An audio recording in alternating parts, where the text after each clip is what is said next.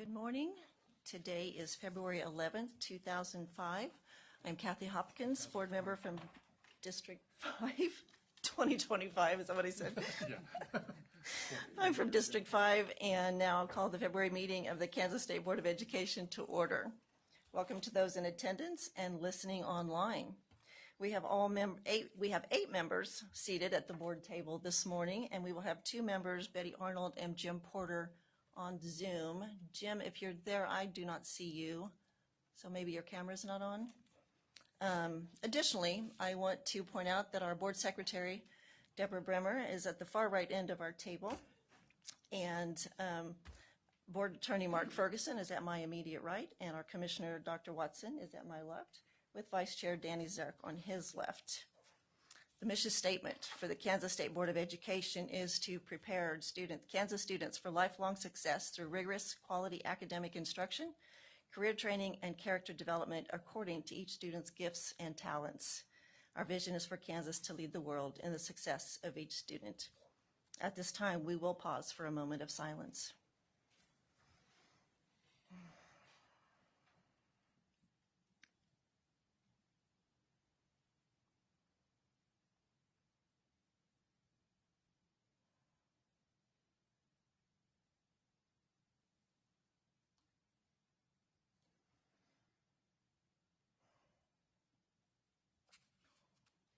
At this time, I would like to introduce Mrs. Havens and her 7th grade art class from Chase Middle School here in Topeka. And they are here, and they're going to first recite the Pledge of Allegiance with us. So if everybody present would also stand.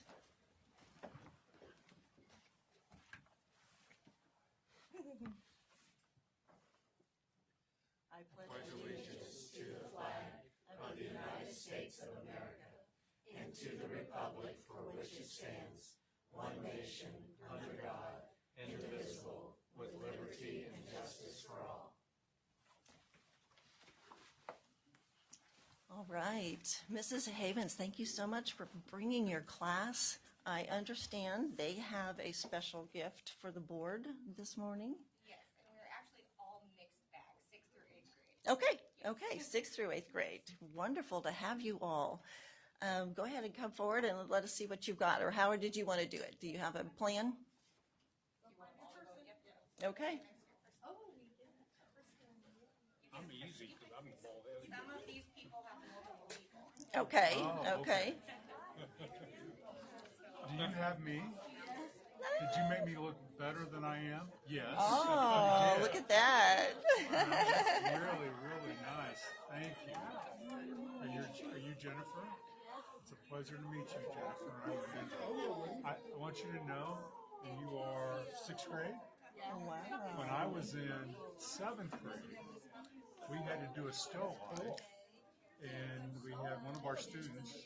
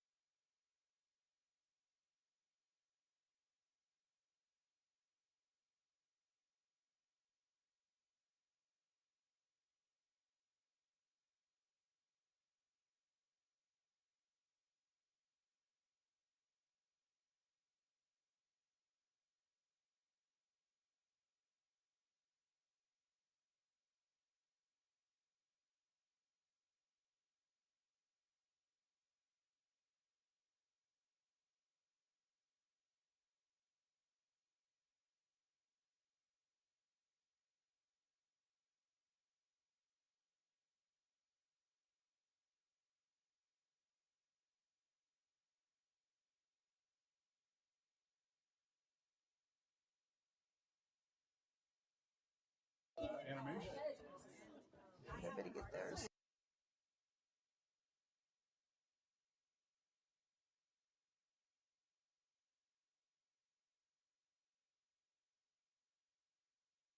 We might take a picture. Yes. Oh, Yes, yeah. board members, if you'll stand and Have them do it. do we want them to? Yeah, let's stay where we are. Yeah.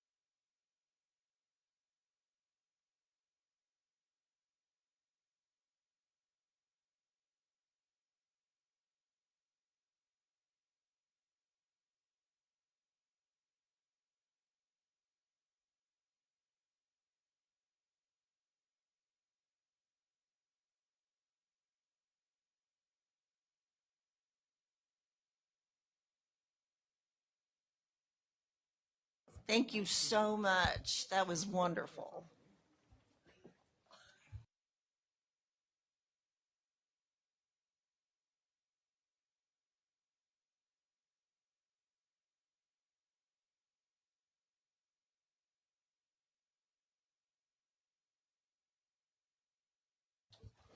Okay, board members, next would be the approval of the agenda.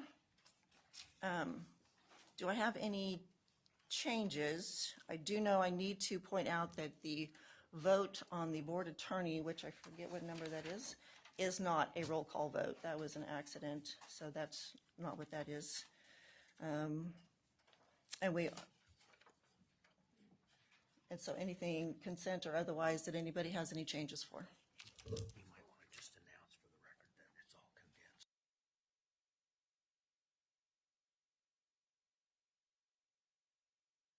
And just to make sure everybody's aware, we did post it and put it out there, but because of weather, we are condensing to a one-day meeting.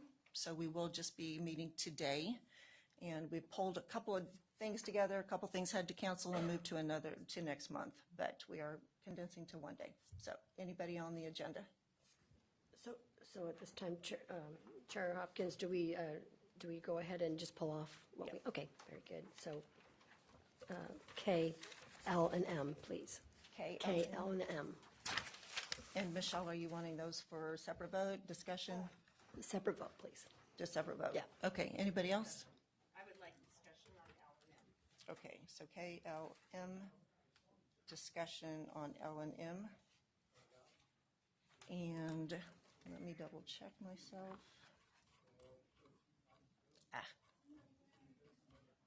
Sorry.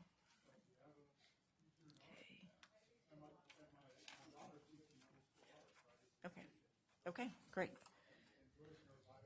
And with that, can I have a motion for approval of the agenda as amended? So moved. Melanie? So moved. Second? Danny seconds. All in favor, including online? Great. That would be 10-0, I believe. And then we will vote on the consent now minus the pulled items, which will go to the end of the day. But can I have a motion for the consent as amended? So moved. Beryl, second. Danny? All in favor? And you got the two online? Okay, I think we're good to go.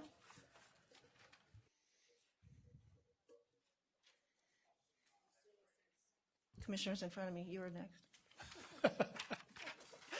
Commissioner. Madam Chair, Board, a lot of things running through my head this morning. First of all, just wonderful to see those kids. And I told Danny, it's hard to make Danny and I better looking, but I think that they did that. But some, those were just great, right? Middle school students doing great artwork. I don't know, Madam Chair, if you and the Vice Chair are wanting to have a revote on Chair and Vice Chair after the last month. I think, I don't know how many Zooms, conference calls we've already had with each other, but thank you for the extra time that now you know that you get to put in on behalf of the State Board and just doing the work.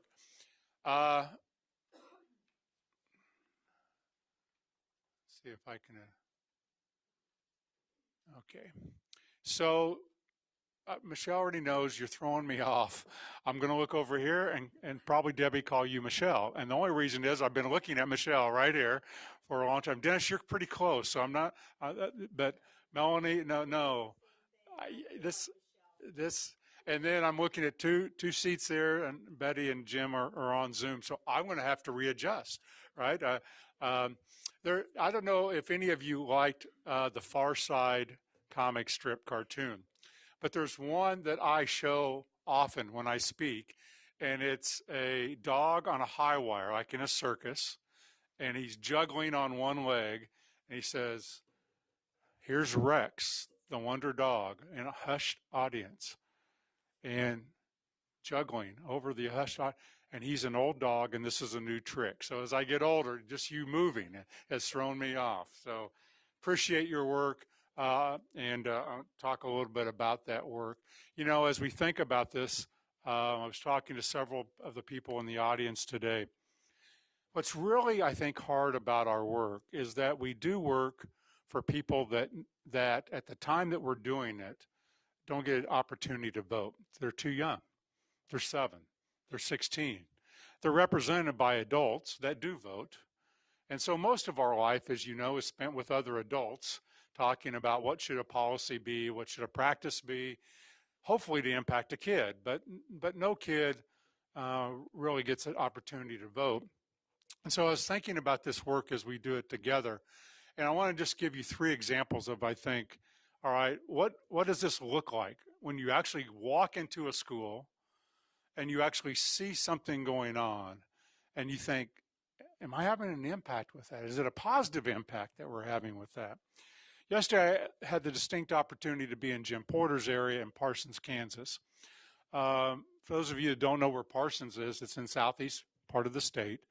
And it's a community, much like southeast Kansas, that over the past 30 or 40 years has seen declining population and a rising minority population, a rising poverty population, and the highest per capita foster care population in our state.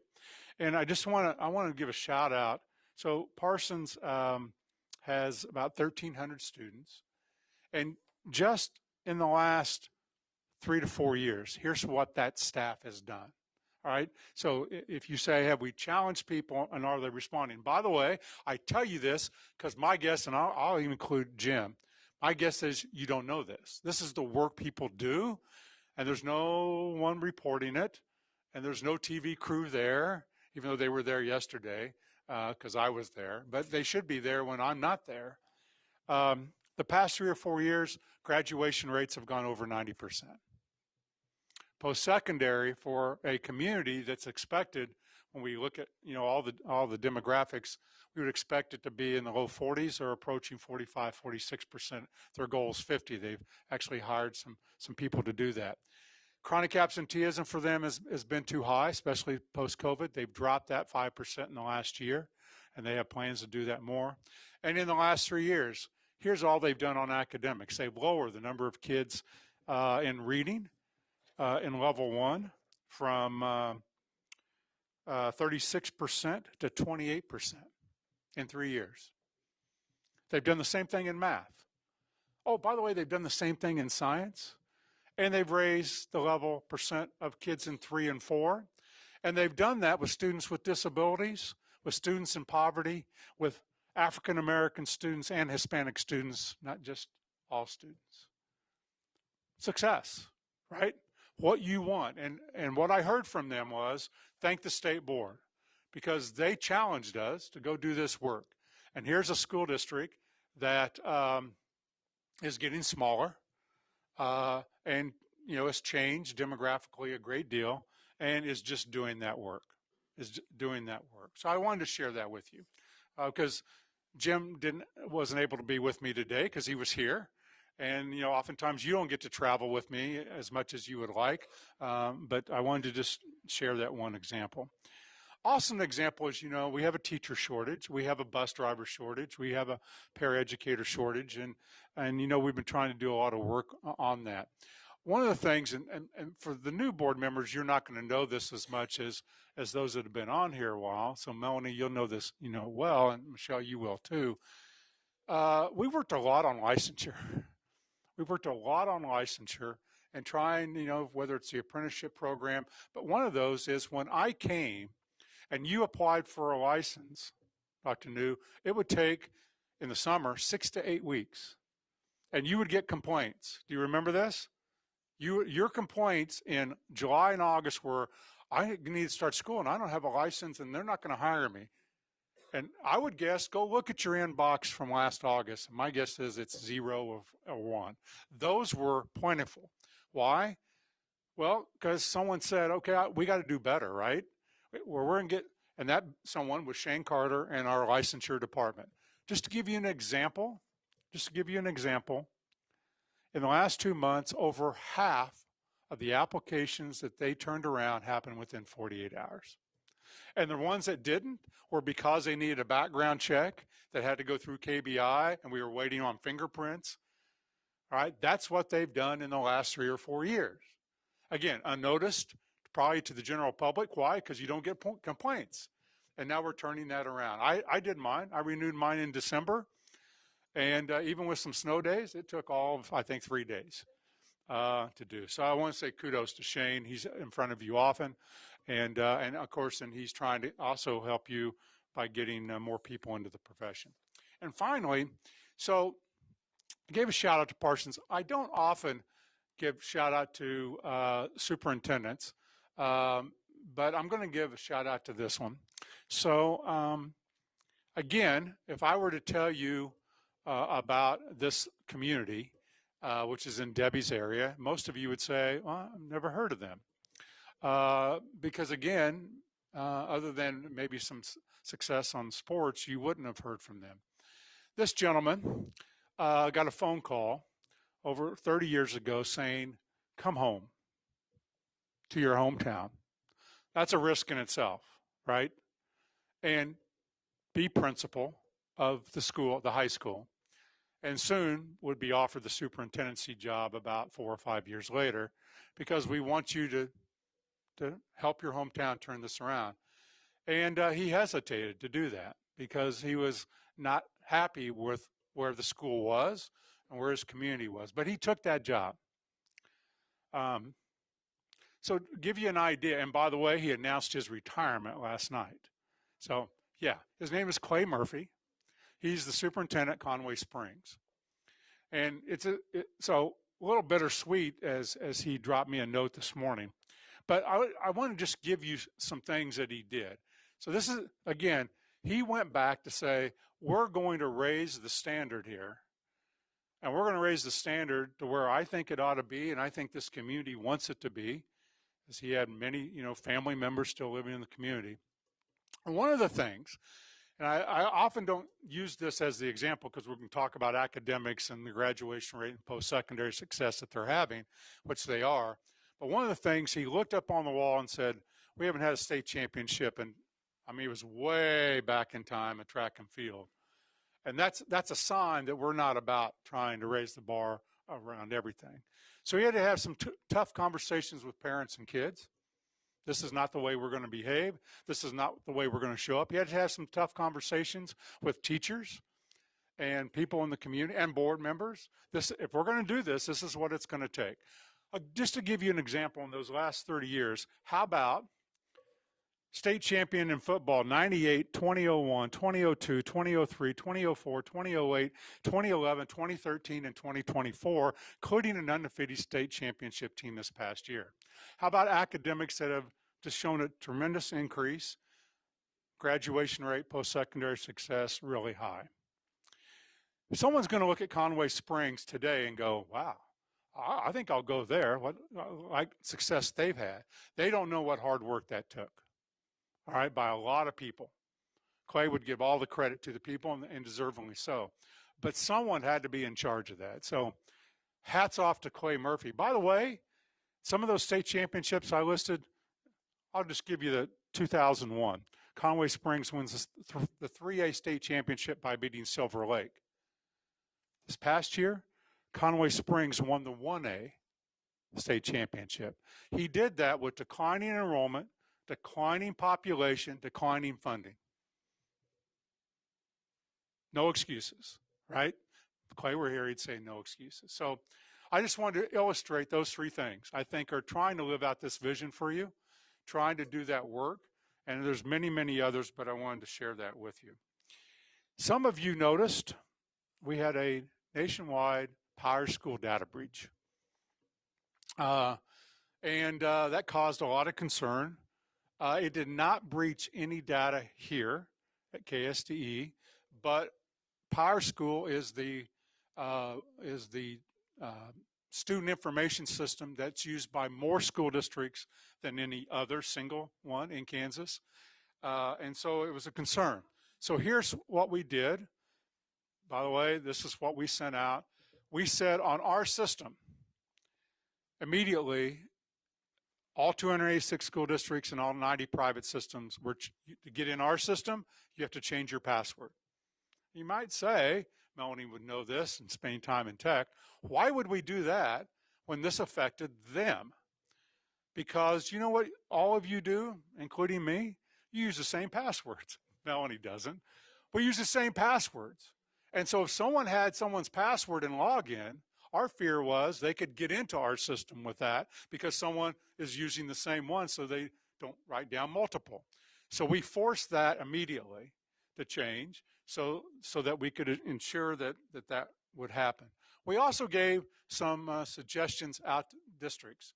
So we said do an internal audit and make sure that you are having what we'd call the gold standard of policies to try to mitigate. You never eliminate. You try to mitigate then the possibility that there would be additional data breaches. So review those policies, which include some of these things. One, multi-factor authentication. Those are the things you dislike. You log in and it says, can we call you? Or can we send you a text? Or can we send you an email with a code? Because we're looking at two ways to verify this is you. That stops that. A lot of school districts aren't doing that. Why? It's another level of security. Maintain a password complexity. These gentlemen here that come and make you happy and work every day, right? And when you come here, they'll tell you, Randy doesn't like changing his password every 30 and 60 days because I can't come up with ones that I haven't used before. And if I randomly generate them, I forget what they are. That's our policy. Why? Again, trying to keep as safe as possible in case those are breached, and it should have all of these things involved with them, you know, the length of the password and so forth. So I wanted to share that with you because our staff, our IT staff said, look, here's what we want to do. Here's how we want to help school districts review. And there's a consortium called the MACE, made up of a lot of IT directors, and they'll be meeting here in the next 30 days for their conference. Our staff will be involved with that. They're going to be discussing AI and the changes in AI and the changes here on security. As I mentioned to you last month, you never can be 100% secure. What you try to do is mitigate, though, the possibility that there could be widespread damage to data. So thanks to our IT staff, thanks to school districts, and I wanted to share that with you. It's time, I shared this with the board November, December, but I think it's time to rethink our high school state assessments. As you know, we give state assessments grades 3, 4, 5, 6, 7, 8, and 10th grade. That is a federal requirement, and it's a state requirement. So you want to know where is it in law? It's in both. It started in federal, added on in state. And basically it says you must test grades 3 through 8 and once in high school, and you can choose where at in high school. All right? Here's the problem. If you're a high school principal anywhere in our state, public or private, you take kids that generally come in as freshmen, and you start working with those kids and trying to see where are we going to get you before you leave us. We have 4 years, and you're going to go somewhere. And that somewhere is going to be different for all of us. But you're going to go somewhere, and I got to get you prepared for that. In fact, I get the honor, I think, tomorrow, writing a letter of reference for one of those students that's going to be leaving us in 2025 and thinking about her journey. And so the state assessments do a really good job of a one-time, Michelle's going to, Randy, just one time, right?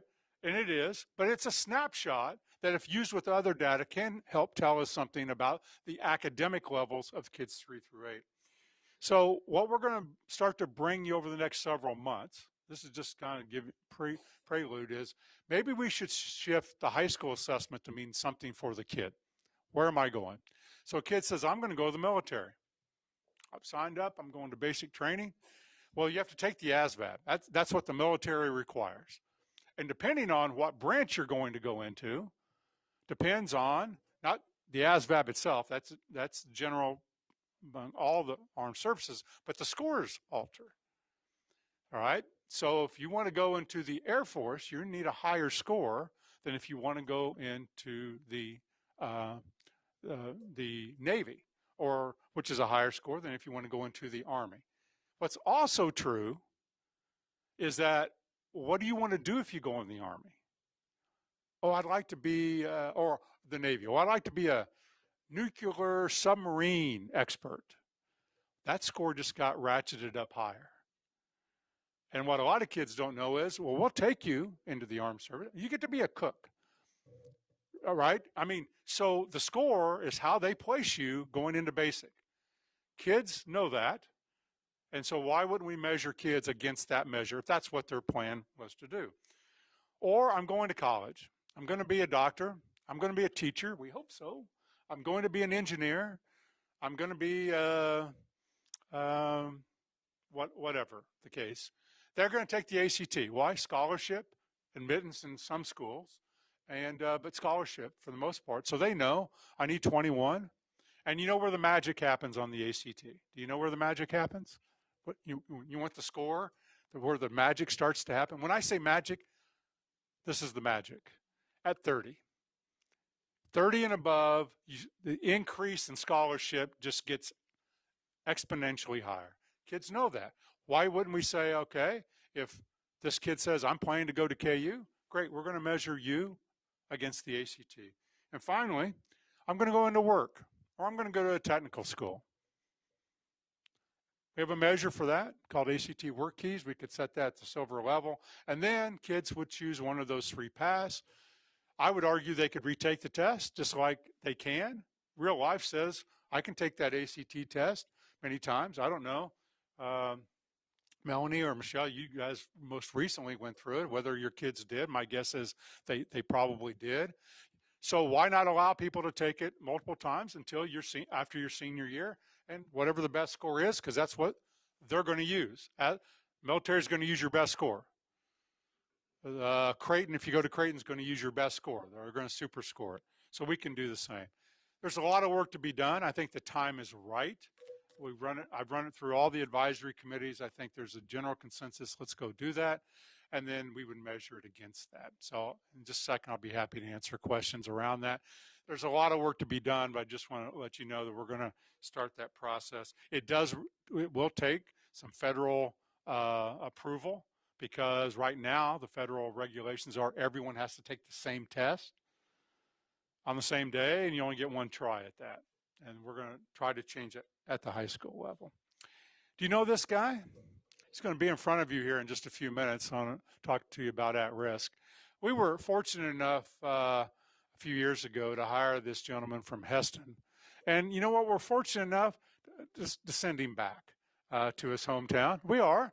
No, because, you know, he has family there. He still has kids in school, and we're happy for him. We're sad for us. But it's been remarkable. Again, for those of you that don't know Kissa 2.0 very well, Kathy does. I don't think anyone's been to more Kissa sessions than Kathy. It is a really good process that we continue to make better. And Ben took it from 1.0 to that 2.0, established an internal process of getting input, established an external process, and then established a product at the end. So it was a process and a product, along with curriculum standards, and he's been instrumental in taking a look at other systems in the time that he's been with us. And as I mentioned, so I want to say thank you to Ben and all the work that he's done. He's staying with us until the end of July. So we're not getting, or end of June, I'm sorry. So we're not getting, he's not getting out of here yet. But on July 1, he will assume the superintendency, excuse me, back in Heston. So I just want to let you know that this is one of the positions that you will vote on separately. All right, and I will walk you through that. So we are seeking applications for Ben's successor through February 21st of 2025. I had to pause there because I was almost going to say 2005. No, not for 20 years. We're not going to accept that. And that has been posted on the state website. So any jobs that we have go through a state website, but we also sent this directly out to all school districts. So superintendents, curriculum people. So it's been out. In fact, I've already gotten some word that some people are applying. All right, so that's the application. So if you know of anyone, that's the deadline, which is we're about a week and almost 2 weeks out. And then interviews will be in late February, early March. I'll have a team of people, some internal people, some external people that will go through that process. And we hope that we arrive at a consensus like we did when Ben was hired. And then I will hopefully bring a recommendation to you at the March board meeting, with the hope that that person can start July 1 as Ben starts to make his transition. We can make that transition.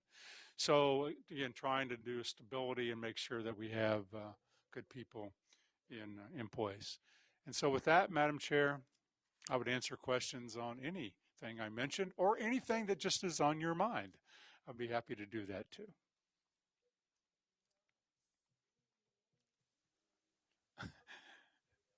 This is the old hand waving.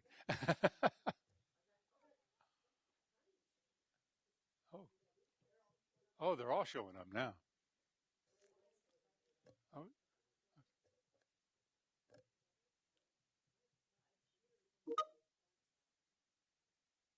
And Betty has her hand up. So Dr. Watson, as far as the, you know, that word keys and ACT and ASVAB, has there been, I mean, from the board's perspective, I mean, for people reaching out, is that coming from the board or is that coming from like us? Or The is field. It's been coming from the field, telling us that kids just don't see a relevance in high school at the state assessment. So we've been looking at several years, and the federal government wouldn't allow us to change unless we just changed to one test. But I think in the current administration we could do something different. Also, Michelle, all of those assessments are paid for. They're free. I mean, they're free to the student right now, so there's no additional cost to have to do that. Okay. So early stages, lots of discussion going forward. Connie? I do have a question about the ACT test that you're going to offer. Is that going to be like you take it your freshman year, your sophomore year, your junior year, and senior year? Because unless you do it that way, you won't see where the kid really needs to do the work to get the higher scores. I mean, what's the plan? Is it going to be offered every year? Great question, Connie. So the state of Kansas worked with the state board several years ago. It is offered. So a student can take what's called the pre-ACT as a ninth grader. That's offered to every school district, and that'll give you predictive score that you can start to work on, and then they can start to take it as early as their sophomore year, certainly their junior year, senior year. Now, we only pay for that one time after the pre-ACT. If you want to take it multiple times, it would be at the request of a family member. And I need to go to Betty because I keep forgetting she's on the thing up there. Thank you. Can you hear me okay? Pretty good. You're a little muffly. I sound muffled? A little bit. So we can make it. Yeah, I think we're good though. Okay. My question, Randy, is around assessments. And it's more the difference of how we see assessments. Initially, it was designed to give teachers a better idea or focus on those areas where students may have been struggling. It is often seen as, okay, this is a scorecard for schools.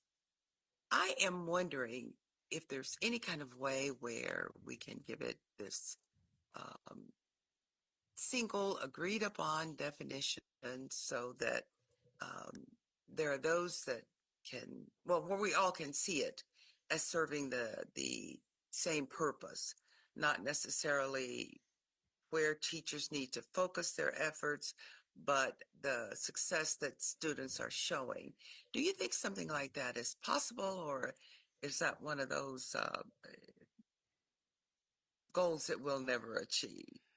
Betty, I will tell you it will be difficult because I think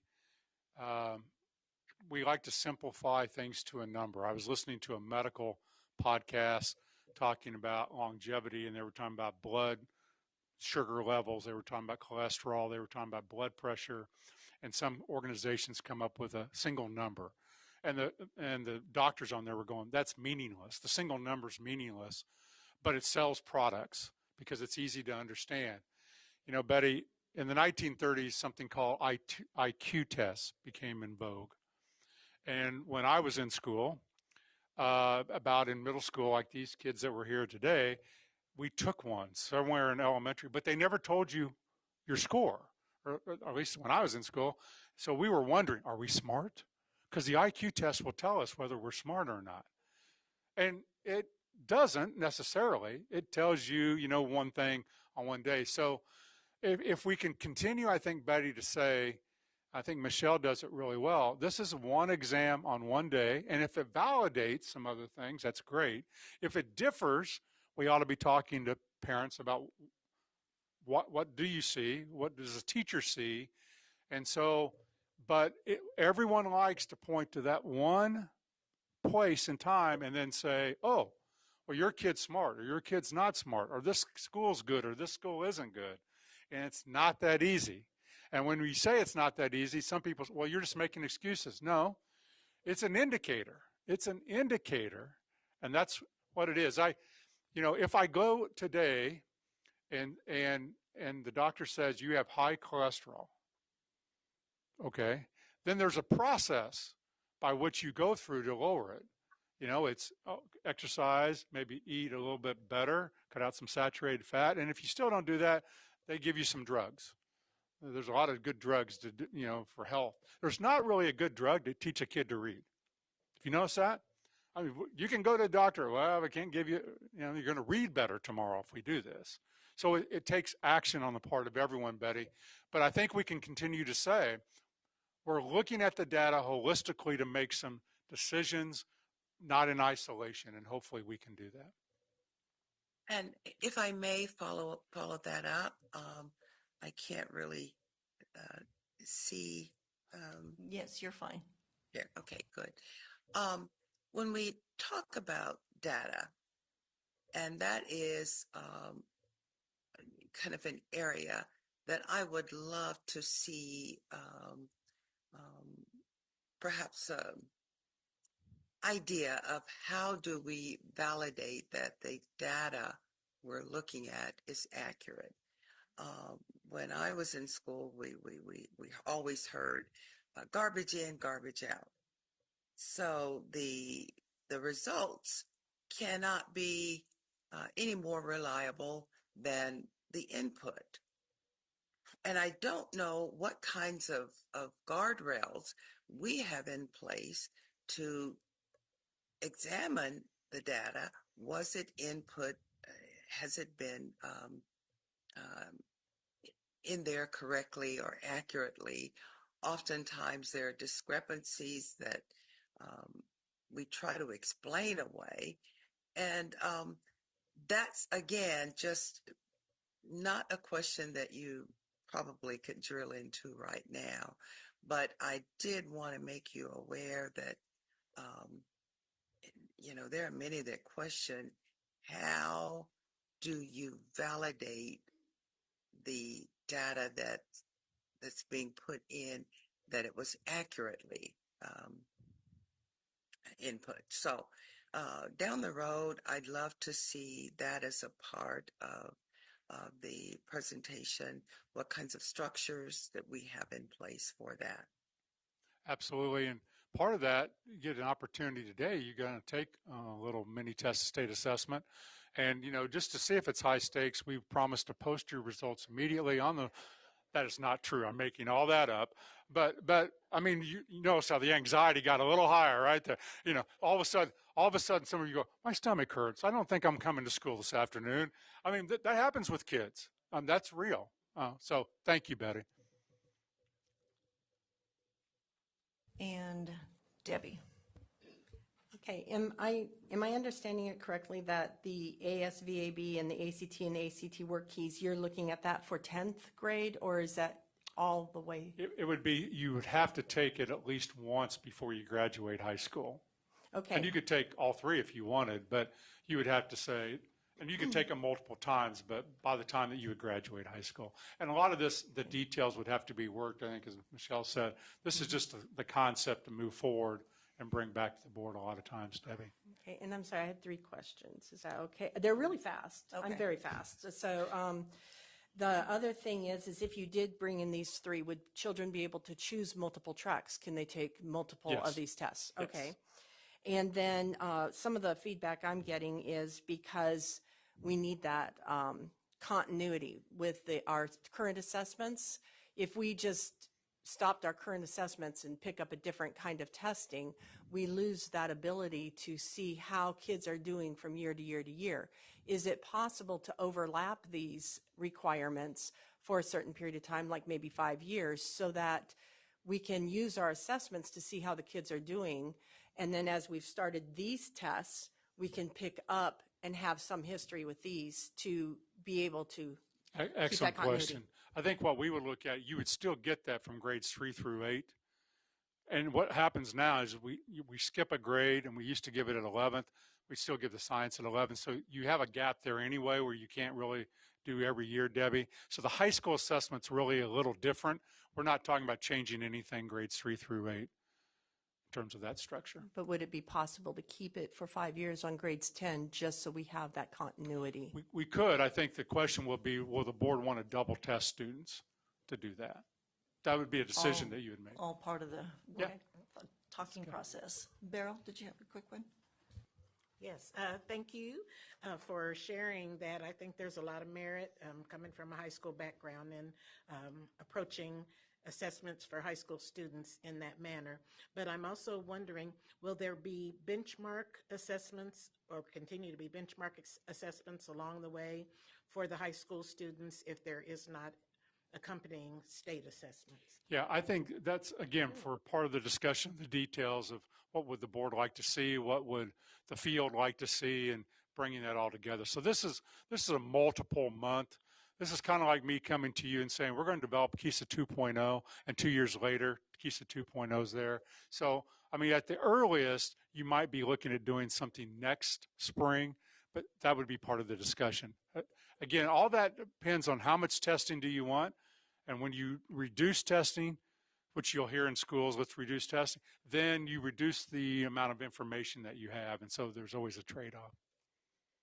Thank you. Thank you, Commissioner. And next we will do Citizens Open Forum. I apologize for us being late. I do want to start with, so I don't mean to pull people out, but I know we have some representatives that are wanting to speak to the board real quickly. So we will start with Representative Riley. And And then Representative Hubert, I believe, are the two I know of that want to speak before they need to get across the street. Thank you, sir.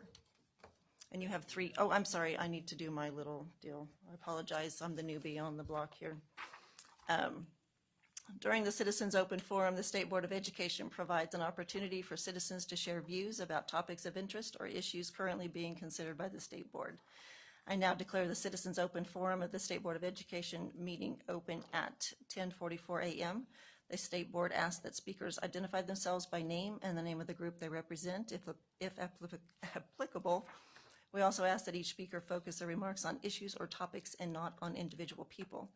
Each speaker shall be limited to 3 minutes. Any board questions will be for clarification only, and our first speaker again is Representative Riley. Thank you, sir.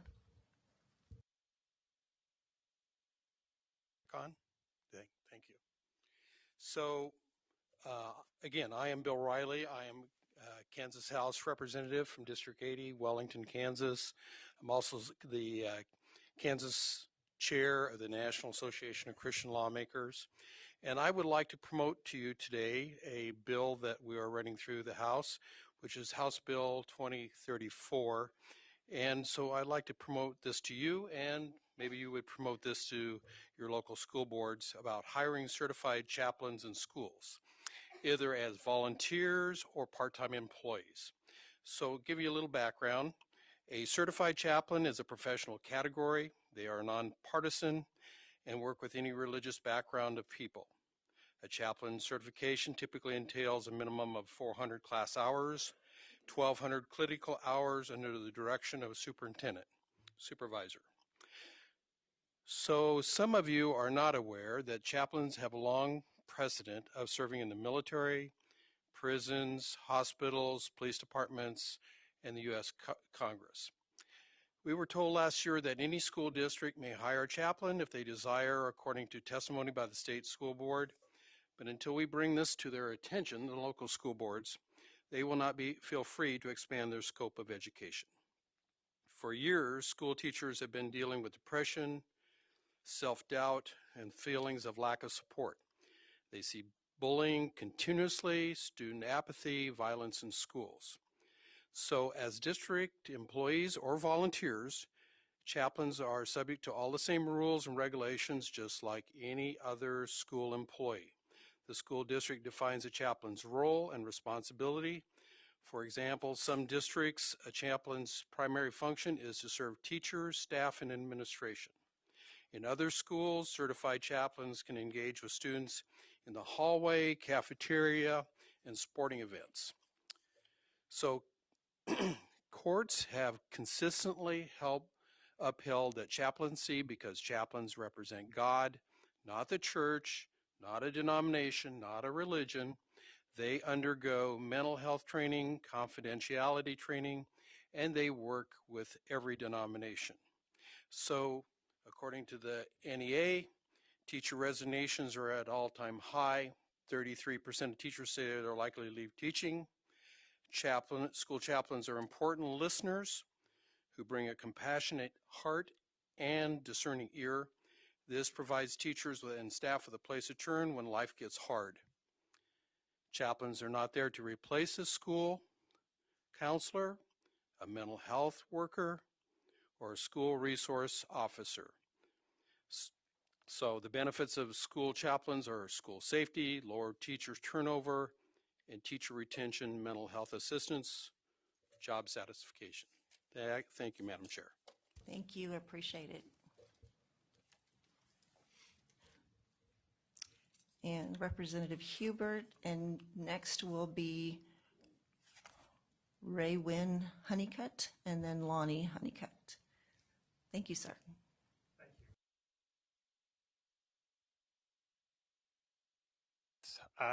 And started reviewing different topics that I brought up. The one that rose to the top in regards to what I would consider both a great opportunity, a need, and then an added bonus would be computing science.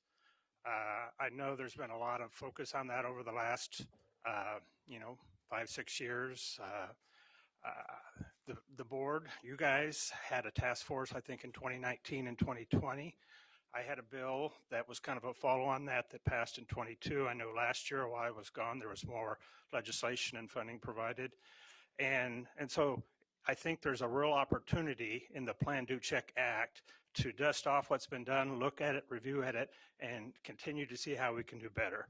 And why I say we can do better is because there is a need. And Code.org is an organization that was involved with working with you in the past. They worked with me a lot. Katie Hedrickson now runs the organization, and she had somebody named Anthony Owen that replaced her. And I met with him 2 weeks ago. He came up from Oklahoma, where he's been helping Oklahoma work on computing science.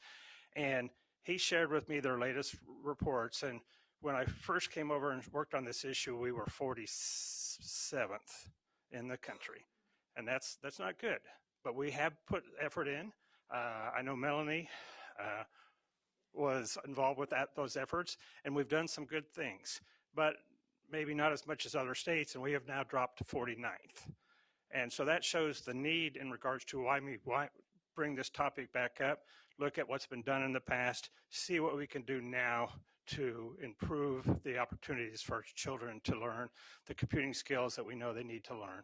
And so I believe where you're at right now, you're still doing a lot of team building activities. I believe this would be an added bonus of a good team building activity for you guys to work together, look what's been done in the past, because you've been involved. We obviously have been involved.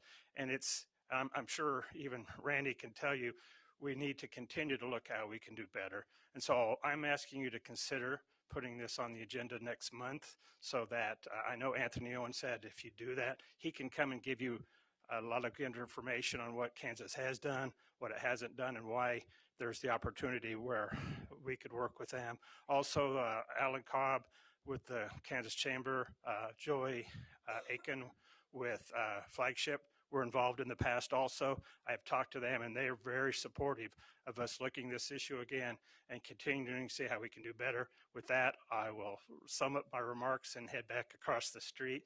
And hopefully, I know your schedules are a little bit, even with this month, if it works out great to put it on your agenda next month, great. If not, whenever it works out best, I think there's just a great opportunity for us to look at this topic. Thank you. Thank you, Representative. Appreciate that. Okay. Next will be Ray Wynn Honeycutt. Good morning. Thank you for being here. Good morning. I am a parent. About 13 years ago, I worked for a company in Lawrence, Kansas, which sold a service completing FAFSAs for applicants. What I learned was that these forms collect quite a bit of data from parents and guardians. To make completing and submitting a FAFSA mandatory for a student graduating from high school, or the student having to seek a waiver to avoid doing so, implies that the only true path forward from, after high school is to take out a student loan and go to college. There are many reasons why a student may not seek to go to college, including family business or farming. Maybe they've already started a business. Some individuals don't require financial assistance. Applying to see if students qualify for something they don't necessarily need is like being told you must apply for a free or reduced school lunch when neither the parent nor the student is asking for it. What about those who seek to work to save for their education and not take on debt? Yes, there are grants and scholarships, but most are loans. Why are we encouraging young people still in the formation of their lives to take on debt? Many kids reach the end of school and don't magically know what they want to pursue. I was one of them. These loans may lead to debt that may never be paid back and instead cripple the financial future of our youth. Why are we not instead encouraging more financial literacy? Students shouldn't have to receive a waiver to graduate.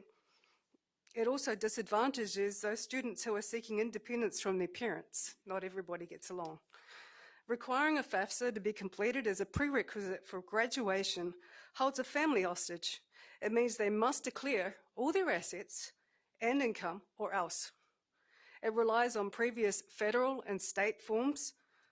By doing this, you require a parent's data set to qualify the student and not the student's own academic merit. Congratulations, you've just negated that kid's 12 years of education and their grades.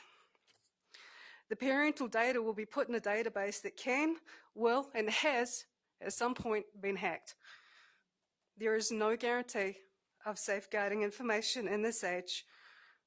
This information is not necessary for graduating. If a student wishes to complete a FAFSA, or they're choosing a college that requires one to be completed, then they should be given the option and assistance as needed, but it should not be a conditional release of the high school diploma they've already earned. These applications have to be filled out every year as financial data changes yearly, and this demonstrates the true nature of the FAFSA.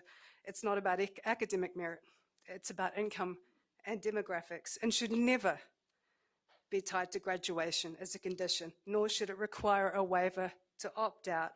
Graduation should be solely based on merit, or it becomes meaningless. Thank you. Thank you. Next is Lonnie Honeycutt, and then Bill Pickard.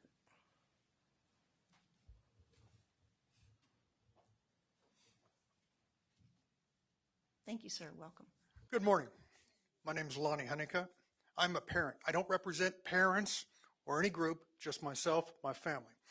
And when my wife, you just heard, and she said it so eloquently, it kept on when I heard her say it, it made me think, what are some things I'm getting from this? And what are the things that I'm getting from this is very Orwellian, very communist, very Marxist, very controlling by the government. You all have children, grandchildren.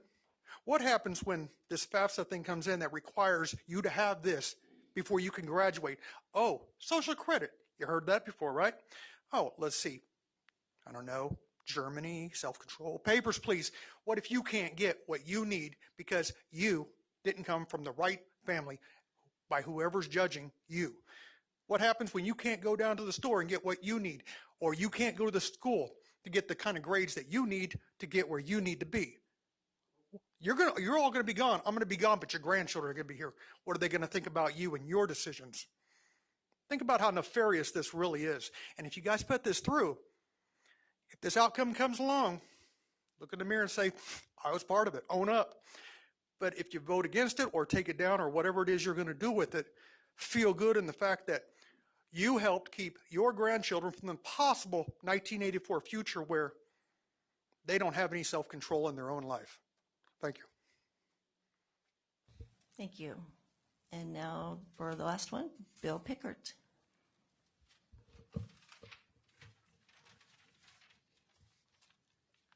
Well, good morning. Thank you for allowing me to address you guys this morning. I just have a brief message of appreciation. First of all, I wanted to thank you for each and every one of your service to the state.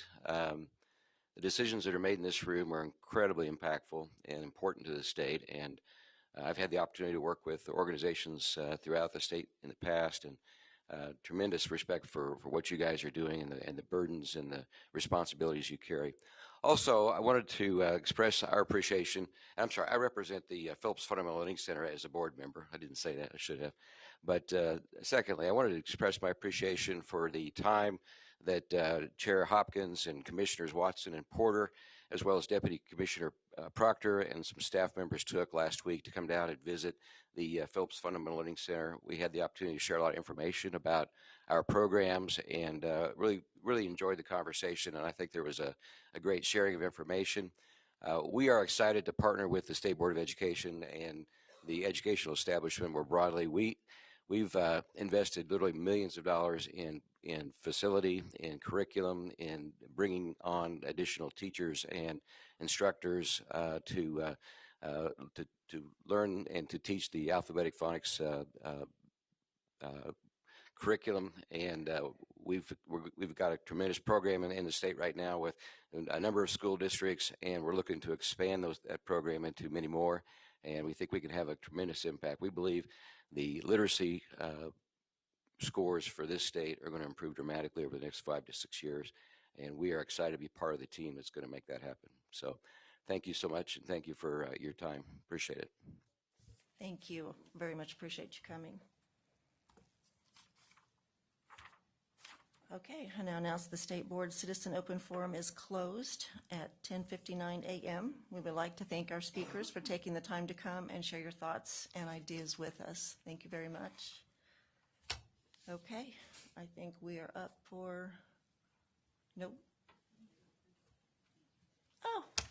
Look at that. Okay, just a moment. The newbie is still in her new process. Yeah. Oh, yeah, I see it. Right down there. Thank you. I would like to start the process regarding the minutes of the January 14th and 15th meeting. I did give Deborah some very minor changes that she will take care of. Are there any other corrections or additions to the minutes of the meeting conducted in January? Anybody? Okay.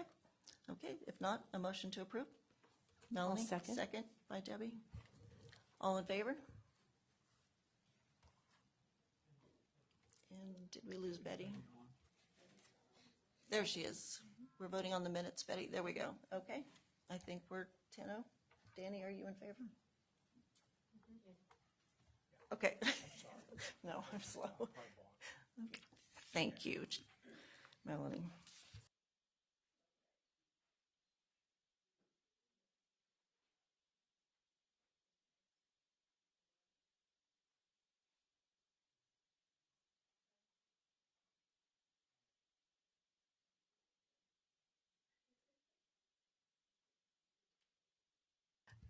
Okay, Dr. Proctor, if you are ready, I think we are ready for you.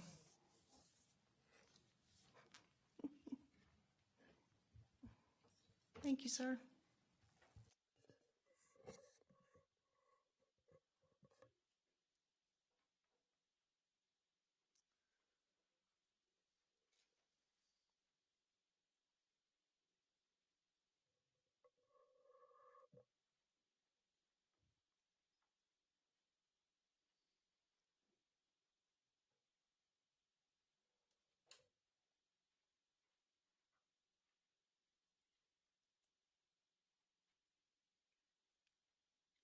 Okay, thank you, Madam Chair. Thank you, members of the board.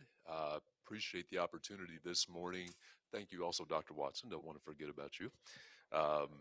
Appreciate the opportunity this morning to follow up from our discussion last month regarding the evidence-based list for at-risk expenditures, and just wanted to quickly walk through just a brief bit of background information, and then look at a recommended approval of that list, and certainly answer any questions that you have. Just as a reminder, in statute, it is defined the role and responsibility of the state board regarding this list, and that's identified here on this slide. How the things on this list are to support at-risk students, to have peer-reviewed evidence associated with them, and we have spent a lot of time going through the process that we've utilized to make sure that each item on the list meets those requirements. It's not stated that we do that on an annual basis, but we want to at least on an annual basis bring updates to the board, and that can happen at any time. We do have several processes in place where modifications can be made. That can include both providers submitting what we call a vendor application. So any service provider, program provider that feels like they can meet the requirements of the law can submit that application to our team, and we do that review. And then school districts can also submit what's called a provisional application for those programs and practices that are working for at-risk students within that district. It's also important to note that school districts are to utilize at-risk funds only for items that are on this list, unless they are approved provisionally, and our staff would provide a notification to them if that provisional allowance was given. So the recommendation, maybe, is the approval of the evidence-based programs and practices list that includes the programs and practices that have peer-reviewed evidence to support at-risk students and may be used to provide students with additional educational opportunities, interventions, services that go above and beyond regular education services. And this includes an update to the format as well. And I want to share just a couple of adjustments that we've made since January. One of those, as you look at that list, there's some intro information there that provides all of our school districts, anybody that would access this document, that criteria for qualifying as an at-risk student, and then we move into the programs themselves. And we've accessed school district experts in this area to help reformat our list so that it's most user-friendly. So the first category that you see there is reading and English language arts, and I want to draw your attention just to a few items that were adjusted since our last meeting. The first one would be AIM Pathways to Proficient Reading, which is one of our training programs that provides educators with the seal of literacy, and that meets all of the requirements. That's been an additional item.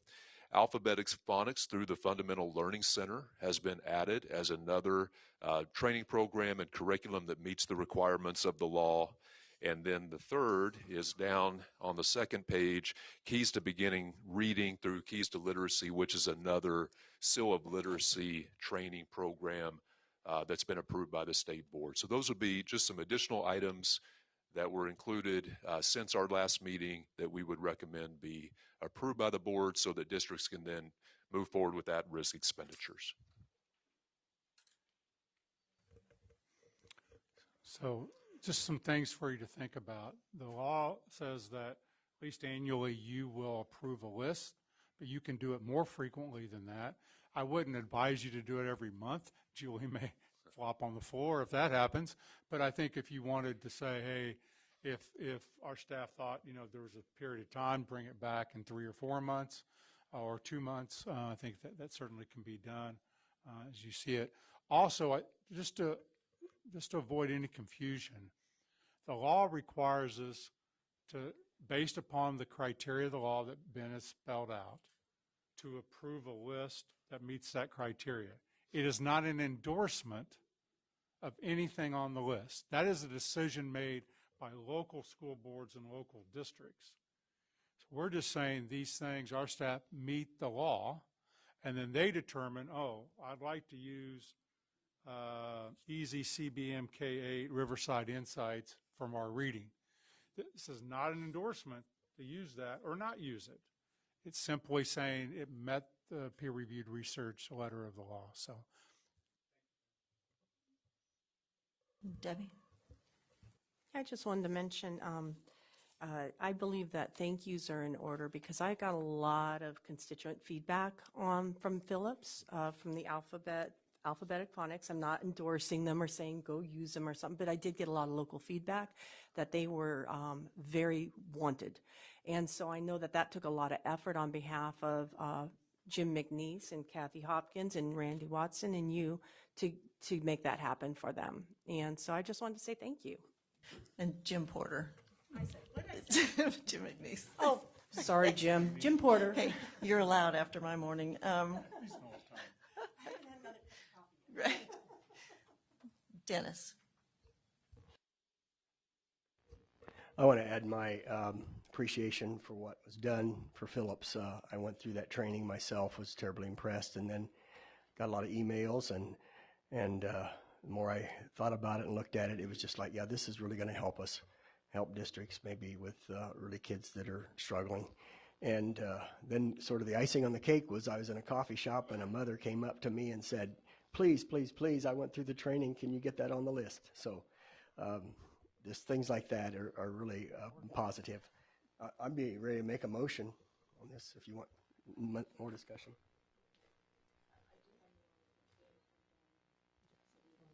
Oh, okay. Go ahead, Dennis. Okay. I move that the Kansas State Board of Education approve the evidence-based programs and practices list that includes programs and practices that have peer-reviewed evidence to support at-risk students and may be used to provide students with additional educational opportunities, interventions, and services above and beyond regular education services. And I second. Second by Debbie. Further discussion? Danny? Thank you, Madam Chair. Who is the person for KSDE that does the research on all of this to make sure that they really are meeting the needs? We've got a couple of staff members that oversee that or do the research themselves. Sindhuja Mishra is one of our staff members. That was a position that we added back in the fall of 2023. She's the primary researcher on that, a member of our research and evaluation team, along with Miss Julie Ewing, who oversees a number of different areas, assistant director in Division of Learning Services, has background in a lot of the curriculum that we oversee in assessments as well. So those would be our two primary staff members that really oversee this work, but they're in collaboration with some of our content area specialists, our program managers. Dr. Lori Curtis has been involved in that. So we always share that we could use more staff members to do that. We've put in some requests with the legislature on that, especially as we move the at-risk accountability reports that were part of legislation last year. So certainly it's a big job for a small number of people, but it's also a really important job. And I feel like we've done a lot of quality work there in a fairly short amount of time.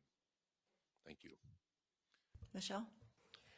So, Dr. Proctor, I'm not sure if you can answer this question or not, but can you hear me? What happened? Oh, okay, so these are students that are already at risk, correct?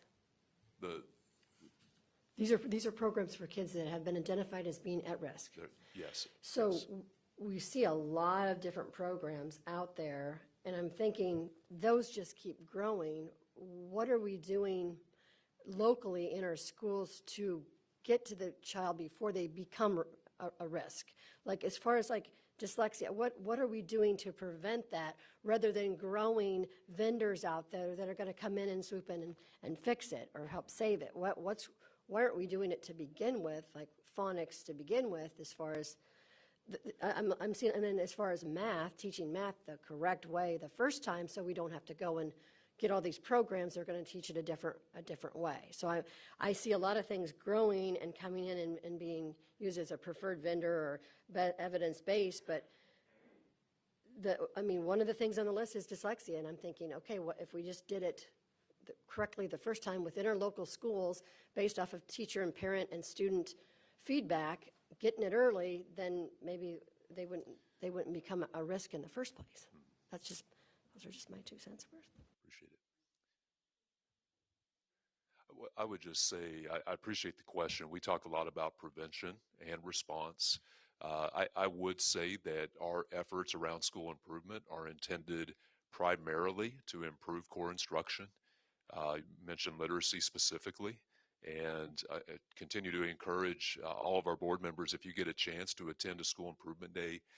Was at one yesterday, and the depth of conversation that was happening in 5 different school systems around what they're doing with literacy it was phenomenal. And so I think the effort that the board has put in related to school improvement, I think starts to address some of that. And we see that playing out right now within that model. And Betty, I believe you had a question. I apologize. It's trying to watch it all at the same time. Thank you. And it actually wasn't a question. I did want to make a comment because there were many constituents that thought it was a bias on the board's part. And I just wanted to point out again that there is a process that providers have to go through. And it's not like, okay, the board say, here's a list, let's just check them all off. And those that we like, okay, those that we don't, no. That is not the way that it's done. And of course, our commissioner could better explain this. But it was something I was trying to share with the number of constituents that did write. It wasn't that the board was biased against, the one place was Phillips Fundamental. There was a lot of support, but there is a process. And I just would like the public to be aware of that. Thank you. Jim? Thank you. I want to follow up on what Michelle said about early intervention. And of course, I'm only going to talk about dyslexia, which I know is going to be a shock to everybody in the room. But one of the things that we did with the Dyslexia Task Force is require screening at a very, very early age. And the reason for that is because in the past, it was sort of a wait to fail process. And so I strongly support what Michelle was asking, but as far as the dyslexia is concerned, now it's required that we start that process very early to prevent that. If we can do that for everything else, that would be great. But the earlier we can intervene, the better chance we have of positive outcomes. Thank you. Thank you, sir. And Debbie? And I can be real quick, but to follow up with what Jim was saying, and mine was also a response to Michelle's comments, is that obviously I've been learning a lot about Phillips because they were being a lot of feedback, and the dyslexia. But so I've been watching their videos, and I think that the hope and the point is that this kind of learning is actually good for children who don't even have dyslexia. So it can become a way of life approach to teaching children to read, and it just happens to help dyslexic students also. So it doesn't even necessarily have to be like an IEP related thing if the education just comes from that from the start. And I don't know, there's like 100 here, so they might all be close to that, you know, but some of these programs, I just got the impression that you can just teach from that point of view. It's not even something that has to be used as an intervention in all cases. That's how I understood it. And Dr. Proctor, as we were, thank you, and Dr. Watson and everybody in the meeting we did have, I just felt like it helped clear up a lot of what was really just maybe some confusion, hopefully. I guess I walked away from that meeting understanding we were going to actually list the different curriculum maybe within alphabetic phonics on the list, the grammar case, the sound case, those different ones. So. Yeah, I think that's the ongoing conversation that we'll be having. I think where we left the meeting was to list it as it's presented, and then talk more about those additional items that would also be eligible. And the Esperanza as well for yes, that ma'am.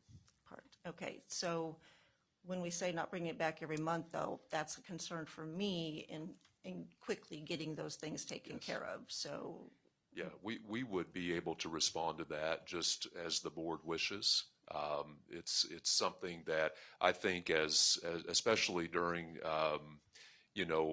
times where we may see seasonally more applications coming in, there may be a point in time where we do want to bring those to the board. This would be specific things that we're looking at right now that are of special interest to the board. So I would say we'd be able to turn that around for you very, very soon. Great. And in the whole conversation, as a whole, what we have done here is gone totally with the science of reading, which obviously Phillips follows as well with more in-depth for the dyslexia.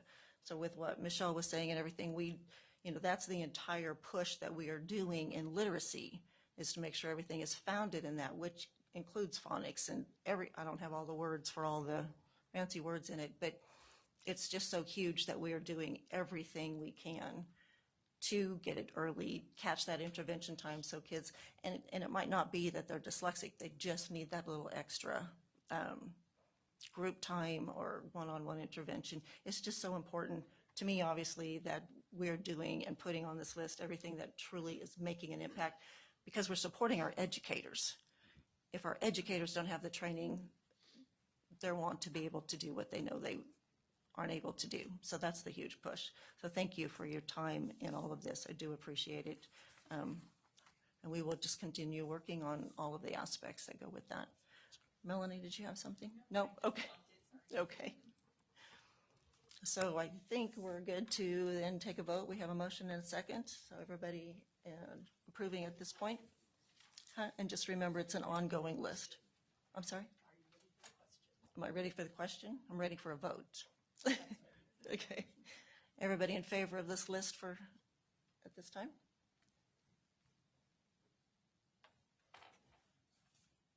And we got the 2 online. Where we at? Okay. I think are we good? Everybody against? Okay, so Danny. Okay. So we were 9-0? Present, not voting. Yeah. Okay. 8-1-1. Okay, thank you.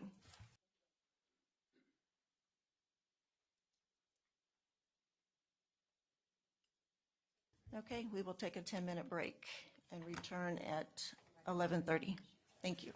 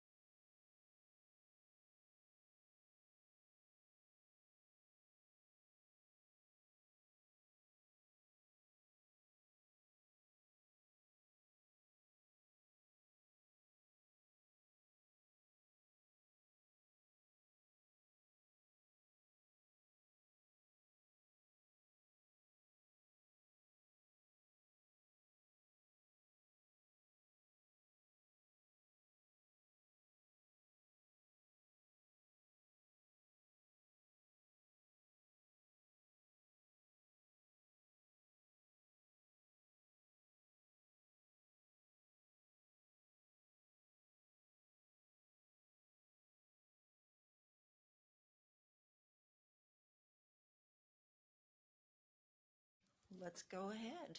Dr. Harwood with legislative update. All right, You Madam- have been having a great deal of fun. I am very sure of that. So thank you all. Happy to be here today. Before I get started on state legislative matters, I'm going to cover a little bit about some federal things you may be hearing about. The first is there has been no congressional action that impacts anything that we do. So that's an important part. There have been some executive actions that have caused a lot of questions. And so at one point, the Office of Management and Business put out a statement saying they were freezing federal payments. That got undone later on. So the important thing that we've been telling districts now is that for the formula grants, which are all congressional action that says this amount of money will be appropriated in this way through this formula to states, we don't think anything's happening with that. The other thing is that USDA, which are all of the child nutrition payments, have said, we think everything's fine. There's likely to be changes to discretionary grants, which is typical because the discretionary grants are where each administration can look at, here's funding that happens without a formula that they could look at making changes to. That has not happened yet. The next thing that we get a lot of questions about is what happens if the U.S. Department of Education goes away?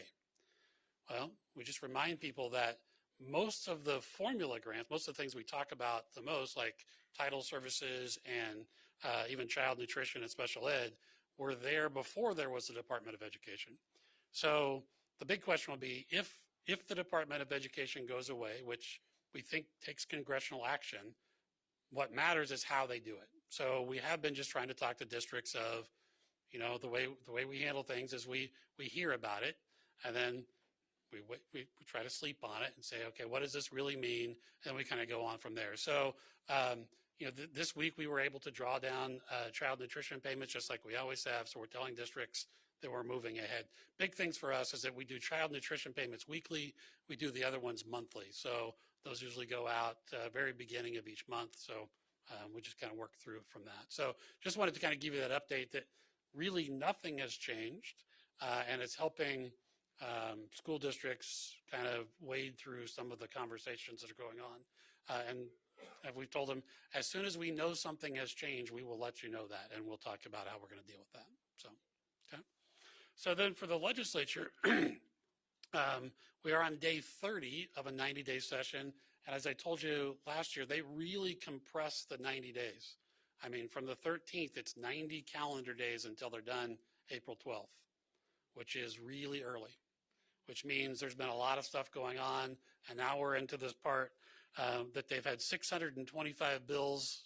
That was yesterday, so I'm sure there are more. But about that, and we're following about 75 of them that we think deal with education in some way.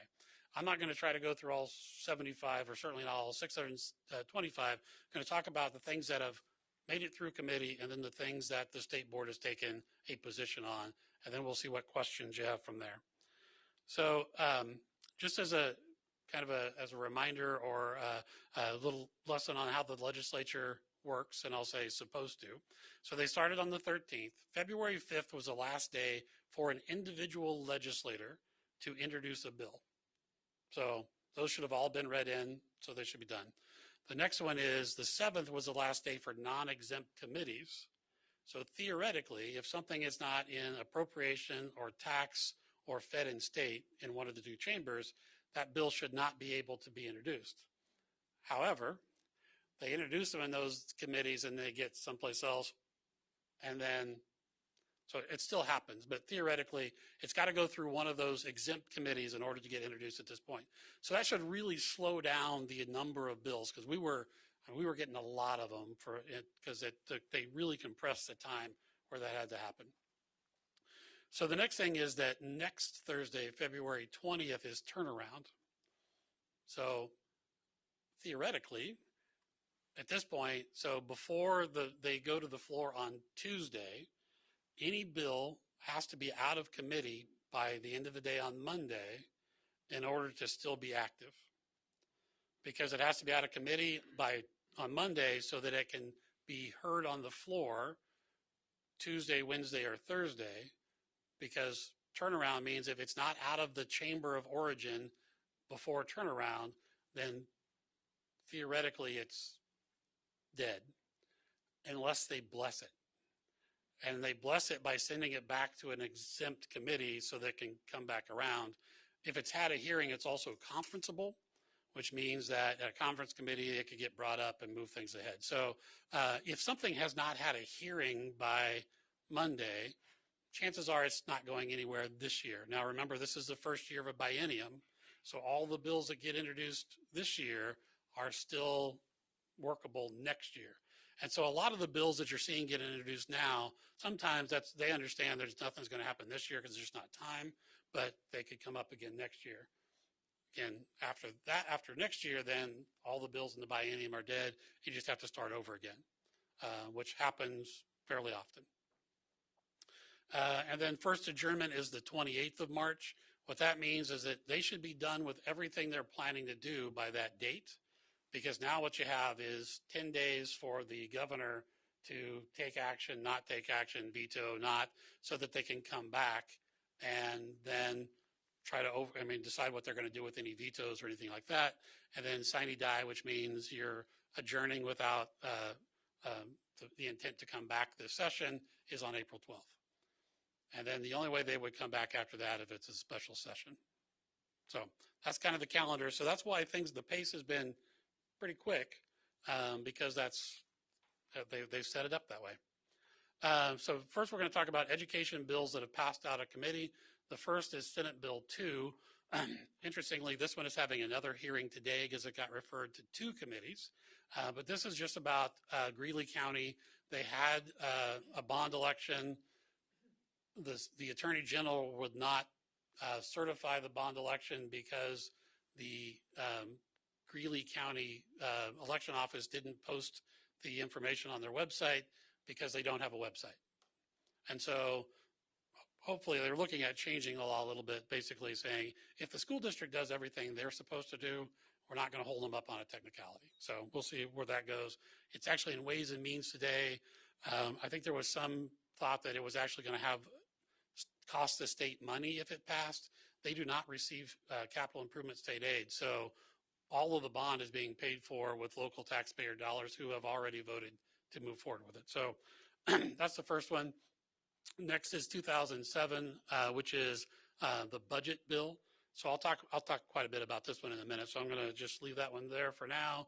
2033, this will be interesting for you because this says that on the at-risk educational programs list that you just approved, that you would include things that are on that are accredited by the nonprofit organization that is accredited by the International Multi-Sensory Structured Language Education Council.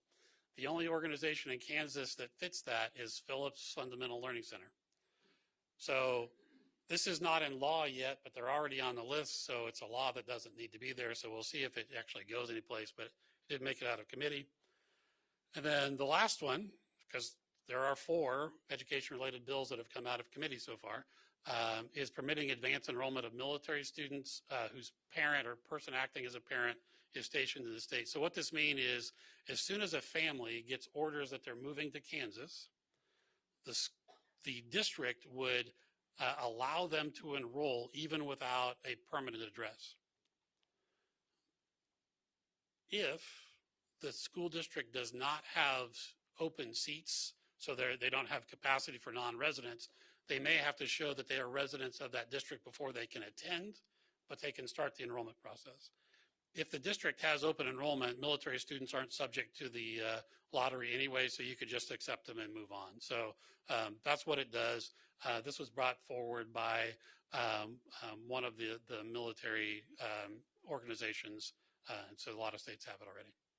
Frank, do we know, were they having some issue with some districts that they felt they needed? Do we have that knowledge? So we did not, actually during testimony, we did not hear anything where they said, hey, we had this problem here or here. Okay. It was more of, it was brought forth by the Adjutant General from this other committee saying a lot of states do this. I don't see it as a big issue. I think a lot of states, the issue will be those districts that don't take non-resident students. And because they usually say, well, show us where you're going to live before we do that. This would let them start the process, but it lets them, they would need to tell the family, yeah, for this to be finished, you're going to have to show us where you live. So that's just part of that. Okay. Any questions on those? Because now I'm going to go back to 2007. On that bill that you just described, would there be a sunset time? I mean, of 3 months that if they don't get transferred or don't get into that district, then that enrollment would be non-void? Well, I think the only way is if they don't show up. I mean, because part of this is they need to show the documentation that they've received orders up with a permanent change of placement. And so if the military changed their mind and said, oops, you're not going there, you're going over here, they wouldn't come. But I would think it would be, it actually is for the current or succeeding school year. So if they don't come during the next school year, then it would go away. That was what I wanted to follow up on, is with the school year as part of that formula. So, right. Okay. All right. So now to talk about HB 2007. So again, HB 2007 is the entire state budget. So we're only about 60 pages of the whole bill if you want to read the whole thing. So I'm going to start with the action that was taken by House Appropriations. I will tell you that House Appropriations is meeting now. So things have changed. Like I got a text that says that maybe now we're going to have to do an RFP for telehealth for students in schools. I don't know why, but it may be in the law. So we'll see what happens when we get there. But as far as our budget goes, they approved the consensus estimate. So this is the important part about we get together with consensus estimates. And so we take the current law and we say, all right, with inflation and with enrollment, this is what we think it's going to cost. And so that would set the base for districts at 5611 for next year. Now that's based on a 3-year average of Midwest Consumer Price Index inflation. That's been going down. So we've told districts it's probably going to be a few dollars less than that because that's what happened last year. That will get set in April based on a 3-year average, but every month that is lower than the months that are falling off then lowers that number. It's about 4.7% this year. We're expecting about 2.7% next year for 2027 because we lose all of the big interest or all the big inflation months that we had a couple of years ago. So next is they added $30 million to special education state aid in the formula that the state board approved last June. So instead of distributing $73 million, the formula will distribute $103 million. The state board requested $82 million as part of what was originally a 5-year plan. Now it's down to a 3-year plan of getting to 92%. But they added $30 million. And that was the recommendation by K-12 budget and then by appropriations. Safe and Secure Schools grants. The state board asked for a $10 million enhancement because we've been about $12 million in requests. The K-12 budget said $7 million, but appropriations took that $2 million out, so it would stay at a $5 million appropriation. But they've added back in the language from the 2024 proviso that was vetoed by the governor last year. So what that means is this proviso language stays. It limits what districts can spend the funding on to AI gun detection software, cameras that are needed for or that support the AI gun detection software, or AEDs. That's not what K-12 budget recommended, but that's what appropriations put in there now. Had $500,000 for the state match of E-rate infrastructure. This gets really confusing. So the FCC has guidelines for what they think schools and libraries need for bandwidth. And so if you're below that, you can apply for this grant that uses E-rate funding, which comes from the universal fee fund that is part of anybody's cell phone or any phone line that you have. You're paying a tax that goes into this fund. So what that does is that when they get that, how much they get towards their program is determined by poverty. If they're more than, I think, 60% poverty, they can get 80%. But then if the state will do a 10% match, the federal government, FCC, will put in another 10%, so that actually would cover the cost of the project. But you have to be on the high end of poverty for that. We asked for $1 million to cover that, but we've never spent more than $350,000. The reason we asked for more is if Wichita and KCK and Topeka all ask in the same year for large projects, we might exceed that. But our intention was that, well, we'll probably never spend more than $300 or $400, and it'll always just lapse back, and then it's just we start over every year. They went with $500,000, which should cover things most of the time. Next was, this actually goes to something Dr. Proctor talked about earlier. They put in $184,500 for the at-risk accountability plan staff. So we actually asked for 6 FTE and staff members of $625,000. 2 of those were auditors. So we said, well, because that's what happens if we only do 2. I said, well, the first thing was we wouldn't add auditors because we don't audit that now. We just thought you might like us to, so we just won't do that. And then we had some IT staff in there to actually build something. So the way this has worked out is that we will use some of the money for IT over at probably the first 6 months to develop the system through which we're going to collect the data, and then it will shift to staff members in CSAS that will help evaluate the at-risk accountability plans, help districts with the cohorts and the longitudinal study that you have to do, and then they could also help with the at-risk list as they're going, because they'll have cycles of things to go through. So it would be 2 more staff members to work in the at-risk with the at-risk support of districts. You'll notice that it doesn't say anything about FTE. There's a big conversation about FTE going on. So they added the money, but we can't add any FTE. So we have to use empty FTE, which we have. So we said, that's fine. We'll just now, we have FTE that we can't afford to hire for, but sometimes we move people around into different jobs. So we move the money to the people. This just lets us fill jobs we already have open. So next is requires that KSDE from their operating budget spend $320,000 for a virtual reality career exploration pilot program. So this just means we have to find $320,000 in our current budget to fund this program that got thrown in during appropriations. Nobody asked for it during the budget hearing. Just a legislature in the appropriations meeting made the motion that KSDE can just pay $320,000 for this program. So so we're working on some things to fix that, but at this point we would have to cut our budget by $320,000 in order to pay for this program that was a pilot for some districts. Melanie? Thank you, Madam Chair. Forgive me, I did not have the chance to watch this meeting, and so I don't know the answer to this, but are they proposing a particular vendor for this item? It's actually a program that it's with a variety of different after-school providers, so Boys and Girls Club, 4-H. It's a program that would work for several of these. It would work as a grant, so that it's legal to do it that way. I know that Higher Paths is not virtual reality, but where do they play into this, or do they at all?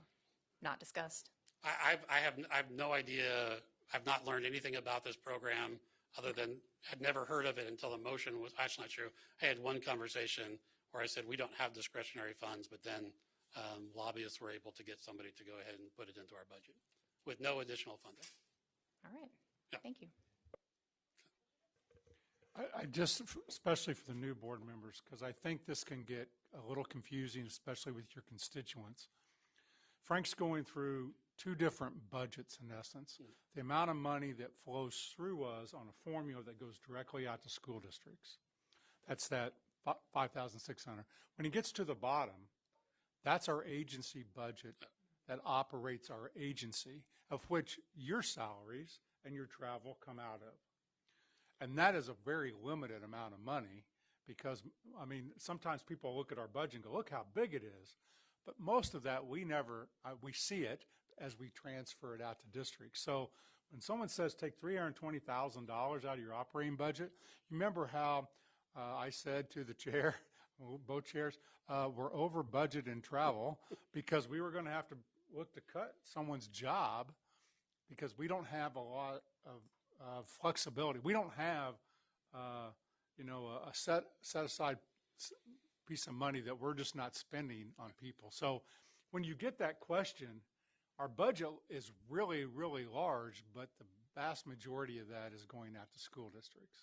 So to put it in perspective for legislators, we looked at, so our operating budget is technically $21 million, but when you look at just what we spend on doing things closer to 15, and when you compare that, that's the SGF part. When you compare that with $5 billion that we administer, that's really pretty cheap. It's less than 0.2% of what you're paying to administer a big chunk of the state budget. And so we've tried to help them understand that. We have offered a solution to this problem that we think will get taken care of sometime this week. But as of right now, that's what it is. Now, the other part I've talked about this is that once appropriations votes this out completely this week, next week it'll go to the House floor. If the House passes it without amendments, because it could get amended on the House floor, then it will go to the Senate, and it will probably go to the Ways and Means Committee, where they could change it and do whatever they want with it. Then it'll go to the Senate floor. Well, they'll approve it. If it's not that exact same as what the House approved, then it will go to a conference committee. Things will get hammered out, and then it'll go back to both floors to get approved, and then it will go to the governor. And this is a budget bill, so the governor does have line item veto authority on some of these things as well. Kind of depends on where they are in the budget. So that's the interesting part about the budget. All right, so just to go a little bit from other things that the state board recommended. The state board asked for $1 million enhancement for mentor teachers. K-12 budget put in $700,000. Appropriations took it out, so the appropriation stays at $1.3 million. What that means is that we can usually pay the $1,000 stipend for all of the first year, all the teachers mentoring first year teachers. We can usually do about $500 for second year mentors, and we usually can't do anything for third year mentors, which is allowed under the law. So next was CTE transportation. We asked for $517,662, which for an enhancement request is probably too specific. So they put in $300,000. Appropriations took it back out, so we stay at the $1.5 million. So we just still send that out to districts prorated based on whatever the requests come in. And let me just say, this really, if you're in the rural communities, what you'll hear is, we'd love to take our kids to that tech college or that tech school, but now we don't have any way to pay for the transportation. That's what that money goes for. So it's not as an issue as much in the urban suburban areas because the travel's shorter. This is where you're in a rural area trying to get to Dodge City Community College, as an example. This one is going to be a little bit more interesting. So this was paid for the state board. So just because we talked about this before, some of you are on. The state board members are the only state employees that have not received a raise for at least 15 years. And so that used to be true for the legislators until this year. And now their salary has gone up tremendously with the salary. I'm not saying that they're getting paid too much. It just went up quite a bit from where it was. It used to be that your pay, your daily rate of pay, was tied to the legislature, same amount of money. Now it's been decoupled. So they got a raise and you didn't. So what this would have done, what we asked for the $170,000, was to have your daily rate of pay equal to the legislator's daily rate of pay when they're in session, which was about $262 or $86, something like that, one of those two. So significantly higher than the $82 that you have now. So the chair of appropriations said they didn't want to put this in because it's going to take a change in law to actually be able to spend the money. So he said this could get fixed later. So Representative Getz, who was chair of K-12 budget, introduced today in appropriations the bill that would change the law so that we could actually spend the money if we had it. So it could get put back in. Right, because what they're doing is putting us back to coupling us with the legislature. Yeah. So and the bill is written exactly like that, so that the legislature now has an automatic escalator based on I don't remember which inflationary rate, but one of them, and so state board pay would go exactly with that.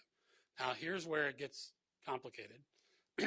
After the chair took the money out because he wanted the bill first, another legislator later on said that we should just take the $170,000 out of our operating budget, which means we would have to come back to you and say, we're going to have to cut 2 positions so that you can get a raise. So hopefully, if they pass the bill, they put in the $170,000, because when the legislature pay went up, they just appropriated more funding to do that, and they've done that with all state employees. So we'll see where that goes. But I just wanted you to be aware of it got taken out more of on a technicality. It's how things get back in. And then, like I said, we can see what happens on the Senate side as well. E-rate. So this is the one where we get a transfer from a fund that KBOR has that used to be CAN-Ed. The fund is about done. So we asked for state general fund to get that. We didn't get that, but they said KBOR can keep transferring the money. They have enough money for another year. We're going to work with KBOR and ask the Kansas Corporation Commission, who actually gets money from the universal tax from cell phones, to pay for this, because that's what this is for anyway, is to help school districts qualify for E-rate funding. So no change for this year, but we have a plan.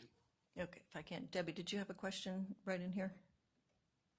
Yeah, actually, I'm kind of back on that virtual reality career exploration program. I just wanted to know a little more about it. It does look like it's Hutchinson-based. It does look like they do some really great things. Like kids are getting college credits and getting actually a professional pilot license. I mean, like, this is some really neat stuff. It's kind of like along with what we were talking about with the other kind of education. But it does look to me like it belongs in the special education category, because these are gifted kids that are going and getting a pilot license. Yeah, it's actually, the program has little, I know very little about it, but it's being implemented by before and after school partners, so it would not be eligible for special education. Oh, I got you. Okay. Yeah. Well, I just wanted to throw that in. It does look like a really great opportunity for the kids. I just don't know how, I mean. Yeah, and again, we don't know enough about the program to have judgment about the program. We just weren't very happy about the process. So, yeah. All right, so then the last one is professional development. We asked for $4.5 million because districts are eligible up to be reimbursed for half of their professional development costs, or 0.5% of their budget, whichever is lower. Again, so our ask is to fund what's available in the law. They didn't go anywhere this year, either in committee or appropriations. And then there were some other things that people added to the budget at the last minute. Well, there were governor's budget requests that came out in her budget. There were 2 of them. One was reduced price meals, covering the cost of student cost of reduced price meals. That's 40 cents for lunch and 30 cents for students. They asked for $5.5 million. We kind of did the math on, if we have done this last year, it was going to be $1.6 million. So they appropriated $2 million. Then that got taken back out by appropriations. I guess they approved it. And then the governor asked for $500,000 to pay for the AP test cost for low-income students. That didn't make it out of committee. There were 2 other things added in committee. One was $1.3 million for Spark Wheel, which serves 40 schools, not districts, schools. And they're trying to expand from elementary to middle school in some places. And then the American Heart Association asked for $250,000 in our budgets for CPR and AED training kits. So just so you know, the state board already requires that you have that CPR training is done. It's not required for graduation, but there has to be some place where they're teaching it. See, typically it's in a health or a PE class. But this was so that districts could get new CPR and AED training kits. So that's all I have about the budget. Any questions about that one? All right. So then I was just going to talk a little bit about things that the board has provided testimony on, and kind of why, from your priorities, why we went that way. Just as a reminder, Gabrielle Hull, who is the legislative coordinator, writes the testimony. She sends it to the liaisons, which are chair and vice chair. They give feedback, and then we submit it. Typically, most of it's all been written. Chair Hopkins did do one piece of oral testimony last week. But mostly it's just kind of be on the record that we think you're kind of stepping into our lane. So the first one is standardizing firearm safety programs in school districts. So again, the state board could put together firearm safety standards if you wanted to. You haven't wanted to, but it would be your choice to do that. The other thing this does is it mandates a specific curriculum for districts, and the state board never says you shall use this curriculum to teach this thing. You have standards, and then it's up to the districts to find the materials to teach the standard. So we said it kind of overstepped both the state board and local responsibilities. Transferring teachers from KPERS 3 to KPERS 2, the state board priority was all school employees. This is only teachers, but we were proponents because it moved in a direction the state board had requested. This is tax credit scholarship. So this is the current one we have. It was expanding it. It adds some students' eligibility. One would be foster students. The next would be students who are military connected or have had a parent die in active duty, I think is how it's worded, or first responders, or I don't know that all first responders in there, but had firefighters, EMTs, and I think a couple other ones. So there was no, for those groups, there is no income limit. For the other students, you have to be within 250% of the poverty level. The other thing it would have done is it changed it from a 75% tax credit to a 100% tax credit, and then changed it so if they get to 75% of the $10 million limit, it would go up by 25% until it got to $20 million. So we oppose that because of the state board's position on public funds for private schools. The next one is authorizing the Department of Education to contract with a private vendor to install. This is a stop arm bill. We were proponents of this. There was a hearing scheduled. The hearing was canceled, and it has not been rescheduled. Michelle, did you have a question? Okay. All right. So next was 2194, which is working after retirement. There's actually a fairly long list of employment categories that are exempt from the working after retirement, both waiting period and penalty. This would just add people that retire as teachers and are employed in a position that requires a certificate or a license. So if you retire as a teacher and come back as a paraeducator, wouldn't count. If you retire as a teacher and come back in a licensed position, then it would count. So this was something that was specifically has been on the state board's priorities for several years, so that was included. The next one is excluding students who transfer to home schools or non-accredited private schools from virtual schools only in their graduation rate for accreditation. We already have to, for federal purposes, we report a 4-year cohort graduation rate, and there's a federal definition. We have always used the same thing for accreditation. Last year, they changed it so maybe it's 2 years ago, they changed it so virtual schools didn't have to count students that came to them credit deficient in their graduation rate. In this situation, they wouldn't count students that go to non-accredited schools. So just so you know how it works, if a school right now has somebody start as a freshman, and then as a junior, they go to homeschool, that's a non-accredited school, and they count as a non-graduate with their cohort. This is even true. They could go to the most prestigious college prep school. If it's not accredited, they count as a non-graduate. What this would do is it would have a different set of rules for virtual schools than we have for our in-person schools. And so we think accreditation, making those rules, is the state board's responsibility. So we were opposed to it for that reason. I guess I should say you were opposed to it for that reason. And then 48, district accreditation. In this case, currently for accreditation, districts have to be in compliance, and there's a lot to what compliance means, or be working towards it. This would make it so working towards it didn't count anymore. So if you were not in compliant on one thing, you could not be accredited. Also sets up several parts of showing improvement, which the state board has in Kissa 2.0 as we're phasing in. This was a little bit more punitive. And it also sets up a personal cause of action for anybody in the state to challenge any district's accreditation status. So for those reasons, we thought that that overstepped the state board's responsibility and opposed the bill for that. All right, a couple more. Senate Bill 49, this is the needs assessment. So again, we talk about this for local responsibility. There is already needs assessment.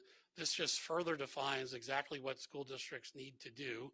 One of them is that school board members have to be working with site councils on individual building needs assessments. And so the question I've had is, if you're Wichita and you have 100 schools and 7 school board members, how do you do that? And that doesn't seem to be a concern for whoever put the bill forward. There are several other things in there.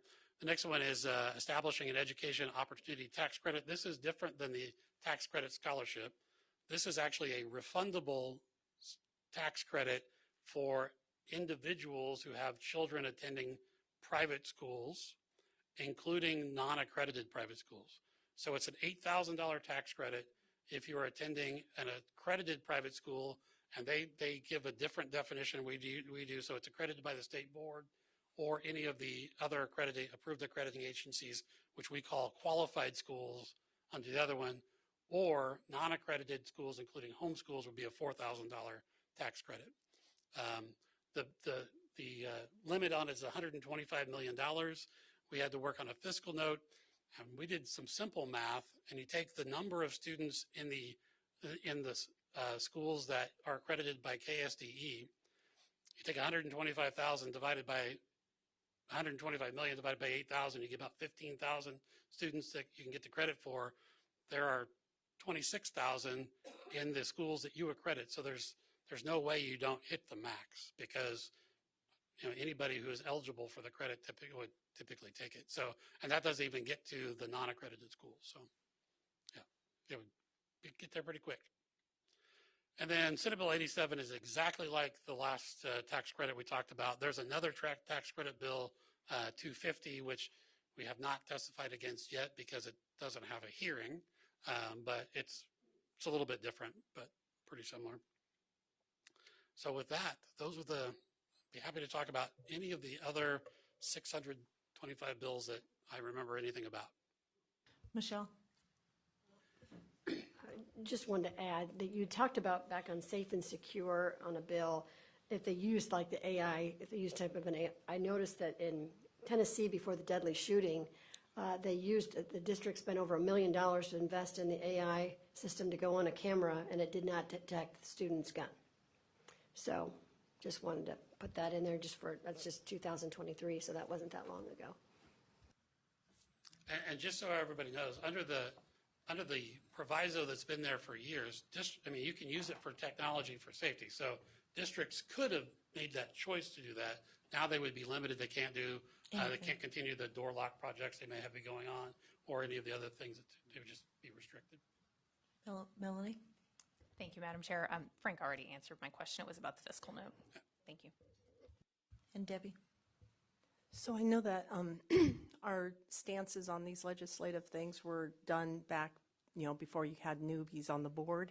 And so is it possible to revisit some of these stances, like you're a proponent or an opponent of something with the new board, because we might have different views now?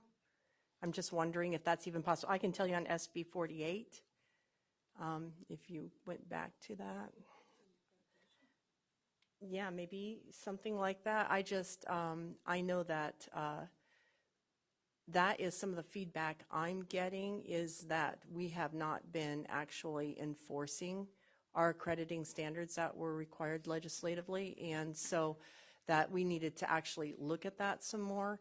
And this is basically, we're fighting that feedback I'm getting.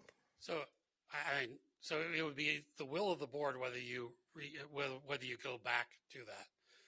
However, this is under state board responsibilities. The state board could, actually, you went through a long process with Kissa 2.0.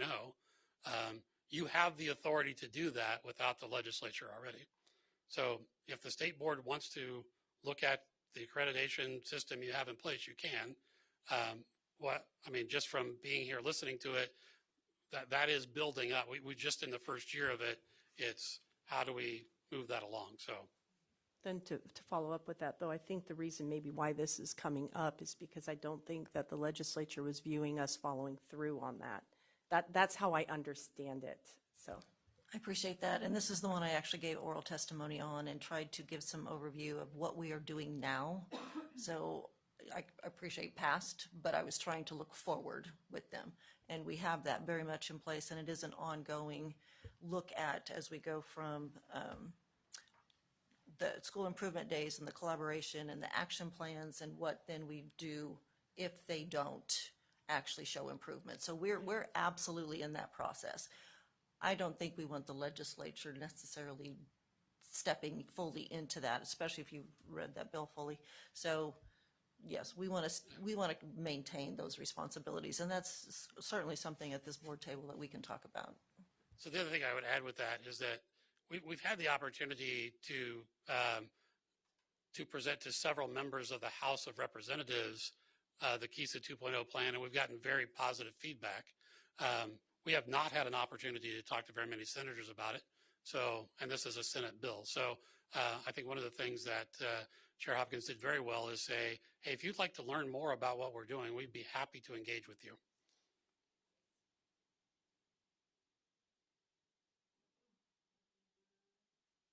Good to go. Thank you very much. Just a reminder, every week in the Friday notes, Frank gives you the current update, which may be, well, that's as current as we know.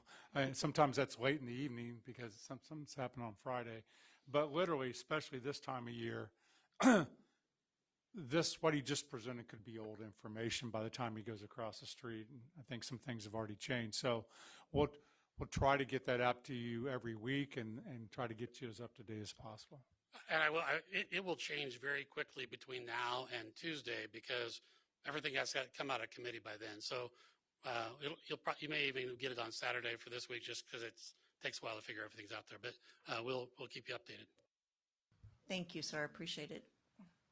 And next and last before lunch, hang on, we're almost there. Dr. Catherine Schmidling with our Evaluation Review Committee recommendations as a receive item today. Now the light's on. All right. Madam Chair, Commissioner, and members of the board, thank you for letting me come before you. I'm not sure why it looks like that right now. So I have for you Evaluation Review Committee recommendations. Remember, this is a standing committee composed of educators from the classroom, P-12 administrators, and higher ed administrators, equal numbers of each of those three groups, and one at-large member. They review the higher ed accreditation process as well as the individual license programs.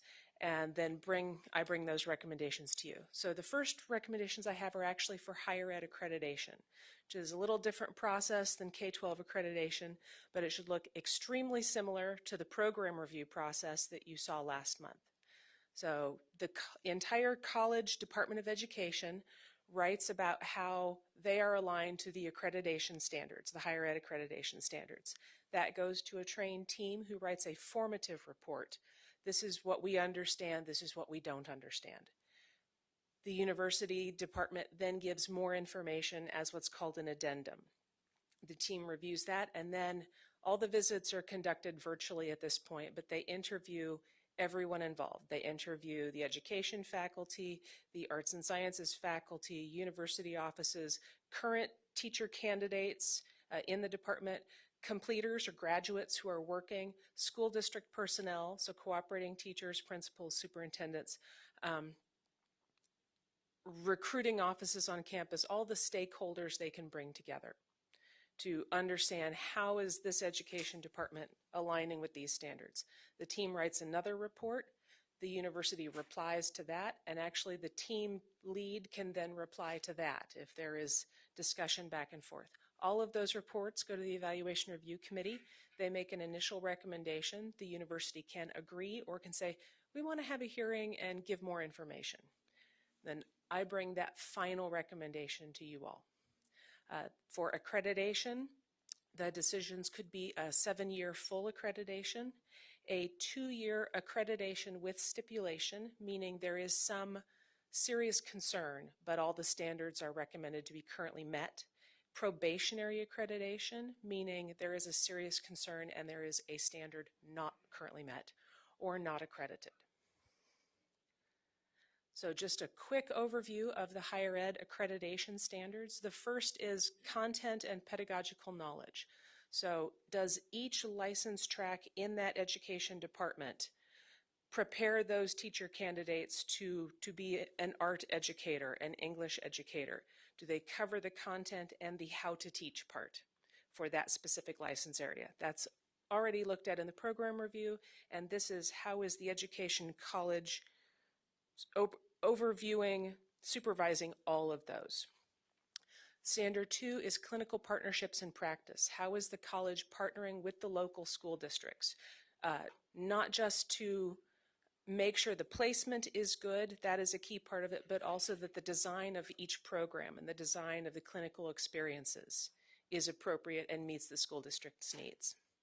Standard 3 is recruiting candidates into the education department, monitoring them through, making sure that they are prepared to graduate and go get a job.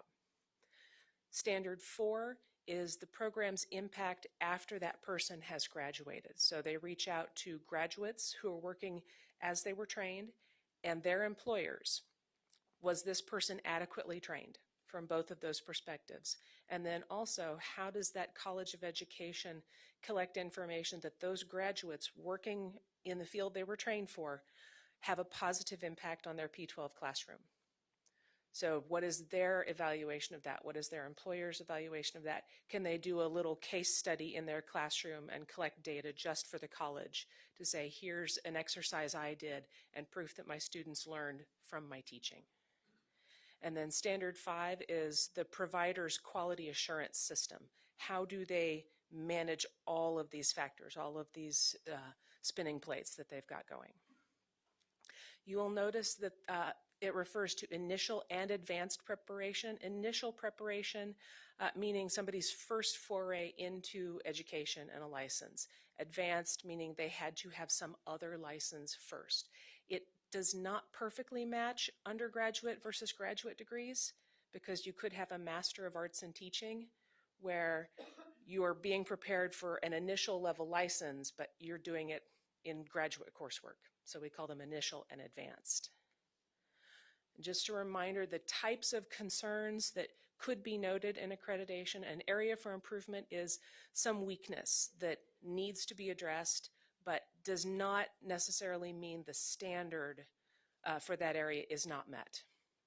It's just something that needs to be worked on. A stipulation, and you may recognize the word from program reviews where it just means to watch something because it's new. In this case, stipulation does mean a serious concern, a deficit of some sort that could cause a standard to be not met. We're not going to see any stipulations today. So the recommendations I have for you for Fort Hays State University, the Evaluation Review Committee does recommend full accreditation with all standards met at the initial and advanced level. And flipping to the details, the ERC does not recommend any areas for improvement, does not recommend any stipulations. There were no areas for improvement or stipulations left over from the previous visit. For Wichita State University, the Evaluation Review Committee also recommends full accreditation for the full 7-year time period with all standards at the initial and advanced level met. Flipping to the details, there are no stipulations noted. There is one area for improvement noted. So going to that, there's a lot of words, I apologize. The area for improvement statement is basically a restatement of that section of the standards that is of concern. So in this case, component 4.1, that completers, graduates, effectively contribute to P12 student learning growth. The details are in the rationale, which is that the university did a pilot in 2022, and then in fall of 2023, they had one cycle of collected data. When this accreditation was conducted this past spring, because it takes a year to bring them to you, I'm sorry, 3 cycles of data were required. So the very short way to say that big paragraph is they were missing 1 cycle of data. There were no concerns left over from the previous visit. It is an area for improvement, but the standard was felt to be met, just didn't have as many cycles of data as was expected. Those are the accreditation recommendations. I then have for you the program review recommendations. So you're familiar with this process. It looks an awfully lot like the accreditation one. For Fort Hays State University, their Business 612 program is recommended for approval with all standards met and no areas of concern. For Pittsburgh State University, their school counselor program is recommended for approval with all standards met, no areas of concern. And for Washburn University, they have a high incidence, innovative, limited residency license program. So you looked at their traditional high incidence special education programs last month. This is a separate one with a different program of study, so it gets reviewed separately. It is innovative, and these candidates are actually working in school districts under a limited residency license while they complete this program. It is recommended for approval, continued approval with all standards met, no concerns, and then their middle level science program is likewise recommended for approval with all standards met, no areas of concern. Do you all have any questions? Everybody good? Okay, thank you so much. Yes. Sir. So if you can go to slide 1. Yep. And then slide 2, but let's go to slide 1, just again for new members. Yes. So a very detailed process Catherine laid out, and those of you who are on the board go, yeah, we know this, where we have a team of people that review this. Yep. You can always look at that information, but it's a lot. And then it's vetted, and then those recommendations come to you in a 2-month cycle. Yep. So I just wanted that to be, and if you go to the second slide, if you look at this, this is how, I'm sorry. This one? The second slide. Oh, okay. Sorry. Just The higher ed one- standard, accreditation standards. So Yes. when you look at this, you're looking at what's the content. That's where you've adopted the science of reading and input that. How are they teaching? And then you can see that. What you have never done is talk about the qualifications of the instructor who's doing that. And I know that conversation's come up in the blueprint discussions. I don't know where that goes. That's never been a purview of the state board. And I know that has been a discussion at the blueprint. And so if that discussion's come, you've never gotten into, who does Fort Hays State hire? And what are the qualifications of that person? You've talked about what do they do with students that are in that program. So I just wanted to point that out in case you get that question. And it's interesting you say that, because I was actually sitting here thinking that, but I was reading and realizing that's not what this is. So I was holding back. But that is a question that we know that those, and specifically again to the science of reading, that we know those instructors have all of that so that it's properly being taught. So I appreciate that. Debbie, did you have a question? I wasn't going to ask anything, but since you are limited residency license, what is that? It really is a working under a temporary license. It's not temporary with a big T because that's an official license type. Under a limited license while they are still learning the content and the pedagogy. So it is an innovative on-the-job training. Yes. It is time limited. I believe it's 2 years, but I could be wrong. Shane says 2. Yeah, and they have to be in school. They have to Yes, be in they have process. to be in Yeah. this in the P12 school situation to continue holding that limited license while they are taking that coursework. That's what I mean. on the While side. they're in the coursework, like it is specific to I'm going to school to get the full license, and I can be working in the field. Okay. Okay. Anything else? Nope. I think everybody's ready for some food. Go probably. to lunch, and I will hope to see you next month with this. Alrighty. Thank you. And we will adjourn until 1:30. So, a recess, recess until 1:30 when we'll come back from lunch. Thank you.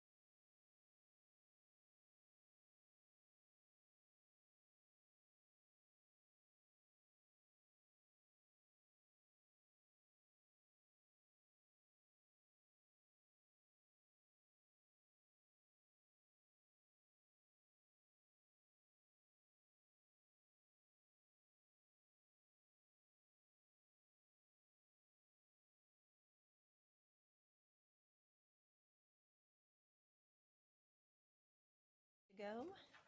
We are good to go. Welcome back to our afternoon, rest of our meeting today. We are going to open with, I will open the public hearing to receive public comments on graduation requirements and the removal of the free application for federal student aid, known as FAFSA.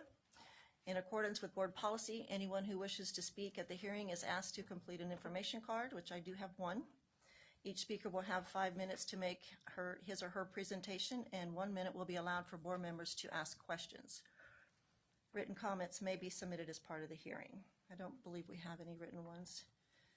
Each person should state his or her name and indicate whether he or she is representing the opinion of a group. And the one speaker we do have is Nancy Moneymaker, and I will invite her to the podium. There she is. Hi. Thank you. Welcome. Speak, Chair Hopkins and members of the board. I just want to say that I was looking online about the qualifications of what you need to do to get a FAFSA form filled out. And it requires anybody that might be putting money towards that student to have to get their own account. So parents, grandparents, anybody that might be contributing needs to fill out a get account for FAFSA and give permission for the IRS to attach all your information from your forms to the student's account. And I just think that's a big invasion of privacy to have all of that information. I know the IRS has it, but to send it around to other boards, especially in this time when we're having a lot of things getting hacked, I don't think it should be spread so much like that. So another thing that I wanted to remind you is that in December when we had this meeting, you all talked about and discussed this form. And from what I remember, I didn't go back and look at it again, but Mrs. Hopkins had brought up that she had looked into it, and it didn't seem like a very wise thing to do to require it of everybody. There are some that will not be filling out a FAFSA form, and Dr. Watson was adamant that this needed to be passed as was, because if they sent it back, that sometimes it can take months just to take out a period from this form, this statement. So the board was talked into passing that as is, and it made it sound like it would be so easy just to like red line out that passage. But no, now we're finding we need to have hearings, we need to have meetings and agenda items just to take out this one line. So I'd like for you to remember what you felt like in December about this item and vote accordingly. I'd also like to say a personal experience that I have. We did not fill out for our children any FAFSA forms. And I have one child that got a four-year full ride scholarship in architecture to a four-year college here in Kansas. And we did not have a FAFSA form. So it can be done without having the intrusive filling out of this form. Thank you. Thank you. Okay, I think that is all we have that I know of. Good. Okay. So at this point, I will conclude the public hearing. Thank you for your comments, and it is 1:35 if we needed the time. And Mr. Gordon, did you have anything you were doing at this time? Okay, great. All right, thank you. Okay, perfect. Yes, we will. Yeah, we need the separation. Okay, I think we can move on. Thank you to our, sorry, I have too many things going on up here. The virtual tour of KITE. Beth Foltz, I will let you take it away. Thank you. Okay, well, good afternoon, and Chair Hopkins, Commissioner, board members, appreciate the opportunity to come back and visit with you again this month. It's a series on assessments that will lead up to setting new standards, cut scores this summer, and then, yes, going forward with that. So it's important for you to know all the steps in the process. So just a brief recap. Again, my name is Beth Foltz. I'm the Director of Career Standards Assessment Services. And we came to you to talk about standards, why standards are important, the process we go through for your adoption of our academic standards. Then we came back and talked to you about how teachers use those standards in the classroom, some types of assessments that they could use.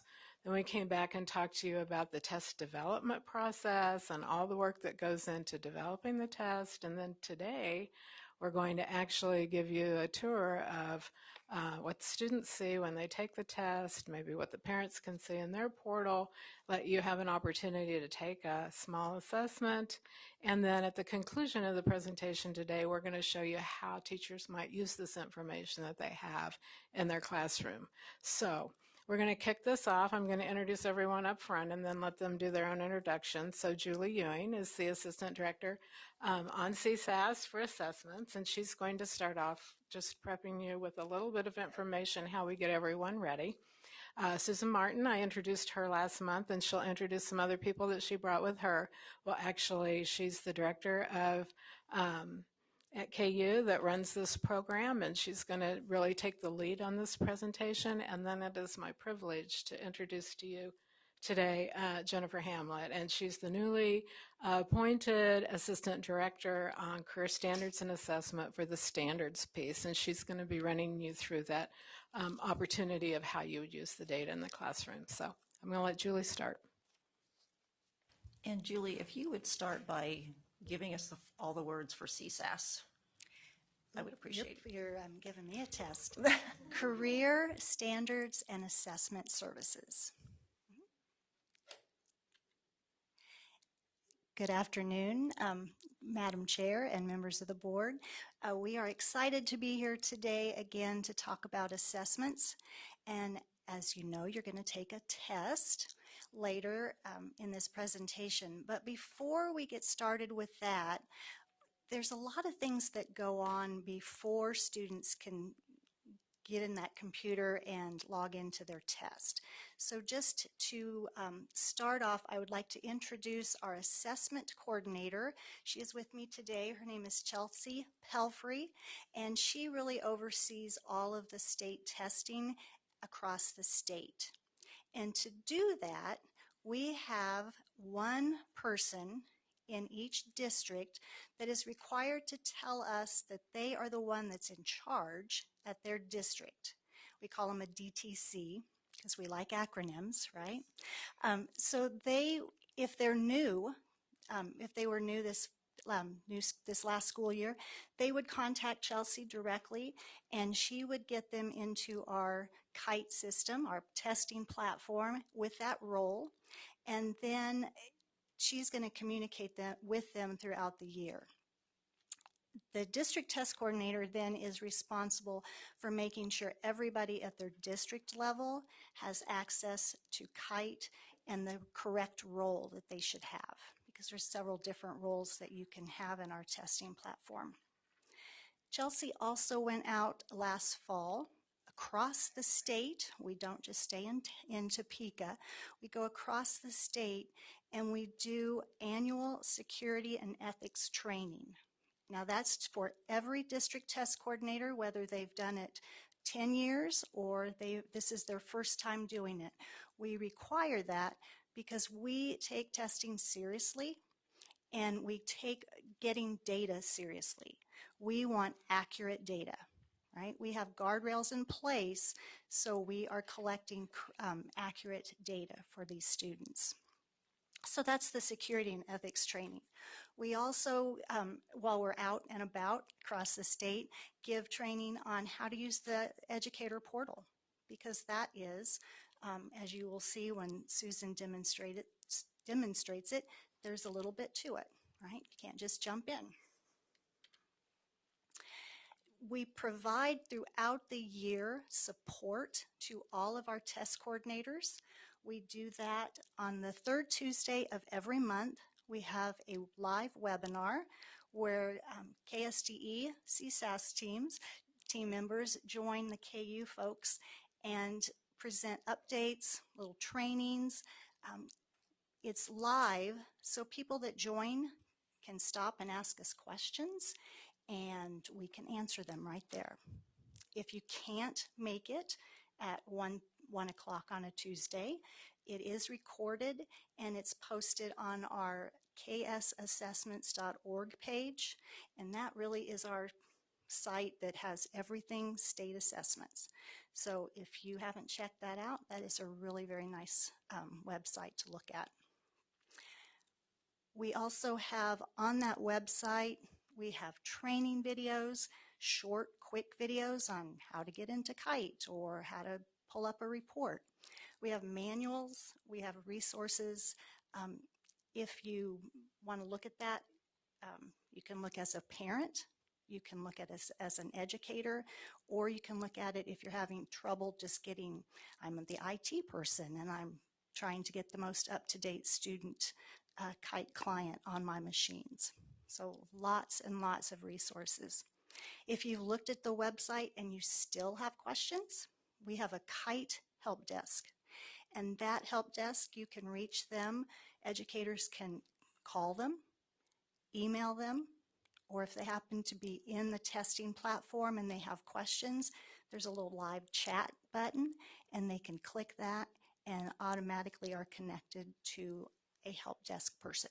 So lots and lots of resources and lots of things that are done to set things up for our success for our students. And with that, I will turn it over to KU.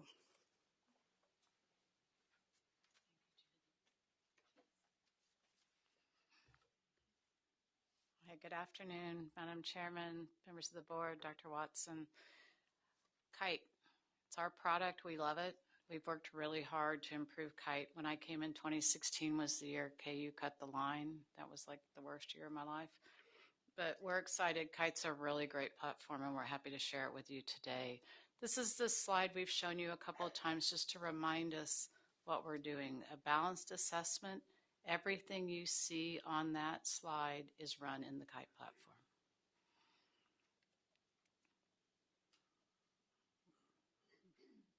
So what the KITE suite is made up of a collection of applications. And we'll touch on each of these as we go. We'll go briefly through this, and I'll show you some slide deck as well as give you the opportunity to see Student Portal. So Content Portal ties very closely to what Matt shared last month with us. This is where all the item authoring has occurred. This is where external reviews with educators occurs. This is our content platform and houses everything we develop for the Kansas assessment.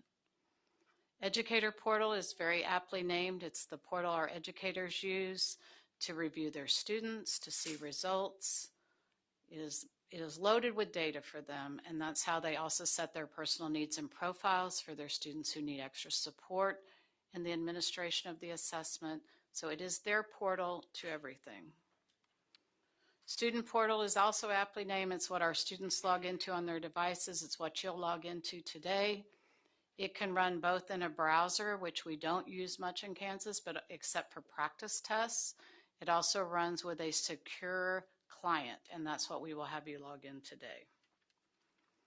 Parent Portal is a relatively new application for us. We built this a few years ago. We load into Parent Portal all the student reports. Our districts are responsible for managing the connection between their students and their parents and guardians. Multiple parents, guardians can be connected to a single student, so we can easily support the different dynamics of our homes these days. And they make the connection, and that allows them to see every report that we have for their student in the KITE platform. So parents can stay engaged in that way with what is going on with assessments. And then last is our survey solution tool. We use this to send surveys to our educators through Educator Portal. So it's very much like Qualtrics in that since it creates surveys, different types of surveys, but then we connect it to Educator Portal so they can, while they're in doing their other work, if we send them a survey, they can connect right there in the Educator Portal and send back some data to us. We do this often at the end of the year to gather more information. We're going to do this, for example, this year.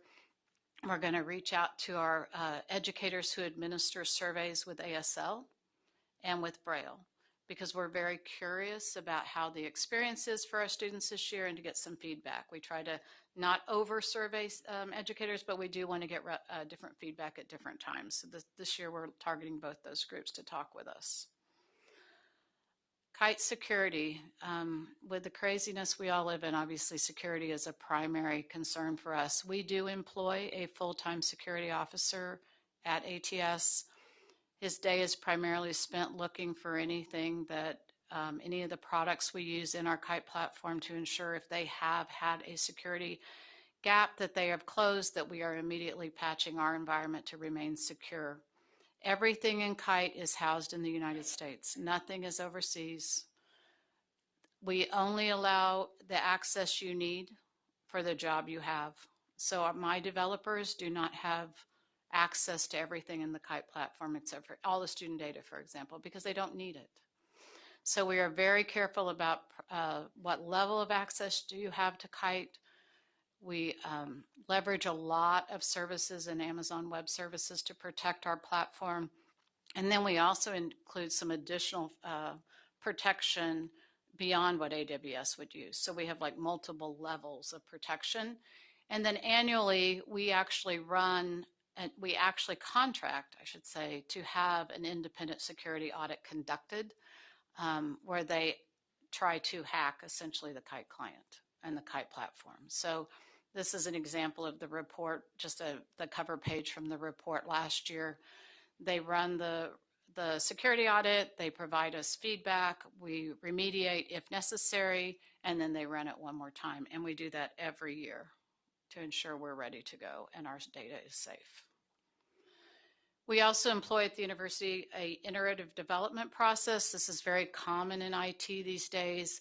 What it means is that you don't set these long-reaching goals and go into a hole and develop software and then come back and go, oh, that's not what I wanted. So every 2 weeks, we have goals with our development team to create a body of work.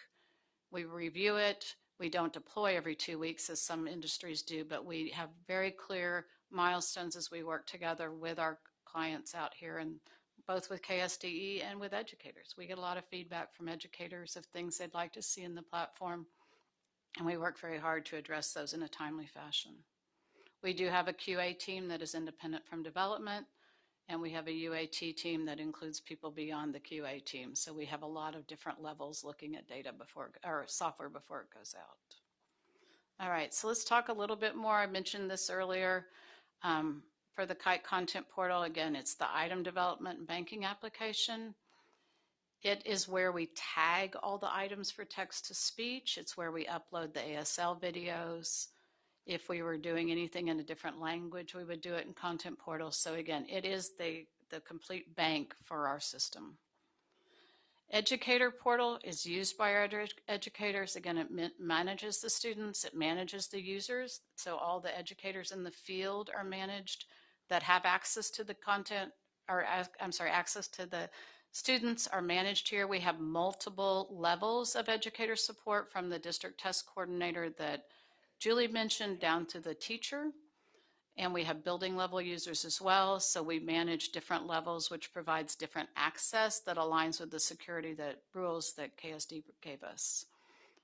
They can also watch as their students take the test. So when they have a group of students testing, they have a monitoring screen that they can follow along to ensure their students are progressing through the test. And if there's a reason that a child gets sick or there's just something that looks odd in the classroom, they have the ability to pause the test for that student and check on the student and then reactivate the test for the student to continue. So they have a lot of control, and it's their responsibility to take care of their roster, and they reach out to us if they need anything. And then, of course, the system is loaded with data extracts and reports. Jennifer's going to share some of those with us here in a bit. That is probably the area we do the most additions from our field. That's where we hear the most from educators. Could we have a report that has this to support what they're doing? Here is the homepage for KITE Educator Portal.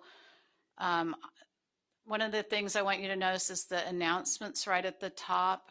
We do regularly update announcements either to remind them of a deadline coming up, to alert them of something going on in the system that someone has reported, so we want them to be aware.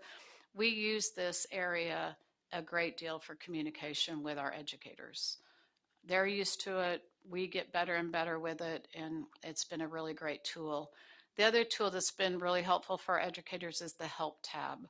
So again, if we're getting the same kind of calls over and over again, we try to add FAQs then to the help screen to just provide access quickly to our help screen. Now, I will tell you, our service desk goal is to answer every call. Others, we answer the phone. We have a group of people beyond the prime staff who also fill in if we get very busy, but we are very dedicated to ensuring we get quick answers. And the educators love the live chat. We put that in a few years ago, and that works really well, especially when they're in the class and there's a lot of noise going on. It works really well for them. This is an example of the mini test. So this is what you're going to get to experience today. So this is just an example for ELA grade 8 of the number of mini tests we have out there. So you can see it provides the educator the test name, the number of items in the test. Now you'll notice some are at the standards level, some are at the cluster level. The original mini tests were provided to us, or we developed at the cluster level. We've gone down and modified those tests to get them to the standards level, add the Lexile score, and add the text complexity. Again, that's in response to what we've been asked to do from our educator. So the ones that have all that data filled in are our newest mini tests. And then the others have been out there for a while. But this is where the teacher or the district test or the building test coordinator can go and select tests to administer to a roster of students in their school and provide feedback then to them.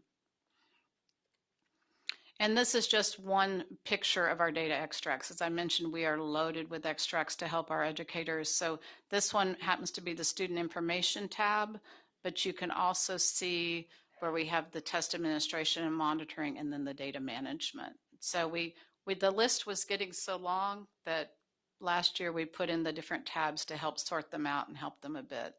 And this is where, for example, you connect your parents to, you can see the connection of your parents to your students if the districts do that.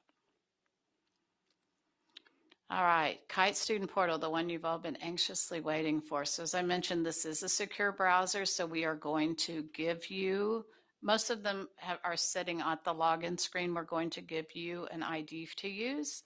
What this secure browser does, it takes away the internet from the student. They can't get to the internet and trying to access things that they're not supposed to do. The other thing that's very important about our student portal is as you answer the items, they're returned to our server. So should you have a blip in your internet, we don't lose all your answers, or should your device crash or do something horrendous, we have the students' answers as they answered them. So they come back to us in our central servers.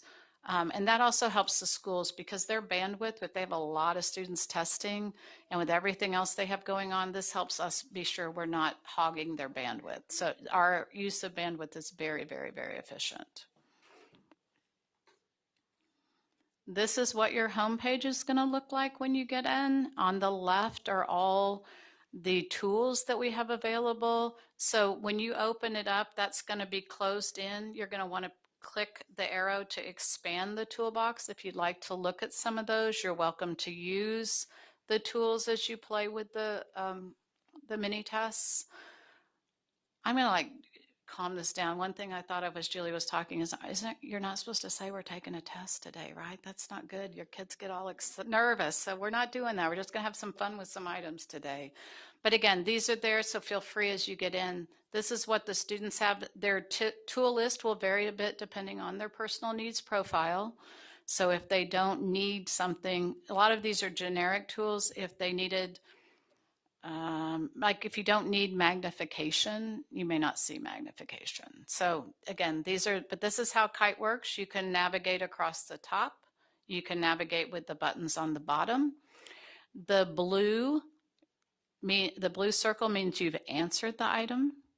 The little flag on the item is something you as a student does. You flag the item to say, I might want to come back and look at it again. So those are just visual cues across the top. Those are also shown again on the review in screen. So if they forget, oh yeah, I was going to go back and look at it, we remind them again before they ever submit the test. And this is the same navigation for everything they take.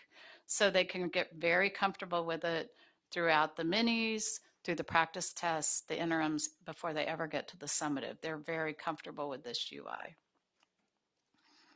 All right, so let's have some fun. We're going to give you logins. Did you hand them out? All right, so Charles Turner is with me. Matt Copeland is with me. Matt is my Associate Director for Psychometrics and Science Content. Charles used to be on my service desk. He's now my program manager for CAP. He's worked with so many of the districts across the state. They call and know him by name, but he came and he's a great help to me. So what we've done is we have loaded into your login a math, an ELA, and a science mini test. We actually are not giving you the results. We're not saving these in the system anywhere. We wanted you to feel comfortable to do whatever you wanted to do and not be worried that this was going to show up on anything. You can answer the items. You can just read them and move on through the navigation. You can play with the tools. Really anything that you want to do with them. Charles and Matt and I will be here. We'll kind of walk around. If you have questions, we'll be happy to answer them. But we want you to just experience the platform and the minis the way a student experiences them. So. And if I could, we do have a question before we get any further. Absolutely. Yes, ma'am. Thank you very much, Madam Chair. So I have an issue, and I have to have everything printed out because I get so anxiety within me when I get in front of a computer screen. So I need everything printed out. And I have another problem, so learning how to use my hand properly with a pencil. So I have to take all my tests in paper and hand the results in. We do not in Kansas. We don't have anybody who's doing that today, paper, pencil in Kansas, who've brought that accommodation forward.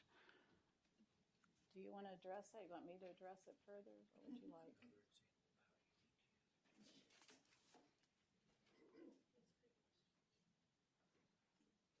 So we haven't had paper pencil accommodation on the test for 10 years. For 10 years, I don't think we've had a paper pencil accommodation. What we do offer for students that have issues like that, they can certainly go through the personal needs profile and have a scribe, and someone can sit with them and they can do that, and then the teacher would enter the answers for the student as they're going through it. But we don't provide that paper pencil option anymore. The students, to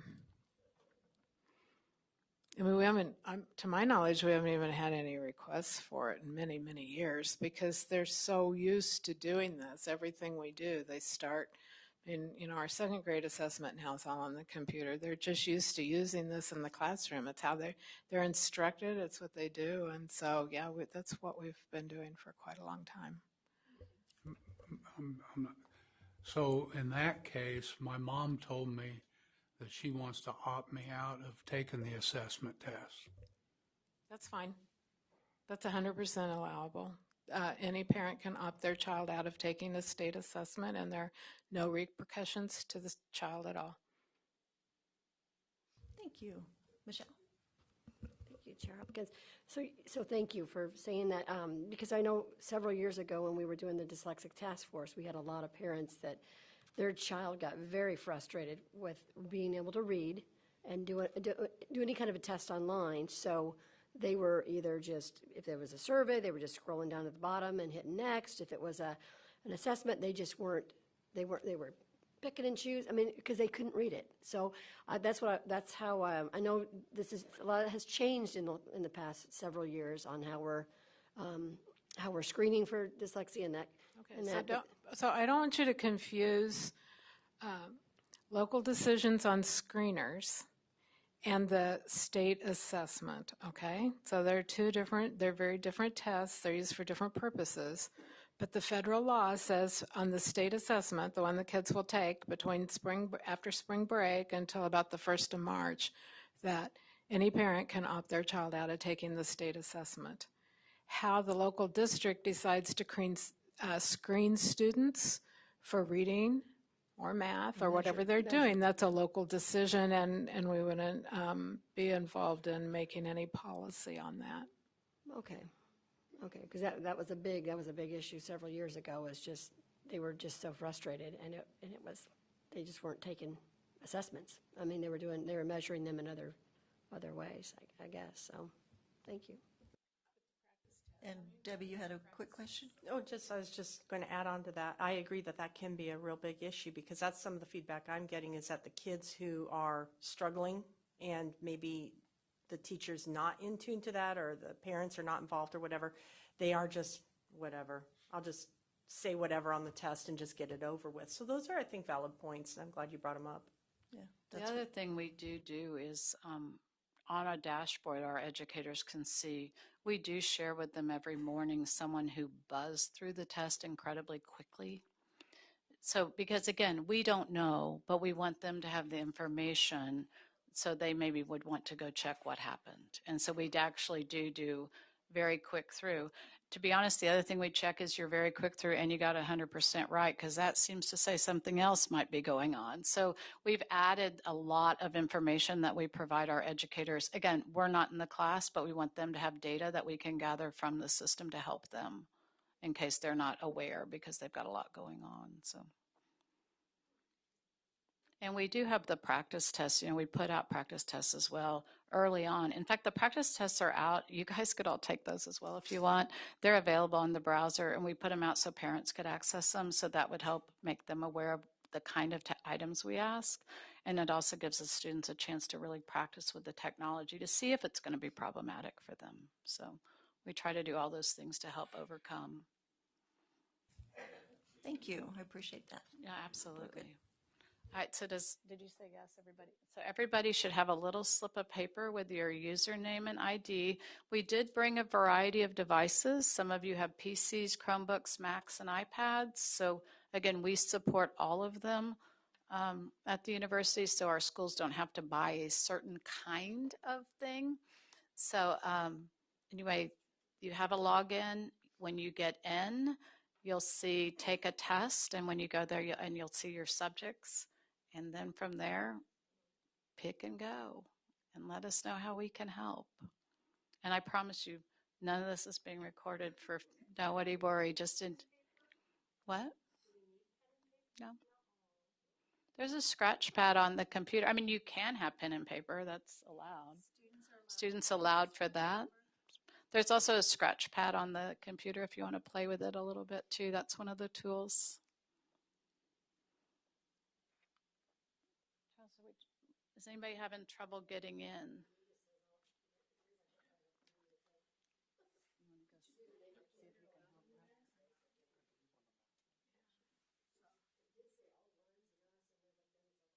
So another thing you might look at if you're on the math is that we have items that you can use a calculator for and items that you can't. So there's a calculator available for you too if you want to look at that.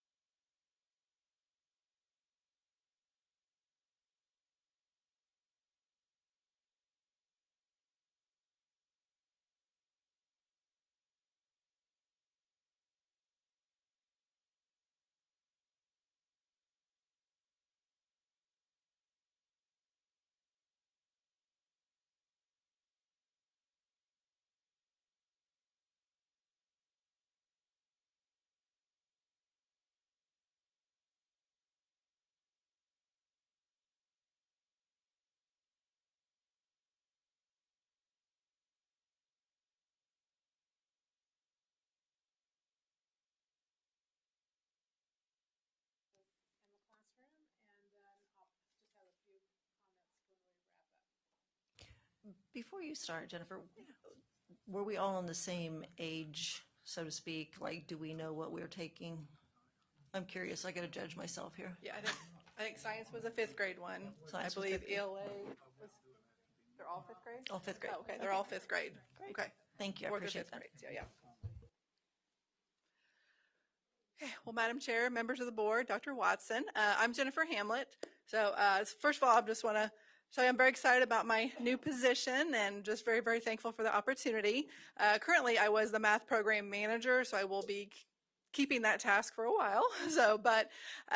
So the mini test, I've actually given quite a few presentations out to teachers and educators on the mini test. Big fan of them, advocate for them, especially since we're coming out with the mini test for every standard, especially in math. And you can imagine if you've seen the math standards, those are a lot of standards. And so to have that tool at their fingertips to use could be a great benefit. So I'm very, very excited about that. And then the activity that you have done, I've actually done with educators out in the field. So the teachers can even administrators feel like what it means and see how it is to take a mini test. It really helps them and have a little bit more of the buy-in. Okay. So we're just going to talk about what are some different ways that we could use these in a classroom. So we do talk about just the formative assessment part, but there are different ways that you could use these. So I could use them as a pre-assessment tool. So I could give my students a mini test. So for example, fourth grade, I could give them a mini test to see what is some of maybe their prior knowledge. So is there some vocab in there that maybe that they should know that maybe they're not familiar with? So just some of that knowledge. So for example, here's one report that you would see as an educator or as a teacher. So it's 4.08.4. And so this is one question that would be on that mini test. So it shows you what all, as a whole, what your students had answered. So don't worry, this is not yours. So these are just some information I had. So if I look through there, it says which numbers are factors of 48. Choose all the correct answers. So if you see, option 1 is 6. 6 is a factor of 48. So total, I had 12 students. So all 12 answered that one. So I know that was good. Option 2 is 14. Nobody answered that. They knew that 14 was not a factor of 48. Option 3, 18. So one student answered for that. So was that a computational mistake? That's something I can maybe look into or look into that information to help drive my instruction. 24, 11 of them. So again, that's positive data. So then we go to option 5, which is 96. So as a teacher, that is showing me, do they understand what the word or the vocab factor means? Are they getting that confused with the vocabulary of multiples or even the vocab of product? So knowing that going in before I even do my instruction, that can give me some of that information. So in third grade, they should have touched on the vocab factors, but in 4.08.4, it's talking about factors and multiples and even prime and composite numbers. So knowing that going in, if all of this data was 100%, everybody got it correct, that can drive of how maybe my instruction would go with my class. If none of them got it right, then I knew exactly where I needed to go, how deep, even differentiation and those kind of things. So that's a little bit of how we could use as a pre-assessment tool. As far as instructional, because the mini test is not as secure as your interim and your summative assessment, I could use it as a whole group setting. So I could put them up like on interactive TV or on a screen, and we could actually walk through them together if I would wish. So just walking through those, talking about the vocabulary as I go through this with the students, them getting that immediate feedback is really crucial during instruction. Cooperative learning situations, I did a lot of that when I taught. Some of that peer tutoring and things like that, so I could use some of those questions in those situations. Again, we talk about differentiation. So I can look at all the students' individual data, and I could see maybe one student is really having a hard time with something, then I can plan some of that differentiation, extra intervention groups, have a plan for that student. And lastly, just as assessment tool. So I'm done with my lesson. I want to see how we did on that lesson. Again, I can just use it as a formative assessment to see Are we ready to move on? Is there extra things I need to do? So example, data for reteaching, and that is crucial. I was, a big believer of if you're seeing something that kids are not ready, then you need to reteach, have some extra intervention, small groups, something to make sure that those students are ready to move on. Especially in math, it builds and continues to build. And if they miss one concept, then they're going to probably end up struggling later down the road. And then some of the preparation. Now, especially for math, since we're doing a standard or a mini test for each standard, if I see that my kids are getting those, the data's coming back really well, they're getting used to using the tools. And I think just by taking a mini test, you can see how important it is for us to practice these with a mini test in the setting that they will have for the summative, so they get used to how to maneuver through the mini test, because it'll be the same for the summative. So hopefully going in, I'm going to know how my students will hopefully do on the summative. Okay. So those are some of the ways that I could use a mini test in the classroom. What questions do you have for me? Jennifer, go back to the screen of the answers. So you did a really nice job. If that was the post, so it wasn't a pretest, you've taught the lesson, and now you see the results. What would be different than if you'd given that as a post-test just by looking at those results? Well, I would definitely be looking at the 7 that probably said 96. And again, that's maybe when maybe intervention group, even like MTSS group. So that would be the interventions. Or do I just need to do a reteaching? If that number is really, really high, then reteaching, I may need to go back and just, again, reinforce some of the concepts in the vocab. Thank you, Chairwoman Hopkins. So on the reading part, I was trying to figure out it as an adult, not a fifth grader, but an adult, trying to figure out what all would they be assessing in that story, like as far as the response, because it was like the best. It was like, what's the best answer? Kids could write a story about why they feel the answer that they chose was the best. So are you looking at ruling out like the facts in the like, here's you have a fact, like if you're reading a newspaper article, you go to the time, like were there witnesses, okay? The witnesses all collaborate and say that it happened at 9:27. So I'm just looking at how would you assess, what would you be assessing on that? I think that was gonna, Because I was like looking at that going, what's the best answer defined by who? who defined that was the best answer? And that is a great question, and you do see that in the question portion on the ELA test quite often. It will ask the students to identify which of the following statements is the best. And really what we are looking to see is the student able to do something more than just recall a fact, but are they able to read the entire passage and then make some determination, maybe it's which best summarizes the passage as a whole. So we're not looking at an individual sentence or an individual fact, but we're trying to get them to process the information of the entire passage and make some determinations. Wouldn't like punctuation and grammar and all that kind of play into like a factor into what we want to be teaching them rather than what they felt about being the best answer? Absolutely, and you'll see some of those types of like questions maybe as well. later on, like when questions they get into, that are very factual based, which of these is correct. Okay. We try to show you in these examples a variety of the different item types and a variety of the different kinds of things that we're assessing even within English language arts. Okay, so then would it be true that the assessments, I wrote down some things as far as that there's a statute 723218. So are our assessments, like when they talk about, take the term sufficient, how is that defined and how would that be measured? And it's based off of that really long statute 723218, and we kind of base Kissa, our assessments, and we measure things off of that. So those are very, very vague, very ambiguous, kind of like who defines sufficient and how is that measured?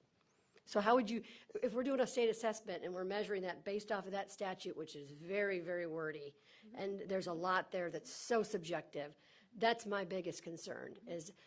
So you're probably a couple months ahead of us. We're going to get there, right? Okay. So we're taking you through this whole process of what we do. So you've taken the test, right? So we talked about the standards. We know we're going to measure the standards. we have a blueprint. We talked about the blueprint, how the blueprint was developed, the people we brought together. That picks the priorities that we're going to measure out of the standards, right? Divides them up. This, this question with this standard, that's on there. We know then we have expectations, and they're going to be called, that we'll be bringing to you over the next few months, I think 2 months from now. We have the assessment level descriptors and the performance level descriptors, right?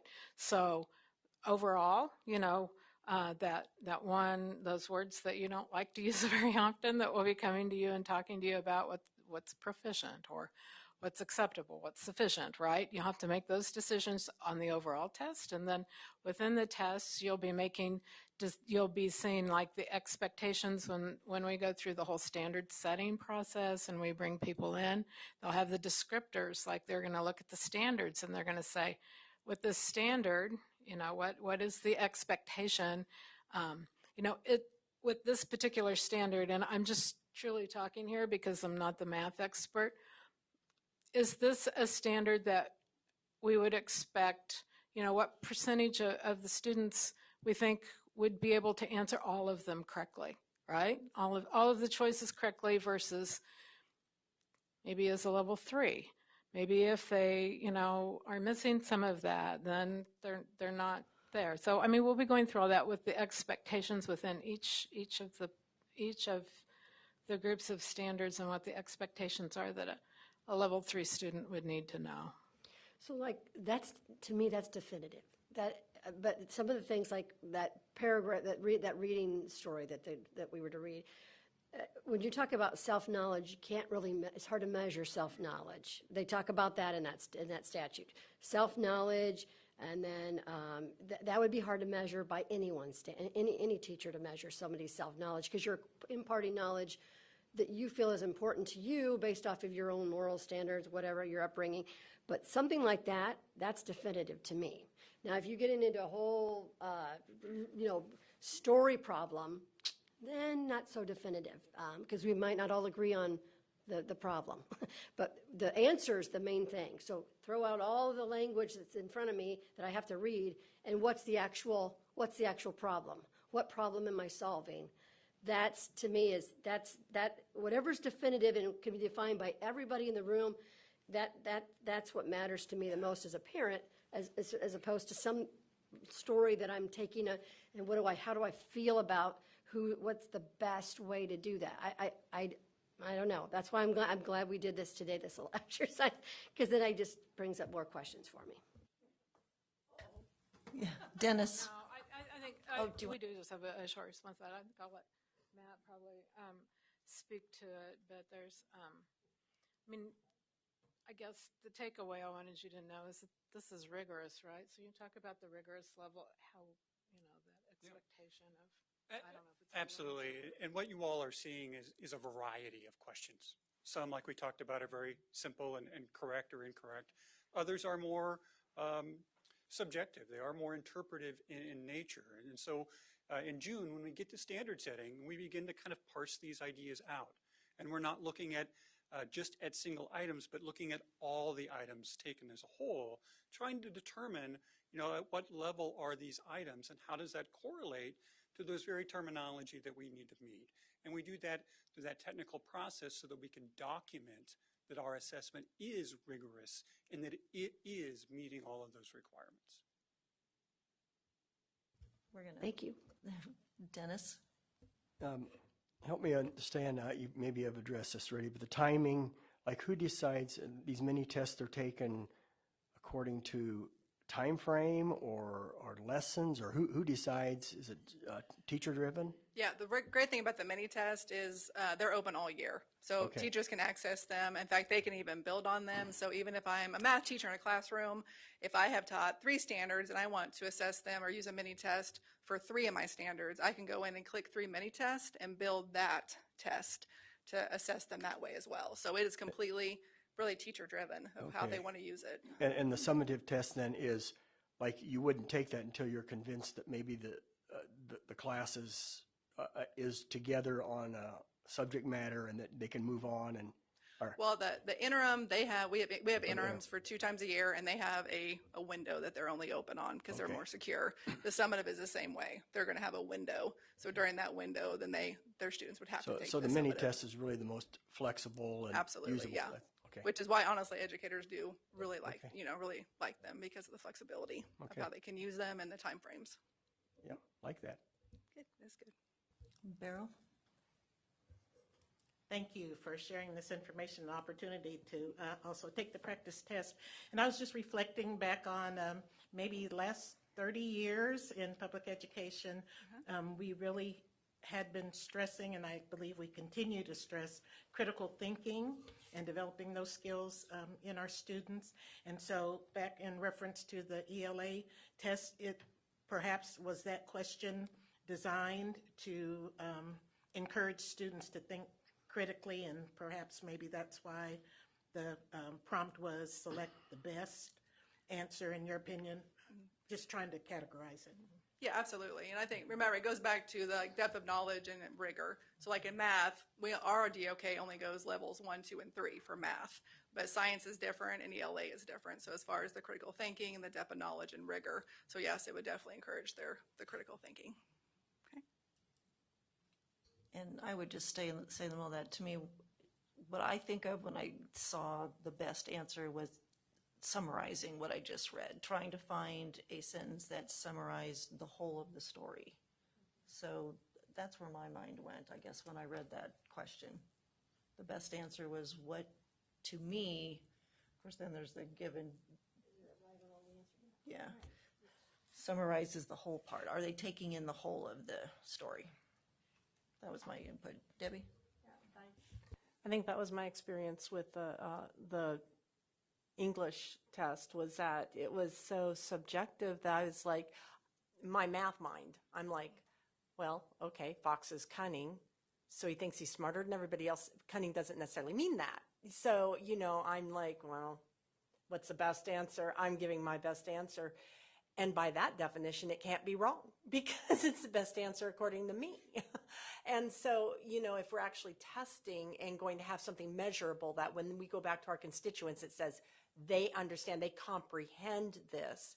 I think maybe the questions being a little bit more, you understood Fox was cunning or you thought Fox was stupid. You know what I'm saying? There's a clear one is right and one is wrong kind of answer. Whereas it just seemed very subtle to me, even on my level. And maybe that's because I'm just not as good testing at that one as you guys would be. But it just seemed very subtle to me. And as a child, I know I would have been very frustrated by it because I'd be like, oh, there's not a right answer there, But part of the instruction we do in the classroom and part of the standards leads the students through that process of understanding how, so the screeners, right? Those are screening for skills. Those are very straight up.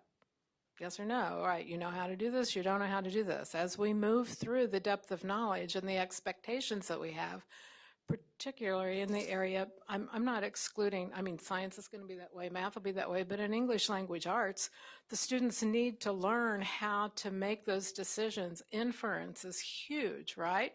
We all have inferences they have to learn. That's part of what, and the standards, if the teachers are using the standards and hopefully the curriculum, the high quality curriculum, the materials that they're using, this won't be their first experience with answering this question. They should have gone through this process the whole year before they get to the summative test and they're asked to make this inference about, I've read this whole passage, what is the correct answer based on what I've learned? And so yes, there will be a right or wrong answer because we will have instructed them through the year on how they should be able to move through that. Melanie? Thank you, Madam Chair. I want to switch gears just a little bit. I didn't know if you have more slides or if you're at the end. Okay, because I wanted to go back to the parent piece. And so when you mentioned the parent portal, I still have 2 children in high school, and I went, parent portal, what? So I quickly grabbed the scores for only one of my children showed up. The other one's a senior, so maybe that's why she's not showing up. And looked at that report. So my question for you is, what advice do you give parents As I kind of looked through the information that's there, there's a lovely piece that walks you through how to get the information and download the reports, but there's not an actionable, as a parent, here's what you might do with this information. And so when I look at the report, I can see scores, and then I can see it kind of, just so the other board members kind of understand what I'm seeing, there's a section, it's basically a 2-page. So page 2 is your student's performance, and then it kind of tells you how your student did compared to other students. There's an exceeds, meets, and below. And so I can kind of read through that and go, oh, I see some opportunities here. But just like, what advice do you give parents? Should everybody be downloading this and looking at it? Because literally, I'd never known that this was available to me. I know one thing when I was a building administrator that we did is we made sure that we had those reports at our parent-teacher conferences to where the teachers could actually go through that with them. That was one thing we encouraged as well. But on the parent report, there should also be some guiding questions at the bottom of, I know the new report, I don't know if it's. She's looking at an old. Okay, so the new report actually Yep. says, Okay. these are some questions that you can ask your teacher. Awesome. Yeah, so That's what I give a wanted to little hear. bit of guidance for the parent. So the newer reports yeah. have those questions. You bet, Okay, yeah. thanks. And Melanie, the parent report that you're looking at, it is a district's choice to offer that to parents. So the district test coordinator at each district will upload the emails to KITE, and then parents have access to that. So some districts have chosen not to give that to their parents, and will give the paper copies, the reports out. Interesting. All right. Thank you very much. Thank you, Madam Chair. I'm going to ask one question on this particular math thing. As you were talking about option 4, or not that one, but option 5, and that you had 7 kids. You used the word intervention and maybe even MTSS. So explain to me why you would go into an intervention over kids missing a question like that. Well, that would probably honestly be after we've already taught it and maybe they are still not getting it, and looking at that data. So I know a lot of times MTSS, it goes back to skills versus standards. And sometimes when I'm out presenting to teachers, I ask them, how do you assess their skills? And a lot of them maybe say FastBridge. I said, okay, so what do you do? How do you assess your individual standards? And sometimes they just kind of look at me. And so that's the piece about skills versus standards. So if I'm using a mini test for this 4.08.4 standard, and I've already had my instruction, I've already taught the lesson, and I'm seeing this data, then I'm seeing there's 7 kids that are still not getting it. So I can still do interventions, even if it's small groups within my classroom. Okay. And that's one thing that MTSS, sometimes they may leave the classroom, go to different groups, even with different teachers, and they break those up. But even an intervention group can be something within your own classroom. And FastBridge isn't a screener, though. It's not an assessment tool. It's a screener, right? But sometimes they think skills against versus standards, and that's sometimes the conversations that we have with teachers. So because they do the FastBridge screener, but yet, given a mini test is assessing that standard. Okay. And so using the standard data again to drive your instruction is what we're really, really trying to emphasize. Okay. Thank you. So I want to go a little bit further with that and then come back to Melanie. So I'm a teacher and you're a parent, and we have a student, and the student is doing poorly on the screener data. It kind of goes to Michelle. Not doing, so my knowledge of where I should be is saying I don't have that. That's going to be a problem when you get to the standard. Okay, so we're going to have to remediate, if that would, or we're going to have to reteach and help you with those skills. That's where dyslexia sometimes shows up, that they're struggling with skills. But let's say the reverse is true. I do really, really well on the screener. I don't show any problem with the screener. Does that mean I'm going to do really well on the standards? Maybe not. Does that make sense? Because if I haven't taught the standard, I can have the skill, but I'm still not going to do well. I have to marry the two. And then as I was listening to you talk, Melanie, I think, I use the medical analogy all the time. So you go to the doctor, they run a complete lab workup of blood tests, and they give you the results. This happens to me every time I go, and it says, whatever, LDL, and then there's some high, low, normal. If a doctor doesn't sit down with you and have a conversation, it means nothing to you. And that's what you're articulating. What does this mean? That's why it's so important for the teacher to look at that and say, I look at this exam. Melanie, what do you see at home? Because when I look at this other piece of data, it verifies that or it doesn't. And then that's the conversation that's rich about then what do we do going forward? And without all of that together, it doesn't work well, in my opinion. And that's when it goes back to formative assessments. So formative can be minute to minute, hour to hour. I mean, formatives is just even teaching and seeing the students even feedback within a class. So as long as you are seeing what the data is giving you and you're using it to drive your instruction, then it becomes a formative assessment. So even using whiteboards in a math classroom can be a formative assessment. So as long as you are using that data, again, to reteach, maybe small groups, or even just drive your instruction, it's really important. And the formatives, mini test is really the only one where the teacher's seeing the questions, correct? Correct. Yeah, so the formatives also are like the state assessment in that they're not seeing what's being asked or answered. They're seeing the score. So that's the interim and the summative. Interim. Yeah. The words. Yeah, I know. Balanced assessment system. So yeah, all three of those. Yeah. So okay. Yeah. All right. Thank you. You're welcome. Anybody else?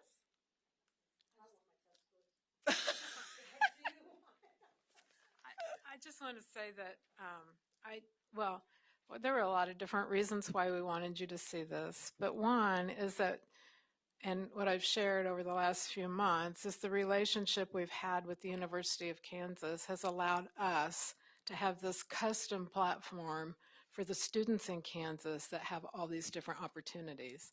And it didn't start out this robust, and I'm sure if you see other ideas that, we're happy to do that and look at what we can enhance it in the future. So I think that's critical to know that we're trying to provide to the educators, to the students, to the parents, the best, best resources we can. And we're just all very proud of what we've been able to deliver to the kids. And, I just hope you take a little bit of time and go through at KS Assessments, that website, and see everything that we've built. It's very robust. We have examples of reports. We can do a lot. If you want to join in on one of those trainings that Julie does you're more than welcome to do that. The other thing I hope you gathered from this, which I'm taking from the conversation, is that we demand a lot of our students, right?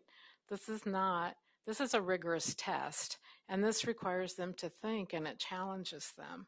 And they're only successful if it's what they're taught, right?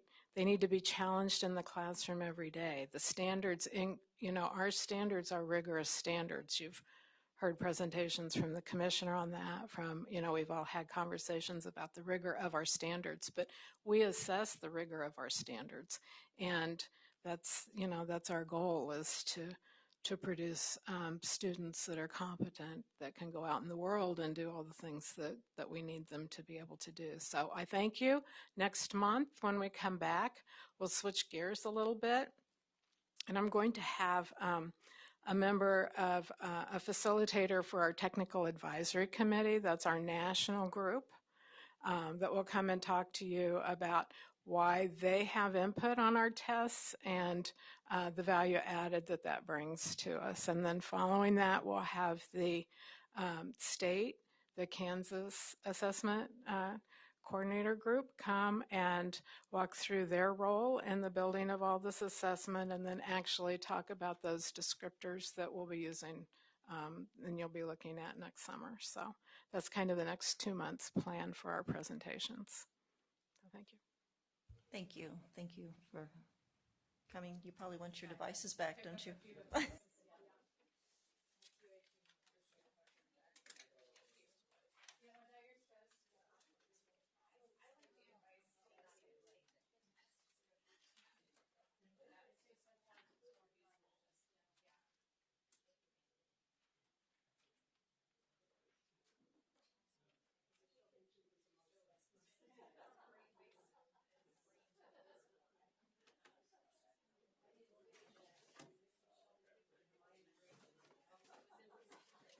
And board, I know we have a break on the agenda right now, but we're going to move on into the PPC first, and we're running a little bit behind. So if we're all good, we're gonna. I know you're over there having a good time. So if Mr. Gordon is in the room, yes, no? There he is. Okay. Because I think we have somebody that comes on Zoom, so we need to go ahead and get them.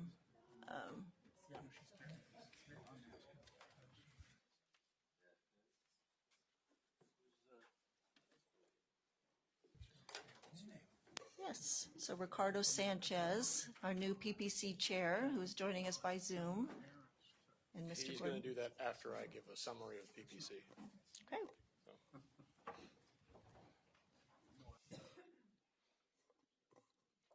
I'm going to let Eric finish what he's doing. And sorry, Madam Chair, if I can have just a minute.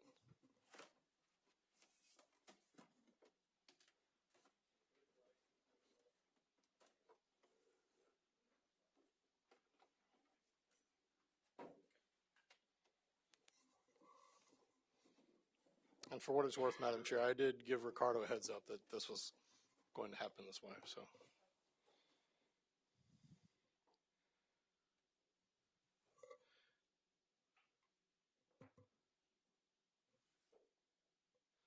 I'll wait for Eric to give me a sign that it's okay to. Okay. All right. Okay. Thank you, Madam Chair. Sorry, I didn't hear that the item actually got called. I was expecting a break, but I will try to keep you all on task. So because this is the first time I believe many of you have had the opportunity to vote on Professional Practices Commission cases, I figured you might want to know what in the world the Professional Practices Commission is and what the purpose of it is. So with your permission, we're just going to summarize, give you the 20,000 foot look, not get too far into the weeds on what the PPC is and what we do. Here is the primary purpose. This was established in statute many years ago that teaching and school administration, they are professions in the state of Kansas. And because they are recognized as professions, they have the similar rights, responsibilities, and privileges. The rights and the responsibilities is the part that I am charged with, if you will, to make sure that all the licensed teachers in the state of Kansas are hopefully following what you expect them to be following. The Professional Practices Commission was also established by statute at the same time, and the role of the PPC is to exercise discipline and advisory functions, and we shall hear cases involving the issuance, suspension, revocation, or reinstatement of certificates. The PPC is charged with conducting these investigations into departures from the Code of Professional Responsibility and competency, which may be adopted by the state board. As a side note, it wasn't until I looked at this about 6 months ago again that I realized that competency to be a teacher is actually something which is in the purview by statute of the PPC. I've been with the agency since 2012. I was originally hired specifically to take on the allegations of teacher misconduct. We have never filed a complaint against a teacher based on their competency or whether they're a good teacher. So although it says that in statute, I would tell you that that's generally not how the PPC is being used. When we talk about whether or not someone is a competent or a good teacher, generally speaking, that is an employment issue. That is not a licensing issue. Not every state feels that way, but traditionally that's how it's been handled in Kansas. There are different realms that you may see referred to as the Code of Professional Responsibility. The first one is what I refer to as the aspirational, which is the Kansas Educator Code of Conduct. This is something that was adopted by the State Board of Education shortly before I came on with the Department of Education. This is a pamphlet, if you will. It is attached to the backside of every teacher license. So whenever a teacher goes online to print off their license, this is on the backside or on the second page of their teaching license. You also have a set of regulations within Article 22 of the administrative regulations, and it provides the bases by which you may deny someone an application. It provides the bases by which you may discipline someone that is licensed as an educator, which as a result of a legislative change in 2019, those aren't necessarily the same thing. You have a broader discretion to revoke or suspend someone's license than you do to outright deny them their initial license. This set of the regulations also provides the mechanism for due process. And I try to go out of our way to ensure that, look, I like to win these cases, right? I'll just be honest with you.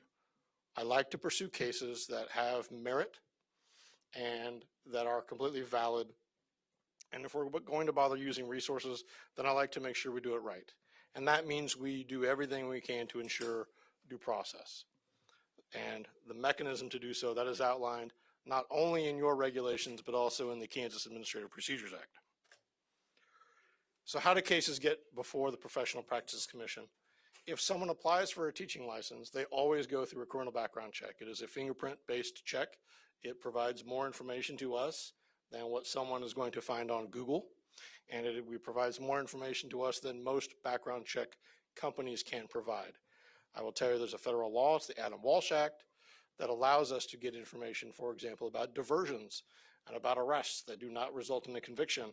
Not every agency has access to that kind of information. Schools also get the same amount of access that we do. I will tell you that in 2012, when I came on, I saw that a lot of applications that could have been denied by the State Board of Education based on allegations of misconduct, they never came to the state board. That concerned me. So we started taking absolutely every single case that could be denied to the State Board of Education and the PPC. It created a ton of backlog. It was a terrible idea that I regretted for many years and took several years to fix that backlog, and I think we've done that. So there are three options that my office essentially has. We can just allow the license to be issued based on some criteria I'll talk about here in a moment, or we can send a letter informing an individual, I like to call it as an invitation to the PPC to explain why you should be given a teaching license in light of what we found out about your past. I say it's an invitation. If you don't come, you're not going to get your license. Or we can file a formal complaint if it is an application for which the department feels, look, we need to take a firm stance on this particular case. We truly feel like there's a problem here. This person should not be in the classroom. If someone is a licensee, again, they go through criminal background checks. We are also enrolled in the state RAP-BAC program. The short explanation of that is if someone is licensed, if they are in our system, we don't have to keep fingerprinting them every 5 years. We used to be doing that. We don't now. They remain in that system. Part of the licensing fee pays for the fee with the Attorney General's office and the KBI. And if someone, for example, if they get arrested and their fingerprints are taken as a part of that arrest, we get informed about that. And then every time something happens, the status changes on that criminal case. Generally speaking, we are informed of that. If the prosecuting office and if the law enforcement also subscribes to the KBI system. I want to say a majority of the jurisdictions in Kansas do subscribe, but not all of them. A majority of those that subscribe are very good about updating the information. Not all of them, but it is still the system that we rely on in Kansas. Or generally, people will just let us know, hey, there's a bad thing going on with teachers. There's allegations that we heard about on the news, like last night. Sometimes you all will receive emails or phone calls from your constituents that you didn't pass on to my office, and I kind of try to take them over from you to get them off of your desk. I review that behavior with the Director of Teacher Licensure, and we decide whether or not to file that formal complaint. We don't invite people to the PPC if they're already licensed. The only way we can take action is if we actually file a formal complaint. And I will tell you, I don't file a complaint unless and until I've got sufficient evidence that I think there's a reasonable probability that someone will be found to have engaged in misconduct to the level to warrant some kind of action on their license. That's just kind of the standard that I adopted or that I learned my first 4 years as a prosecuting attorney after passing the bar, and I've just kind of kept that here. There are certain rules, again, that my office, based on direction of the past state boards of education, that under certain circumstances, we will always file a complaint. If there is an allegation involving child victims, whether they are students or not, we're filing the complaint. If the allegation involves misconduct that occurs on school grounds, for example, if a teacher is caught with drugs on school grounds, they are going to get a complaint filed, whereas there are those that are licensed that we find out that 3 years ago they got caught with a dime bag in the back of the car as they were driving across the state. We might not have filed a complaint on that case. I mean, it just happens. If there are any allegations involving any kind of sexual misconduct, or any allegations involving convictions that are prohibited by statute. There is a statute that provides what I refer to as the shall not ever play again list. And the first third of that statute is the crimes, really it's the murder and rape level of crimes. If you are ever convicted of those things, you're never going to get licensed in Kansas. Then you have the second category, which is they're bad, but they're not quite that bad. And if you are convicted of those or you're placed on diversion for any of those, we'll give you a license on the condition that you show evidence of rehabilitation of at least 5 years or more. Doesn't mean they automatically get the license after 5 years, but they have to be rehabilitated at least 5 years from the date of conviction. If they complete diversion, then it's as soon as they finish the diversion. So if there's any of the offenses that we see and we have the evidence to kind of prove it up, we always file that complaint and take it to you all. Here's the discretion to file rule. And again, I told you before, thanks to me, we had a lot of backlog. We still have a lot of backlog, unfortunately. But what this board has determined that if the applicant or licensee is legally eligible to be licensed, and we see something that based either on the history of the state board and the PPC or just the age of the allegation, I can go ahead and approve that person to be licensed without having to take all of those cases to the PPC and the state board. So, are there people that are convicted of felonies that you all never hear about that are licensed in the state of Kansas? Yes. It's just true. I will tell you that the recidivism rate, the times that my office has allowed someone to receive a license without ever having a hearing before the PPC or you, like I said, I've been doing this since 2012, and I don't need both hands to count the number of people that have come back based on allegations of misconduct or criminal activity after they're licensed. So it's a pretty good record. I'm not saying we always get it right, but it's not bad. So how exactly do we go about filing a complaint? We do mail the complaint to the last known address, which is almost always going to be the address on the most recent application they fill out. Sometimes we will get letters back from people saying, I want to keep my license. I don't want to do whatever you're saying we have to do. If it is just a minimum letter that says either an answer or a request for a hearing, we file it as a hearing. If they challenge it at all, then they get the opportunity to have a hearing. The reason why we send the complaints and everything to the Office of Administrative Hearings, several years ago, we started contracting with them to provide a hearing officer that sits with the PPC and acts as the judge. And that person schedules all the pre-hearing deadlines, they make any kind of rulings on evidentiary matters, and they provide legal guidance to the PPC. I can't do that because I'm the prosecutor. I can't be the prosecutor and the judge at the same time. So again, in the sense of due process, we try to keep those separate as much as possible. I say we mail complaints to the last known address. Under the law, that's all I have to do to get good service on a complaint. In a moment, you're going to see there's a list of, I think there's about a half a dozen that we mailed complaints to the last known addresses and no one responded. Now, sometimes it's not surprising at all. If you're convicted of a sex offense and you may or may not be in prison, your teaching license is probably the least of your concerns. So you're not going to bother responding to my letter. That's not surprising at all. Sometimes we will mail something out and it bounces back to us that, the person doesn't live here anymore, here's the new address, but we're not going to forward the mail. We will resend it to that new address. Or if we look through here, there was one of them, as a matter of fact, we mailed a bunch of these out and did some more digging and finally found a more recent address on the last page of her diversion agreement. We resent it out to the address that was on the diversion agreement. I try as much as possible to where people don't find out for the first time during a board meeting, or they go back to their schools and the school district say, we didn't even know that there was a problem here. Because inevitably you all tell me, well, let them have a hearing again. So try to avoid that. When we do have the hearings, they do operate like trials in criminal court to a certain extent. I present the case on behalf of the agency. They have the opportunity to cross-examine any evidence or any of the witnesses that I may call.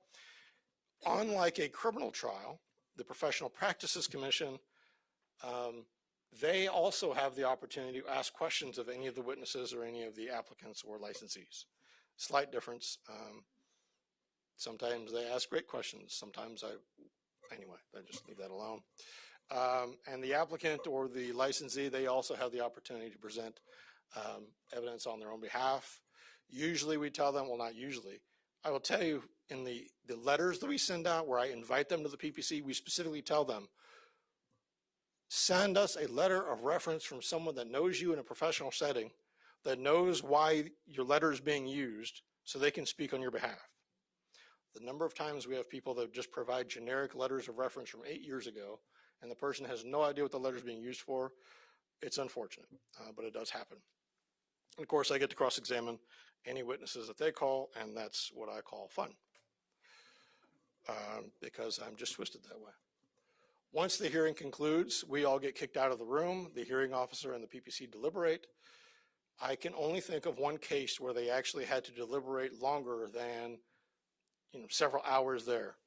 There was one case where they had to wait for the rest of the PPC to listen to all the evidence because they just couldn't come to a decision. It was a lengthy case. It was a tough case. So if they can render a decision, everybody comes back in, they announce their vote, and they say, we'll get you an initial order in the mail, and then it lays out all of their legal obligations and their rights. If it is a case to where we invite them to the PPC, we don't file a formal complaint, I write the draft of the initial order, and then I share it with the chair. The chair reviews it, and if there's any corrections that need to be made, we make them. Otherwise, he or she will sign them. If it is a formal complaint, then we have that file open with the Office of Administrative Hearings. The hearing officer will draft that initial complaint. And then that initial order is what is taken to the State Board of Education for a final decision. By the way, Madam Chair, if at any time somebody wants to stop me, I'm more than happy to answer questions, but I hear there's snow coming. So some considerations of the PPC. I will tell you that we cite this case pretty often. It is an older case. It happened very shortly before I came here, but it does provide the basis because it is the only published case dealing with teacher licensure in the history of the state of Kansas. So, of course, we rely on it quite a bit, and no one has bothered challenging it, thankfully. The court, like the state board, you have to decide, is there substantial competent evidence to support the agency action? Because what you don't want to have happen, the dirty words that we never like to hear about, is arbitrary and capricious. If those come up either in your opinions or in the opinion of the court, I haven't done my job, because that means we're going to lose it on appeal, and that's terrible. So it can't be unreasonable. It can't be without foundation of fact. You can't just say, well, that makes me feel icky, and I just don't like that person, so I don't want them to be licensed. Sorry, it's got to be something more concrete than that. The legislature has also included some statutory factors. Remember I told you before there was that list, the shall not ever play again list? Well, within that statute, at the bottom third of it, it says, okay, if someone has been convicted longer than 5 years, then you may give them a license if you consider these things. And here are the factors. Again, we include these in all of the final orders and the initial orders. How serious was the offense or act? What has the person done since then? Have they changed their ways? How long has it been since it occurred? Something that just happened last week is probably going to be more severe than something that happened when they were a college student 25 some years ago, in theory. How old were they when this occurred? Is this a 22-year-old that's fresh out of college that didn't know any better? Or is this someone that should have known better because they've been in the teaching profession for over 20 years? Certainly makes a difference. I will tell you one thing that Shane certainly looks at is, well, how often has this occurred? Is this a one-time incident, or is there a pattern of this behavior? And then if someone has actually completed probation or parole or expungement, that is certainly a consideration.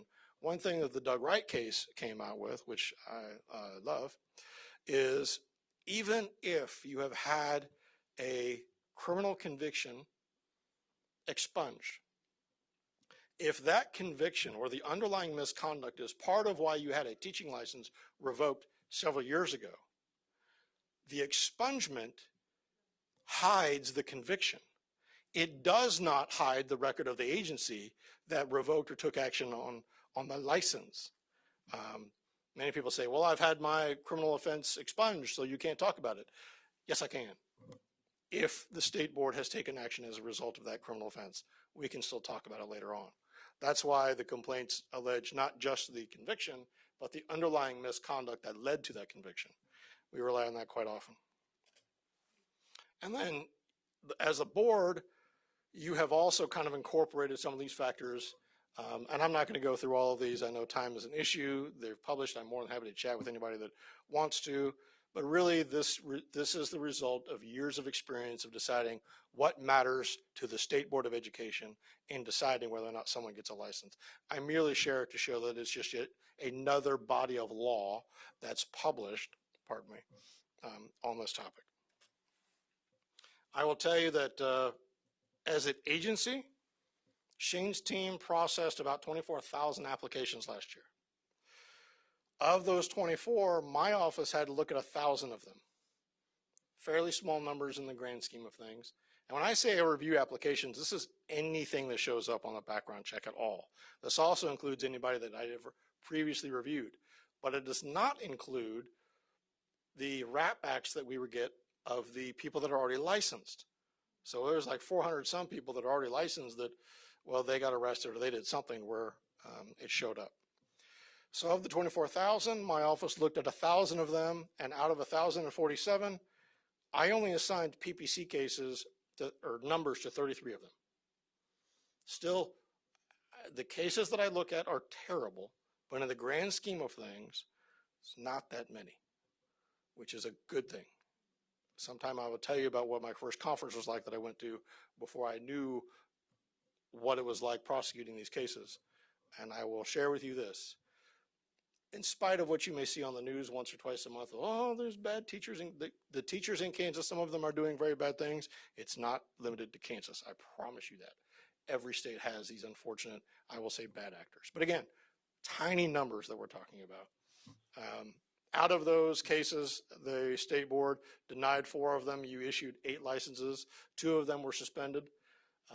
There were 9 licenses that were revoked, and I still have 10 cases from 2024 that are still kind of in the process. Again, it takes a while to get the evidence right to be able to present these cases. So that's kind of a breakdown of the types and the numbers of cases we're taking. With that, Madam Chair, I'm happy to answer any questions or move on to the next board item, which I think is voting on, and I'm going to let Eric take over the mouse and put back the board materials and put Ricardo back on there if he's okay with that. I think the first PPC item are all the default cases, but again, I'm happy to answer any questions about what I said or the defaults. I do have a question on the default cases, not like a specific case, but some of the verbiage, just sure. Kind of curious. One of them, which is the 02, says licensee unlawfully, feloniously, and knowingly engaged. The other one says consensual. Actually, 2 of them say consensual.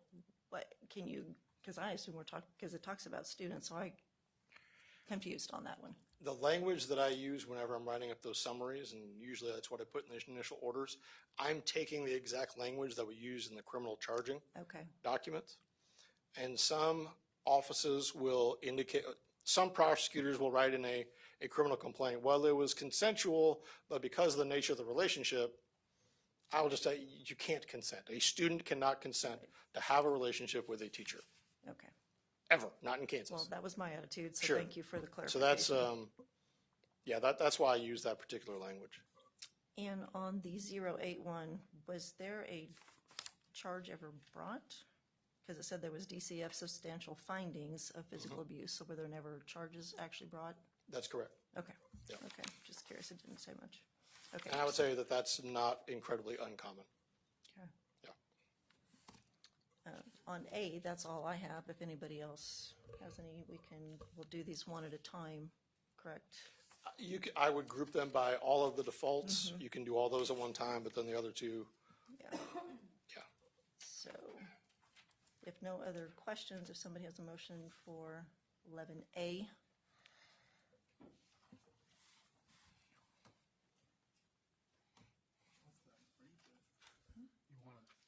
Just say, I'm going to read this, right?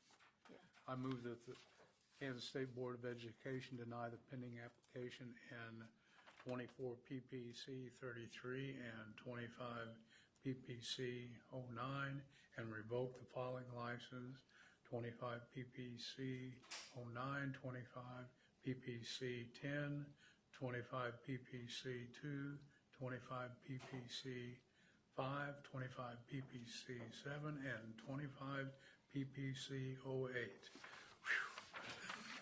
Do we have a second? Melanie? Okay, everybody approve, say, or raise your hand.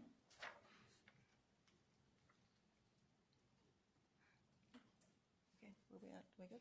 Okay, perfect. And we have the two online? Okay. Keep forgetting they're up there. Okay, 11B.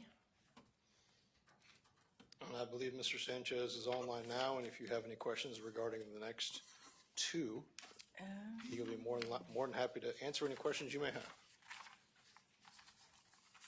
If I remember correctly, it's one of them that the recommendation is to censure, and the other recommend. And I will clarify something, and I apologize. The case for you asking for just issuing the license, at the bottom of the draft of the initial order, it said that the person was required to provide my office with proof that the current employer was okay with that person having a license. And I apologize. We had the hearing on a Friday. We finished Friday afternoon.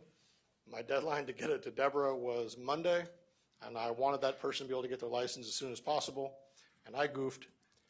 The actual initial order signed by Ricardo does not include that clause because that was not a requirement from the PPC.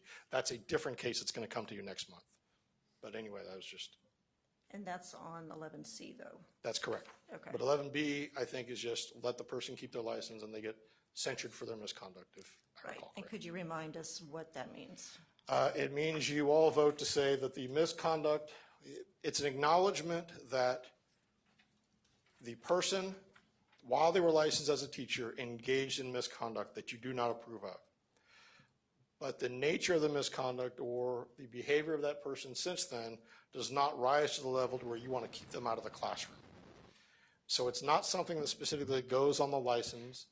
It is just an acknowledgement. I mean, literally just a waving your hand and an acknowledgement and an order that says this individual is hereby censured by the State Board of Education.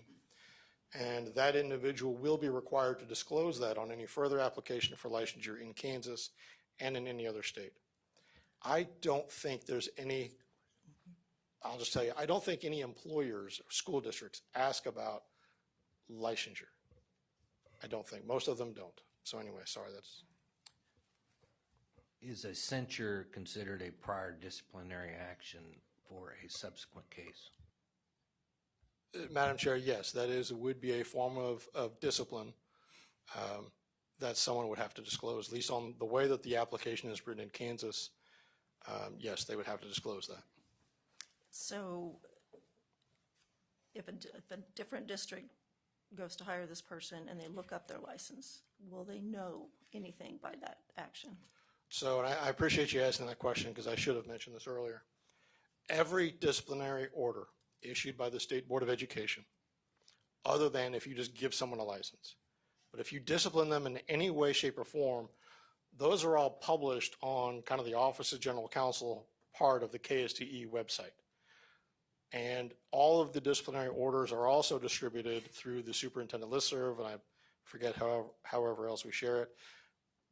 It's in the process of being updated because I haven't had anybody updating it for me for a couple of months.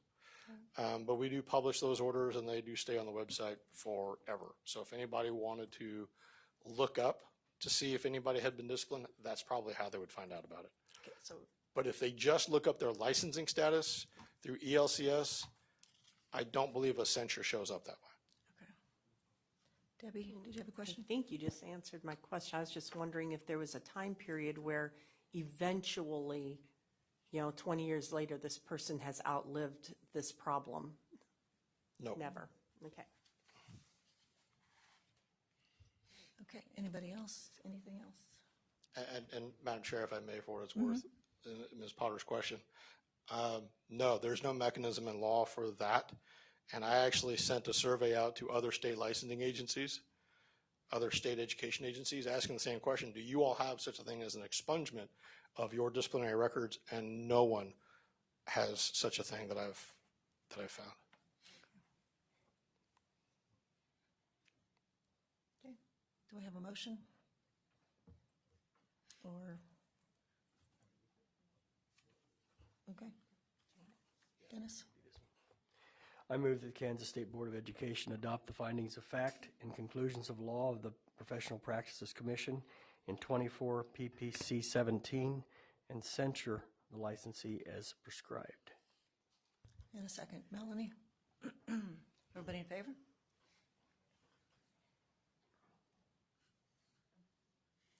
Thank you. Opposed? Okay, and one present not voting. And we have our two online, I'm assuming we got.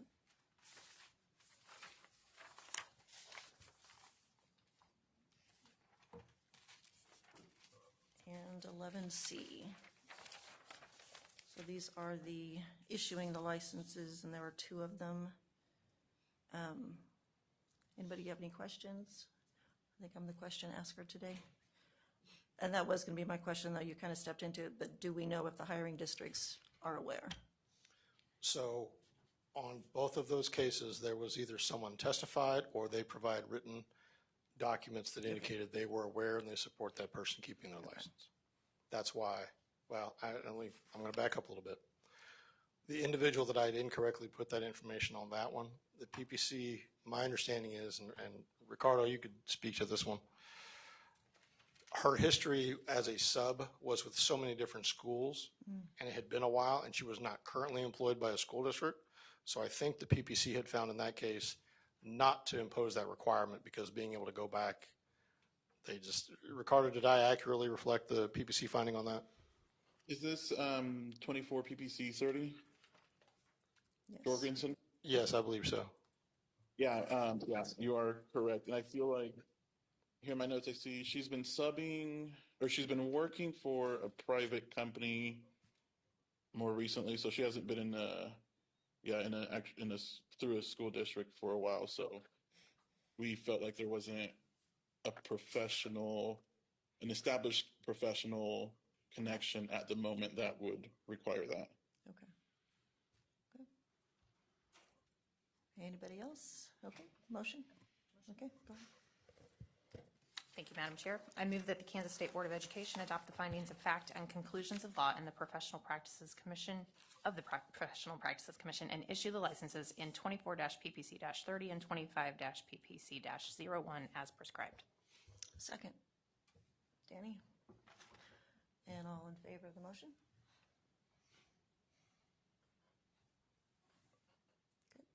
Everybody else? Okay. Thank you.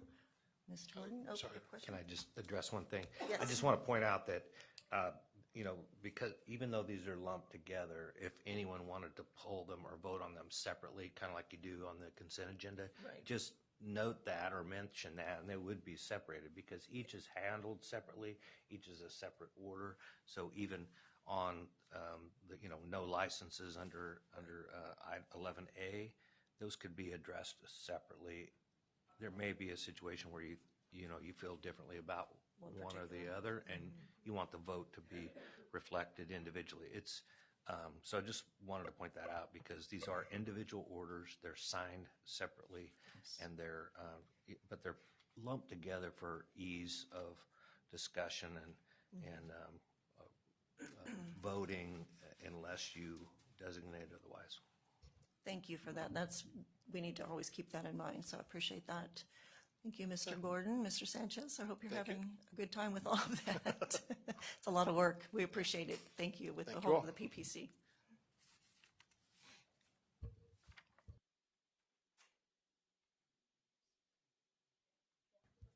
Come on, yes. Denise Kaler to introduce and honor a distinguished guest. Yes, now we get to the good stuff. We get rid of him and gosh. That's a hard follow, right? Okay, on to some good news. Oops, I didn't realize he was in the room. No, I'm kidding. Thank you, Madam Chair. So we have the honor today to introduce the 2025 Kansas Superintendent of the Year, Dr. Renee Nugent. She is with the Atchison Public School District. She's been with them since 2019. And before that, I believe 30 plus years? 30 years total, which is unbelievable because she looks way too young way too young, right? But I wanted to just briefly give you the criteria that they look at when they're selecting their superintendent of the year. And so they look at leadership and learning, communication, professionalism, and community involvement. And I can just say from my exposure to Dr. Nugent that she clearly defines all of those. So I just wanted to bring her up and have her give you a little presentation. Welcome. We're so glad to have you. Thank you. Really appreciate it. Good afternoon, Madam Chair, Dr. Watson, and all of the board members. I really want to thank you for the opportunity to be here today in front of you. Being Kansas Superintendent of the Year is actually a reflection of the amazing educators, students, and community I serve in USD 409 Atchison Public Schools. I'm grateful to be here representing all of them and the work we do together to ensure that every student thrives. My journey has been a little unique. It's taken me from middle school English in Nebraska, an educational diagnostician in Texas, a counselor, a school principal, and now a superintendent in the state of Kansas. Through every role, I've believed in the power of strong mentorship, the value of lifelong growth and learning, and the impact of visible leadership, ensuring that both students and educators feel supported, empowered, and inspired to reach their full potential. In Atchison, we are over double the state rate of special education students. So we believe every student deserves to see themselves as capable and empowered. Our district is working towards the goal of implementing visible learning district-wide. This approach helps students become aware of their own learning process, set goals, and take ownership in their progress. By fostering assessment-capable learners, we ensure that students don't just receive an education, they actively engage in it. They build the skills and confidence to succeed beyond the classroom. Our goal is to become only the second visible learning district in the nation with Corwin. We've also united our district through a mascot change, showing our students the importance of aligning tradition with progress. Communication and collaboration are central to our success, whether through superintendent shout-outs, community forums, or student-focused strategic planning. We just recently kicked off our own task force on digital media, we're copying the state's role in that. Our educators continue to innovate with our high school earning star recognition under individual plans of study, and our classrooms embracing co-teaching for stronger student outcomes. Personally, I get to witness all of this. I commit to visiting classrooms weekly, and as of today, I have visited just under 400 classrooms in my district. I'm proud to serve our district and a state that values public education and works tirelessly to elevate students and success. It is my goal at some point to be up here because we are academically climbing mountains. We're very incrementally making progress, but I hope in the next 5 years I'm here because we're soaring to the top. The work happening in Atchison is not unique to us. It's a testament to the dedication of educators across Kansas. I look forward to continuing to collaborate, to learn, to advocate for our students, hopefully alongside of each of you. And I really thank you again for the opportunity to be here, and thanks for all you do for Kansas kids. I'd be happy to answer any questions. Thank you so much. We have any questions or comments for Dr. Nugent? We're thrilled to have you here. Thank you. And I know that's Danny's. She's in my district. That's right. A little back patting there. And I don't see our two online, so, oh, yes, please. Well, Dr. Nugent, I do want to congratulate you on the great work you're doing in Atchison. I understand the challenging demographics there, so it's very commendable that you want to be the second visible learning district in the nation. I do want to say John Hattie's work, I've been a student of that for many years. I even have a selfie with him to prove it. But understanding how in the importance, I would say, of empowering students to aid in their own instruction is really critical, and he's proven that's how they learn best, and that's where we see the great performance gain. So I'm excited to hear more as you all begin to soar. Thank you. Really appreciate that. I really believe that visible learning is the one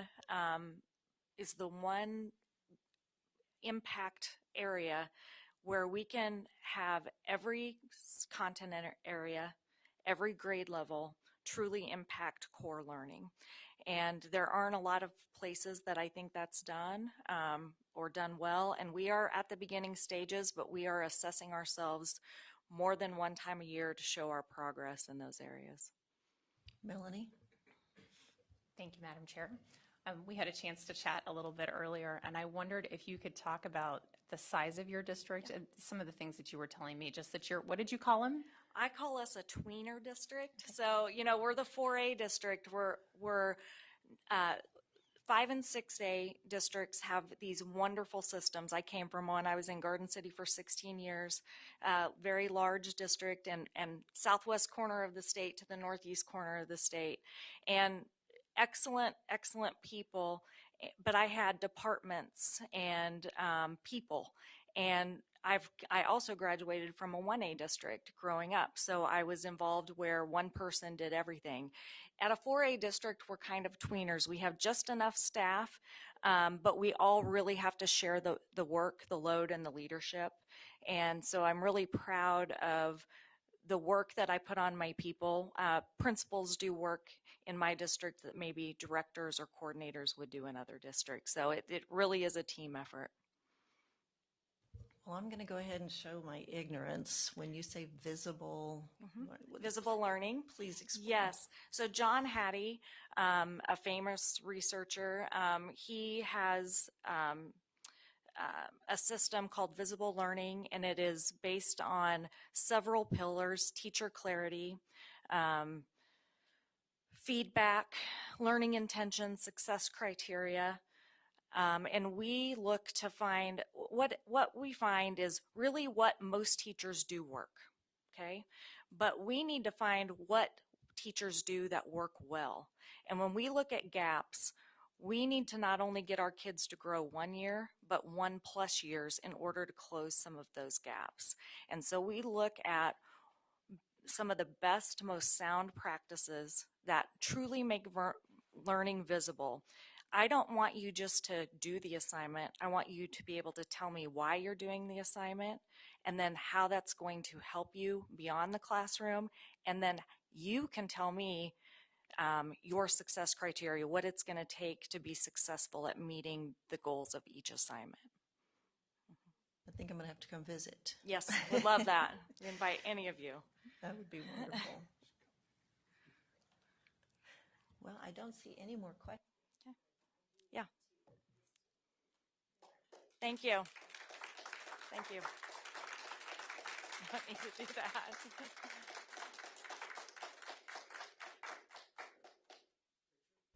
Yes.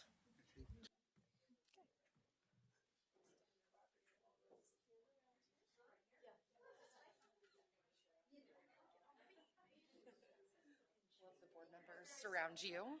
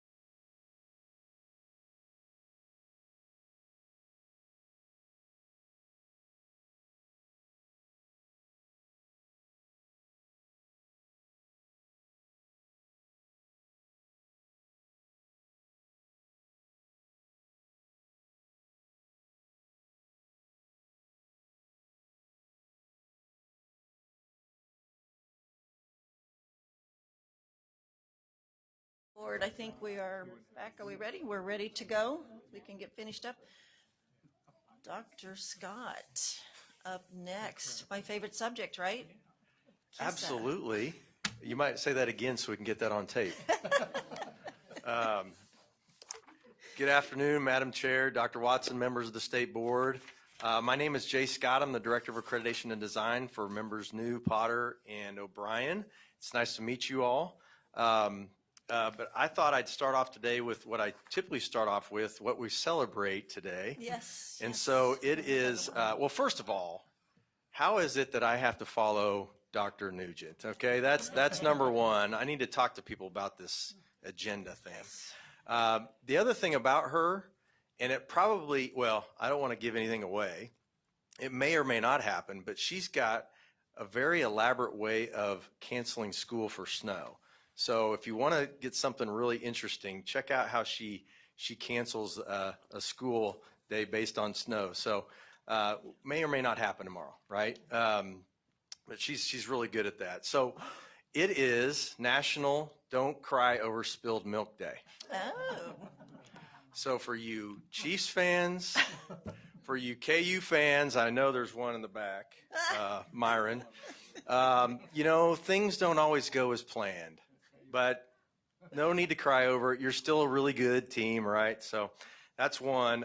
The other one is it's Safer Internet Day. Now, it's not just national. It's across the world, Safer Internet Day. And as Dr. Watson was talking about this morning, all the things that we had to do and maneuver around the breach with Power School, I thought it was appropriate to talk about it today. Safer Internet Day. And in true keeping with IT security, the date that is celebrated each year changes. So it will not be February 11th next year. It'll be some other date. So true IT security fashion. Enough about that. So Kissa 2.0. I know there was some discussion this morning already around Kissa 2.0, and that's good. I think we're trying to connect the work back to this model of accreditation around school improvement. So I want to take some time and give a high-level overview of Kissa 2.0. Especially for our new members, but also as a review for our existing board members that really built this model over the course of the last year and a half at least. And then I want to actually walk you through, and I've got a hard copy for each of you I put on your stack there at lunchtime of an action plan. So we'll actually walk through that today, what our team has felt like is an exemplary action plan. And you might appreciate that it is 2 pages total for their action plan. So let me jump right in. So I always like starting with this. I know Dr. Watson continually starts with this. I think it's so important to talk about why we're doing this work. If we don't, then sometimes we'll forget why. And when you read this statement, I always think of this is a moral imperative. It's a moral imperative that this board has set for the state of Kansas for kids. And I can't think of more important work. I really can't. It's a moral imperative that our kids we're providing them opportunities for success in their future, whatever that looks like for them. And so, but at times, why is it so hard to remember that? So it started when we started rethinking Kissa 1.0, we started with the book. Dr. Ben Proctor brought this book to us as a book study called Coherence by Michael Fullen. Great book. It is just education only, but I think you can apply it to other disciplines.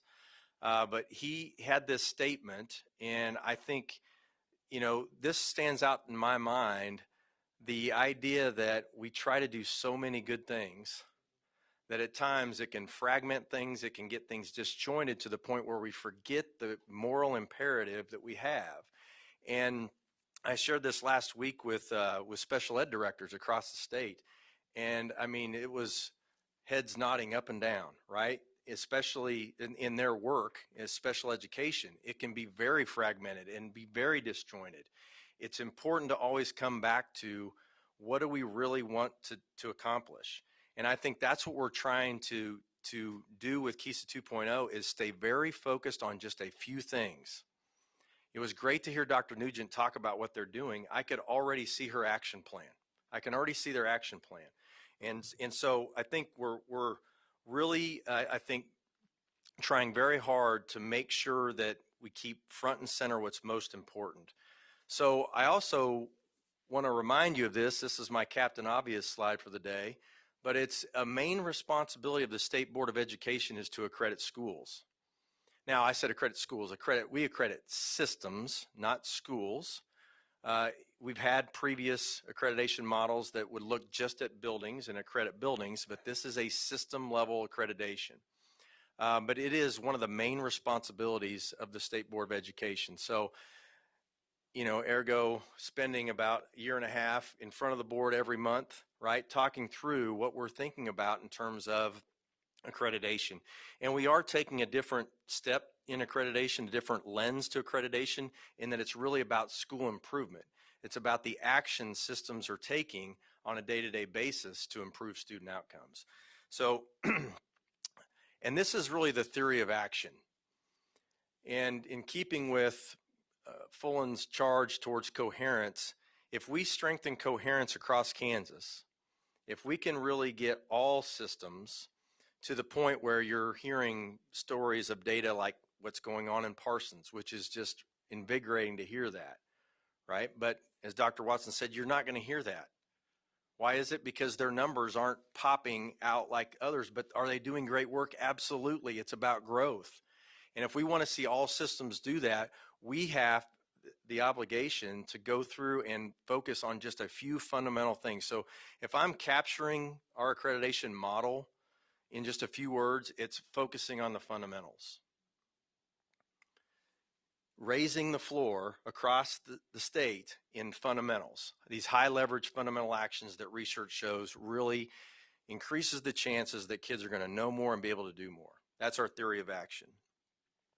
So this is the what of Kissa. So there are 3 areas that we will look at every year. Okay, every year these 3 areas are being evaluated. So sometimes you hear people say things like, well, that's not often enough. Well, we're looking at it every year. Kissa 1.0, it was 1 accreditation decision, 1 evaluation in a 6-year period. It was meant to be 5, but as you know, COVID happened and we had a pause year. So systems across Kansas, there was 1 evaluation in 6 years. We're talking about evaluating every year. And I think that's an important thing for people to understand, that this is not some thing that maybe for 2 or 3 years you just kind of float along and then that big evaluation year, you've really got to ramp up for that. No, it's about every year really executing well on school improvement in 3 areas. School improvement, and I'll walk through each of these areas, student outcomes, and then what we call compliance. And I'll walk through and show the board each of those areas, and I'll show you what we mean by the term a standard. What does it mean to meet the standard in school improvement? What does it mean to meet the standard in student outcomes or compliance? So that, and the more that we can talk that language when we're outside of this room, that accreditation is about meeting standards in these 3 areas, I think the more traction we'll gain with people who are trying to understand this model. So it's about meeting standards on a yearly basis. So when we say school improvement, this is what we mean. This is the Kansas school improvement model. It starts with the fundamentals, those 4 fundamentals. Those are those few high leverage actions. And just so you know, every system across the state knows that these are fundamentals. These are the fundamentals. They are doing work in these areas. But what we're asking them to do in accreditation is, which 1 or 2 do you need to prioritize?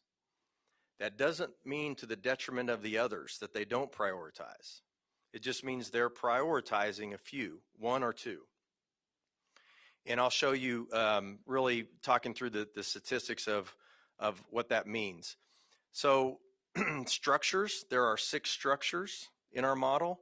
Those are the adult behavior systems that are in place in a school district, right? You have to have a budget, resource allocation. You have to have professional collaboration where your teachers can get together and talk about what's working and what's not.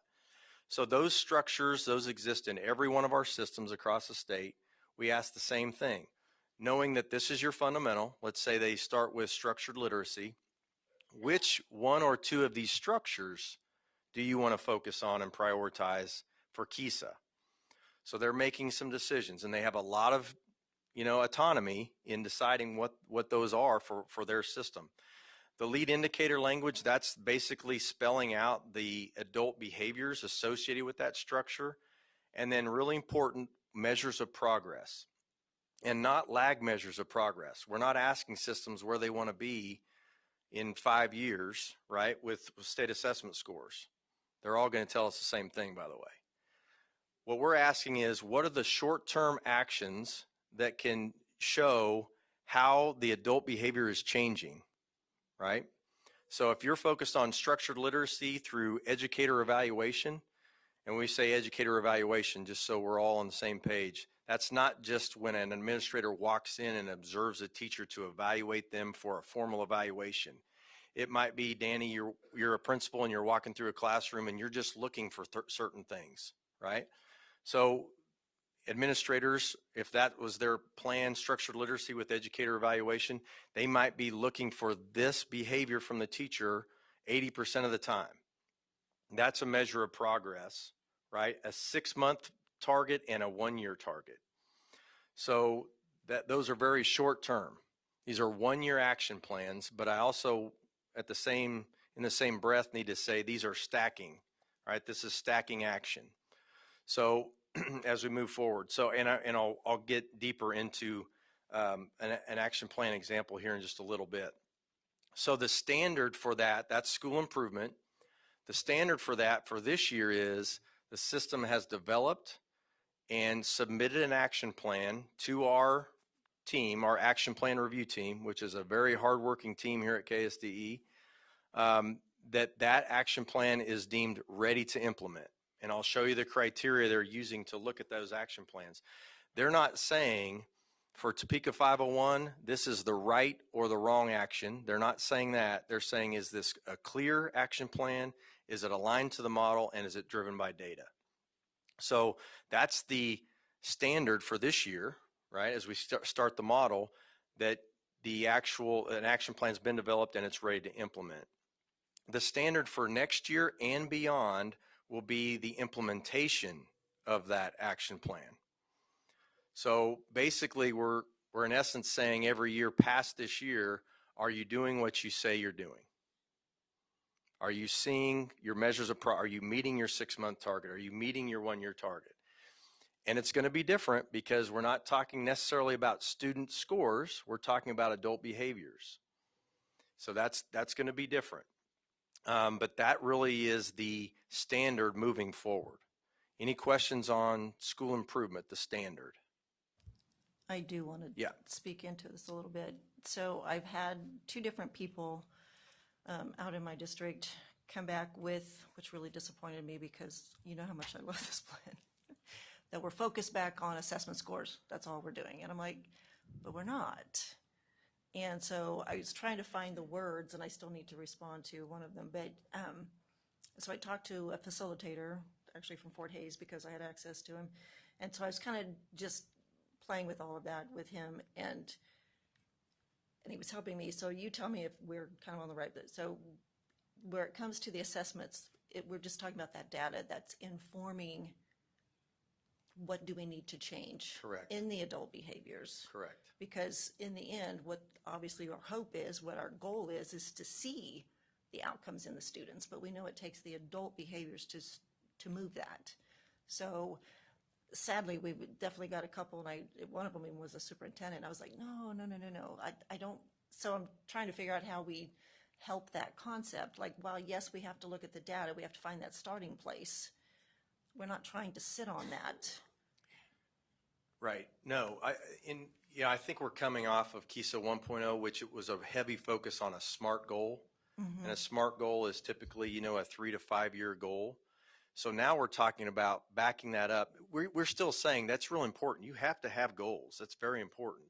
But what we're saying is, what are the actions that you want us to hold you accountable in taking? And what are those benchmarks along the way to hit? So I think when we get into the action plan example, but it's funny you say that because the action plan review team, we just had a meeting before this and we were talking exactly about this, about how we've got to get people used to the fact that you may not have a student-centered goal in your action plan. It's more about the actions your adults are taking that you believe will then have an impact on those student outcomes. So the student outcome side, those are those 3 bullet points. Those are the student outcomes that the board decided. Those are the outcomes that will be part of an evaluation for accreditation. So math and ELA state assessment scores, high school graduation rate, and post-secondary effectiveness. So those are the 3 metrics. You could call them 4 if you want to break the state assessments apart. But those are all part of the model, part of an evaluation, and we will evaluate those every year, starting in 26-27. So that's the next slide. I'll get to that in a second. But all of these metrics will be aggregated at the system level. So when we were looking at them for an evaluation of accreditation, we would look at their aggregate in each of those areas. Okay. We do have a Kissa outcomes data report on Data Central that you can go to, and you can just see these metrics, right? And we're also going to work to, as we get more into this, we're going to change that report so it mimics exactly what we're talking about when we say these Kissa metrics are. Yeah. So how do we respond to comments I've had about, but what if you have a district that they literally have a building that is really not doing well? And if we're doing the whole accreditation on a system, well, obviously that could kind of, you could have a high one that's then kind of offsetting, but there still needs to be focus on that building. So how do we handle that with the district? How are we looking at that? Or well, I think you got to talk both sides of the story, right? I mean, we could think about going back to a building level, right? Accreditation, which I think most people would say, no, we do not want to go down that route. But when you're talking about improvement in a building, right, we believe the best approach is to start at the system level. I think it needs to be systemic. A lot of times, yeah, go ahead. Well, I think what we learned in pre-Kissa, I'm going to go back to QPA. Dr. New probably remembers some of this. We were building based, and what happened was the big systems got fragmented and had no coherence. Right. They're all doing different things. So the research out of that, site-based, said you have to have a system driving that. What the local board should be doing in their needs assessment every year is displaying every building and having conversation about every building. That's the accountability that happens at the local level because the individual buildings will aggregate to this data. So it's not that we're ignoring it, but remember this, it's always in our world, it's what do you do, what does the Kansas legislature do, and what does the local board do? And they all have roles. And sometimes we try to get in the way of each other.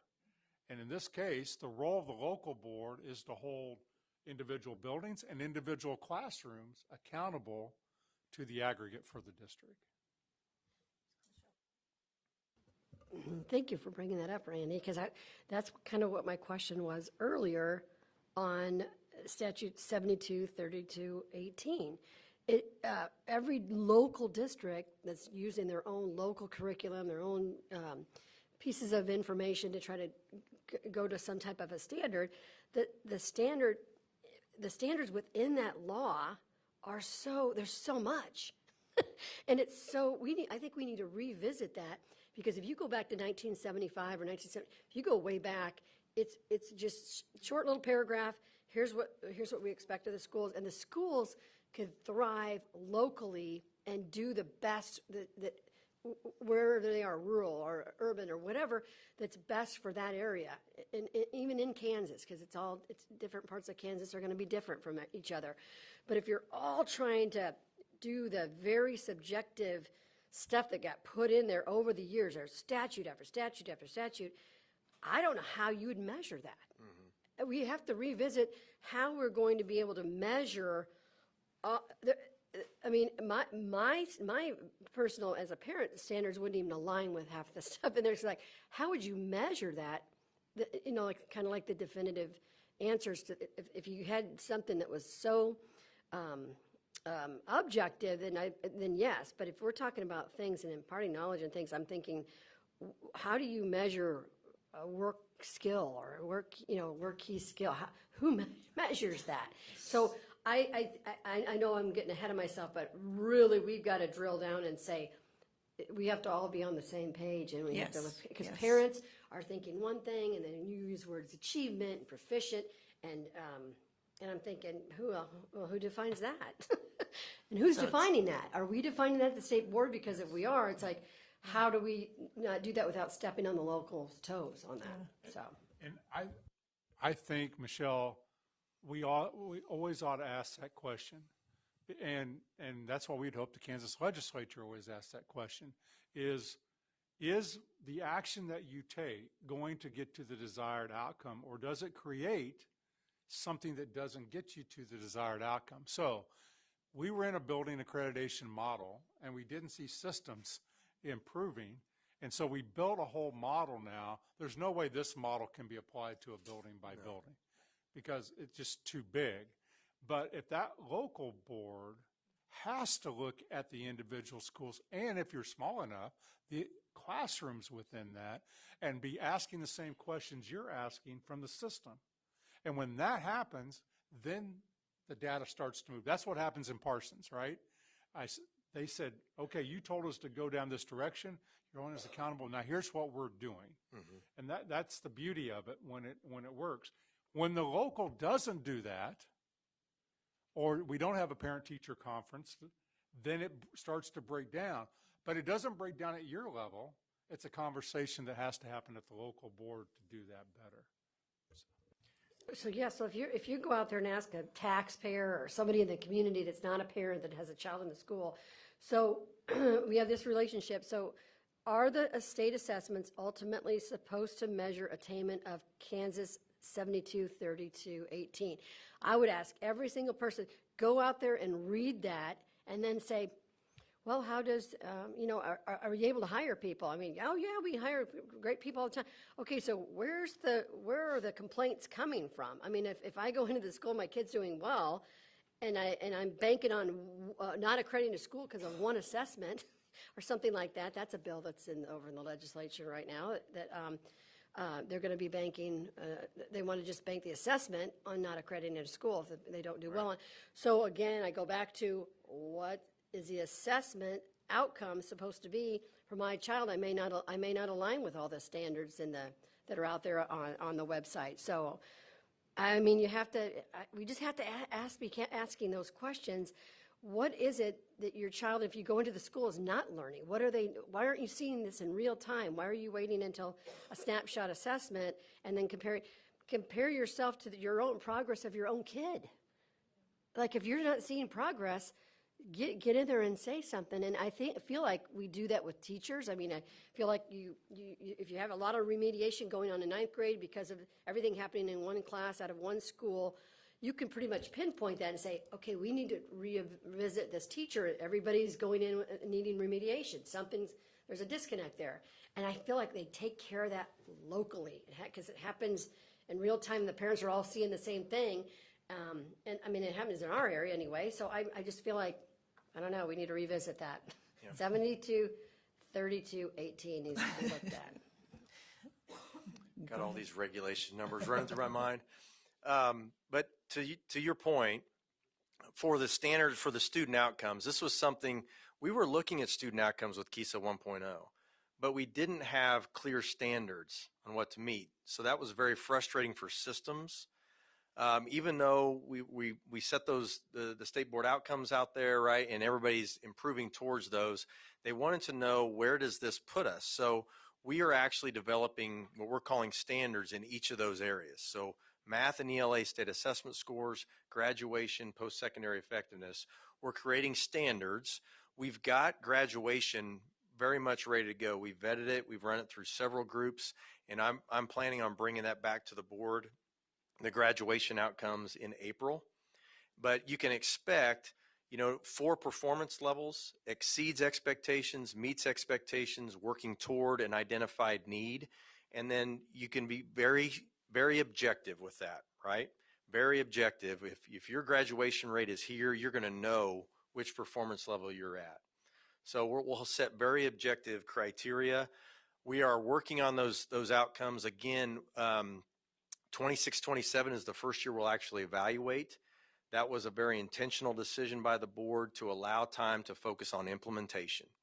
We could talk all we want, and if Dr. Nugent at Atchison, their action plan this year is to focus on teacher clarity of the standards and visible learning, which is a great plan, they cannot connect that work to how their kids do on state assessments this year. There's just not enough implementation, right, to say that is why they improved or didn't improve. So we want to allow time for these action plans to actually be implemented. Compliance, let's talk about that.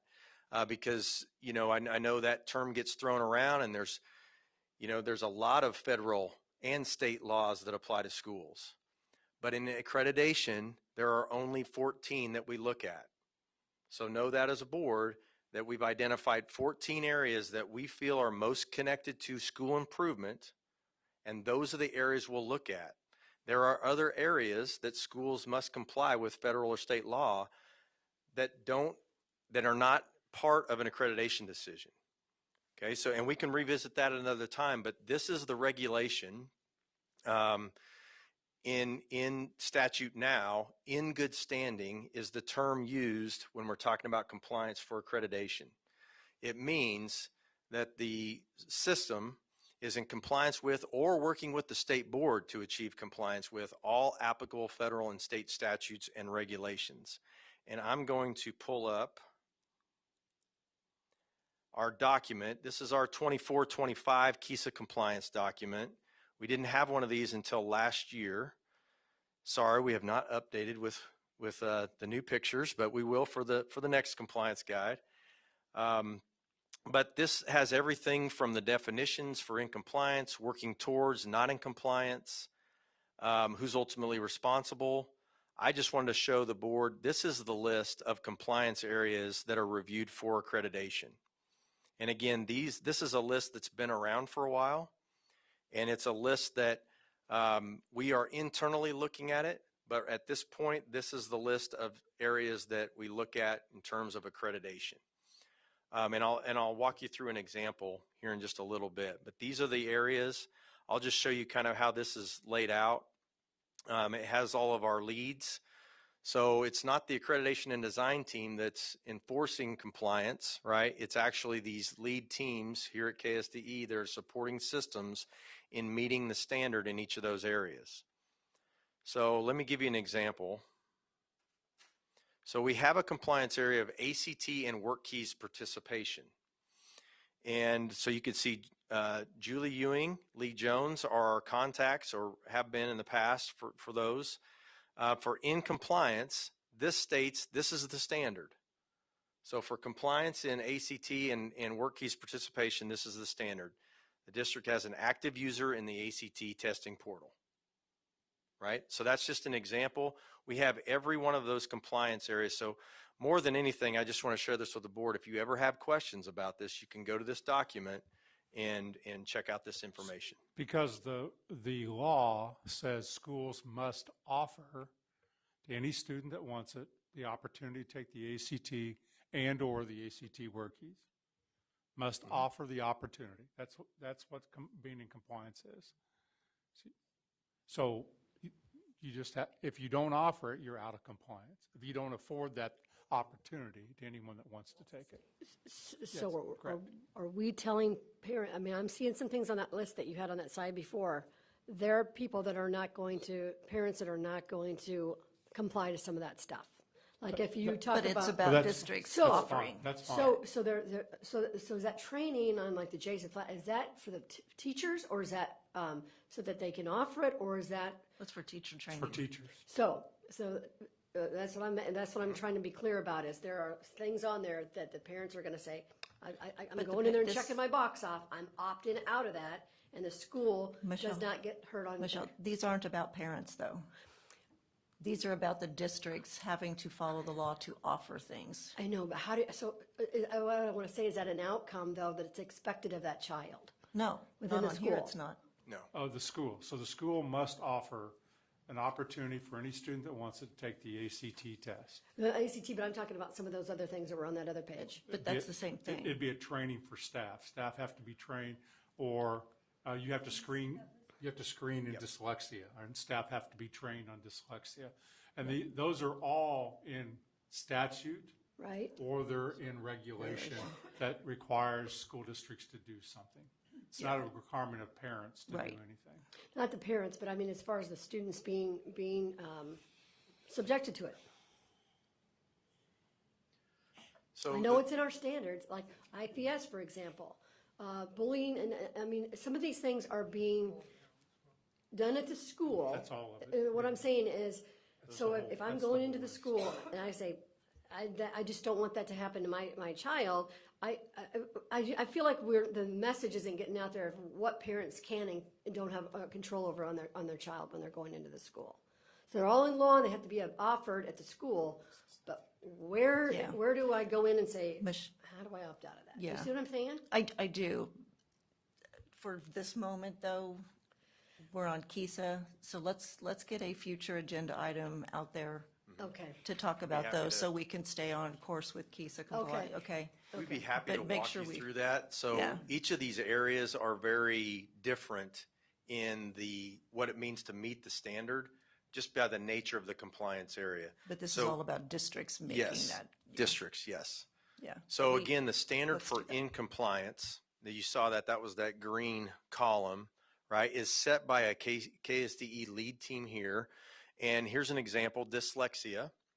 It has two components of compliance. Dr. Lori Curtis is our lead, right? Expert in structured literacy and all those things. She ensures that systems, every K through 8 student is screened 3 times a year in dyslexia, and this is by law. And there's yearly training for certain teaching positions, especially around reading. So she checks every year, and systems report every year that they're doing these things. That's just an example of one of the compliance areas. How systems are accredited, we said this before with 1.0, it was one accreditation decision in a 6-year period. And we would hear from over and over, systems would say, there's a lot of things that happened in this 5 or 6 year period, right? And so that led to these very large reports on a whole host of things. We're narrowing it down to looking at every year. Once we get to 26, 27, we'll be looking at school improvement, compliance, and student outcomes every year. So for this year, the 2 areas that we're evaluating, number 1 is compliance. So each of those areas we'll evaluate for compliance, just like we've done years past. And then school improvement, again, each system submits an action plan that is deemed ready to implement.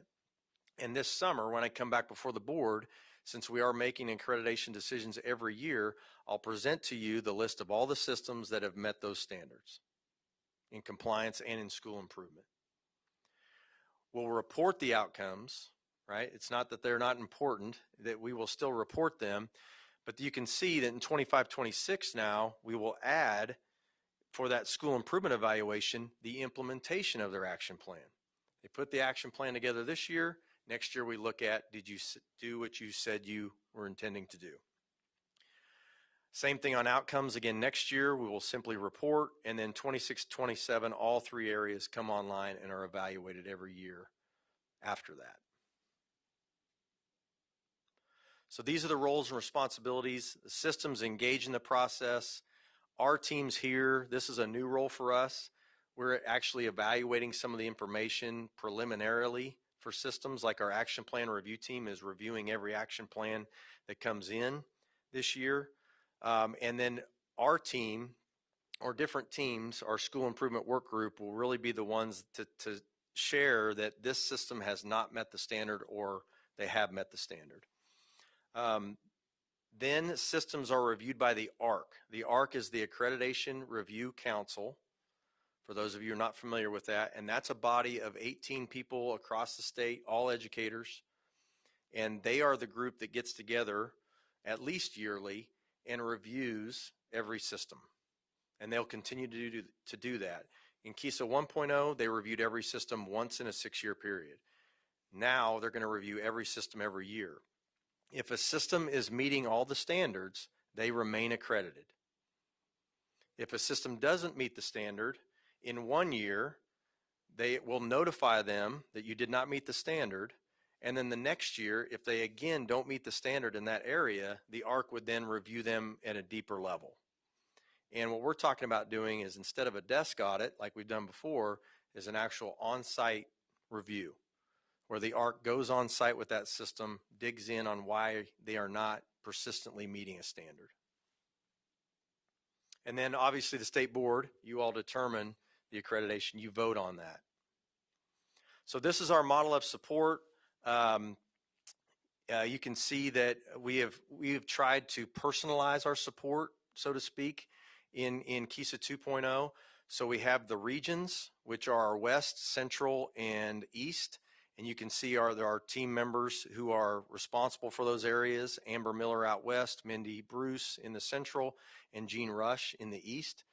They are never here because they're always out checking in with systems.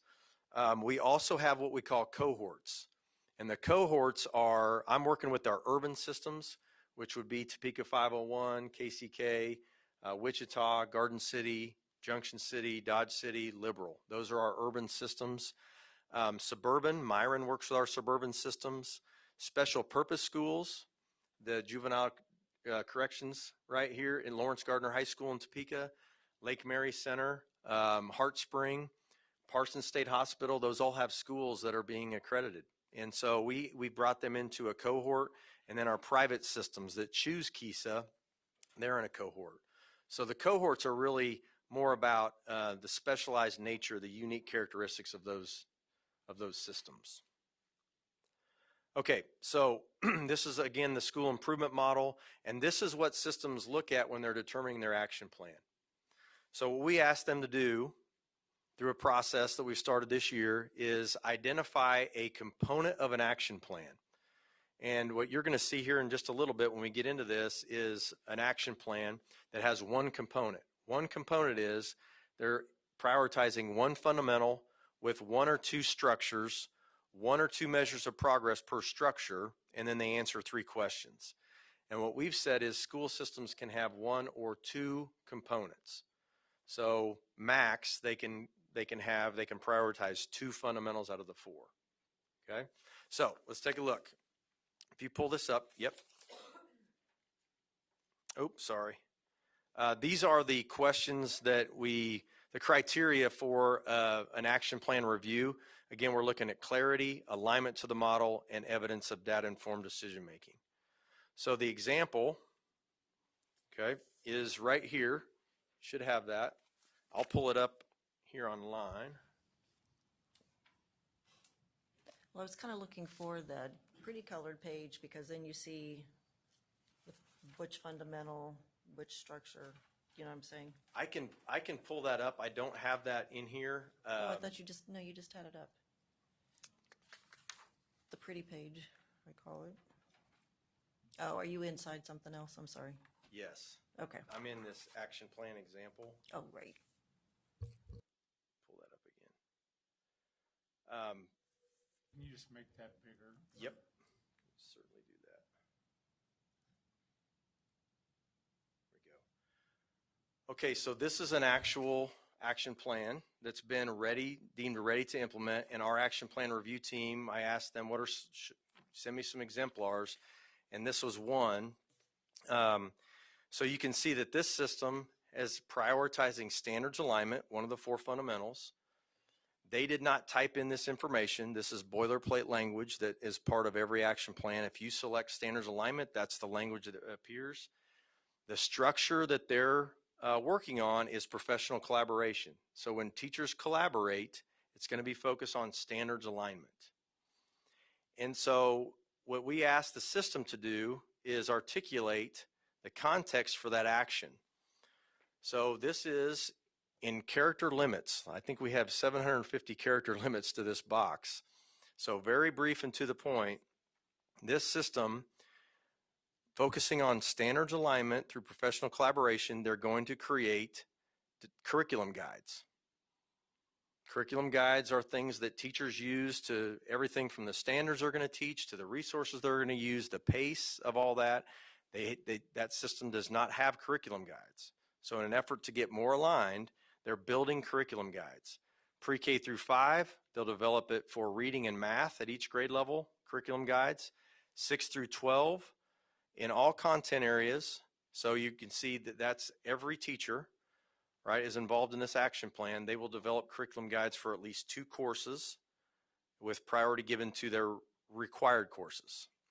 That's their plan. Their measures of progress at 6 months, they want to have a consistent template for the curriculum guides that'll be created. 6 through 12, they'll have a curriculum guide in place for 1 course, and pre-K through 5, they'll have their math curriculum guide in place. And then you can see what follows is their 1-year target that connects. 6 through 12, a curriculum guide in place for a total of 2 courses, and then the ELA curriculum guide for pre-K through 5. So that's just an example of the fundamental, the structure, and then the measures of progress in an action plan. And then on the back are questions, and we won't take much time to go through this. Why is this the right action for your system? What's the current data and evidence related to this action? What are your anticipated next actions that connect to this action plan? Any questions on that action plan?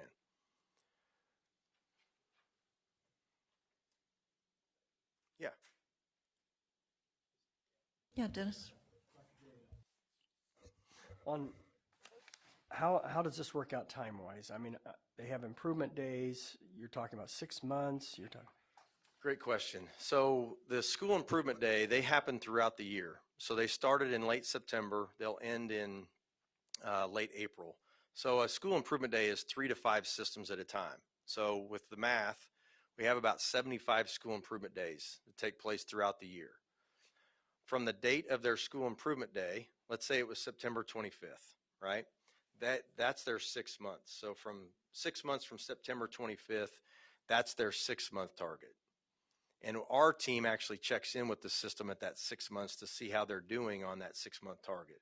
The 1 year is the next September 25th. It's the next school improvement day. In the interim, are they reporting to the peer review groups? Are they getting together just at their convenience and making progress internally that you don't know about? Or they could be doing that. The school improvement day is once a year. And so you have 3 to 5 like systems that get together once a year.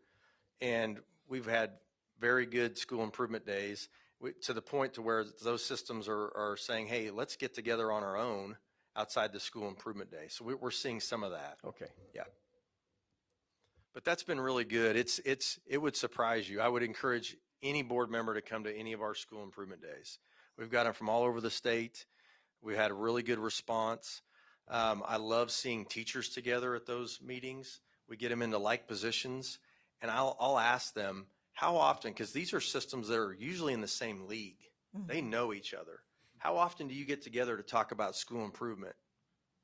Never. Mm-hmm. They don't have enough time. They're doing their PD within their district. This is a cross district. So it's really, I would encourage all of you to, yes, if you want to attend, truly. Let me know. We'll get you signed up. It was very enlightening, and it was great between the facilitators, the executive, regional exec that's mm-hmm. participating, and then just those like systems and seeing all of that. It was really amazing to just see that. So I'm going way over my time. I apologize. I'm going to move through. Coming up soon, I talked about this. Kissa student outcomes, the graduation standards, we'll bring those to you in April. Just to give you an idea of what that'll be like. Following those will be post-secondary and state assessments. With the new state assessments this year, our team feels like we need to wait to set standards until after cut scores have been set, but we're still talking through that. We will also bring Kissa compliance, any revisions to those areas, because our teams are looking and doing an evaluation of their areas, what needs to be improved. If we have any revisions to those, we'll bring those to the board probably in May. We've kind of done Q&A as we've gone along, so yeah, and I've taken way too much of your time. Thank you very much. Thank you so much. Appreciate the board's efforts and focus in this area. Thank you, sir. Okay, next up, we are going to do the separate vote for consent item K. If anybody wants to make a motion on that.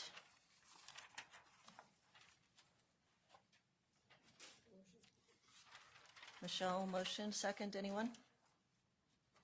Consent item K that was pulled. Melanie? All in favor of consent item K?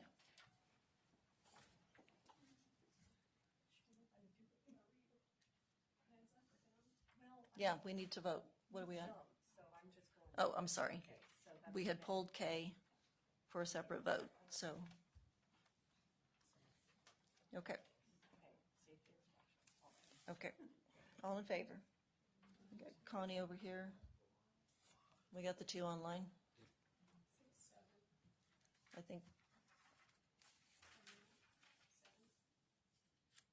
Was it 7? Okay.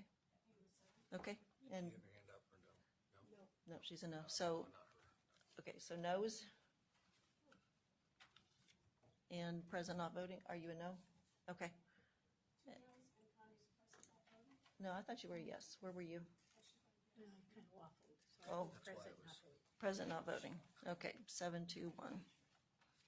Madam Chair, Yes. apologies. Would you mind, can we read that aloud just so that we're on the record for what we were voting on? Sure, sure. Yes, since we pulled it, you're right. Act on request to contract with Kansas Department of Agriculture for summer food service program food safety inspections. So that vote, I believe, was 7-1 and passes.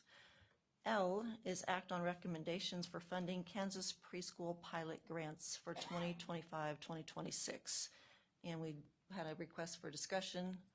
I think Amanda is here. So Debbie, that was your request for discussion. And actually, I think as pressed for time as we are, I'd like to move to just table this till next month because I really wanted to see each of these individually because there is, I mean, we're talking almost $8.5 million here, and I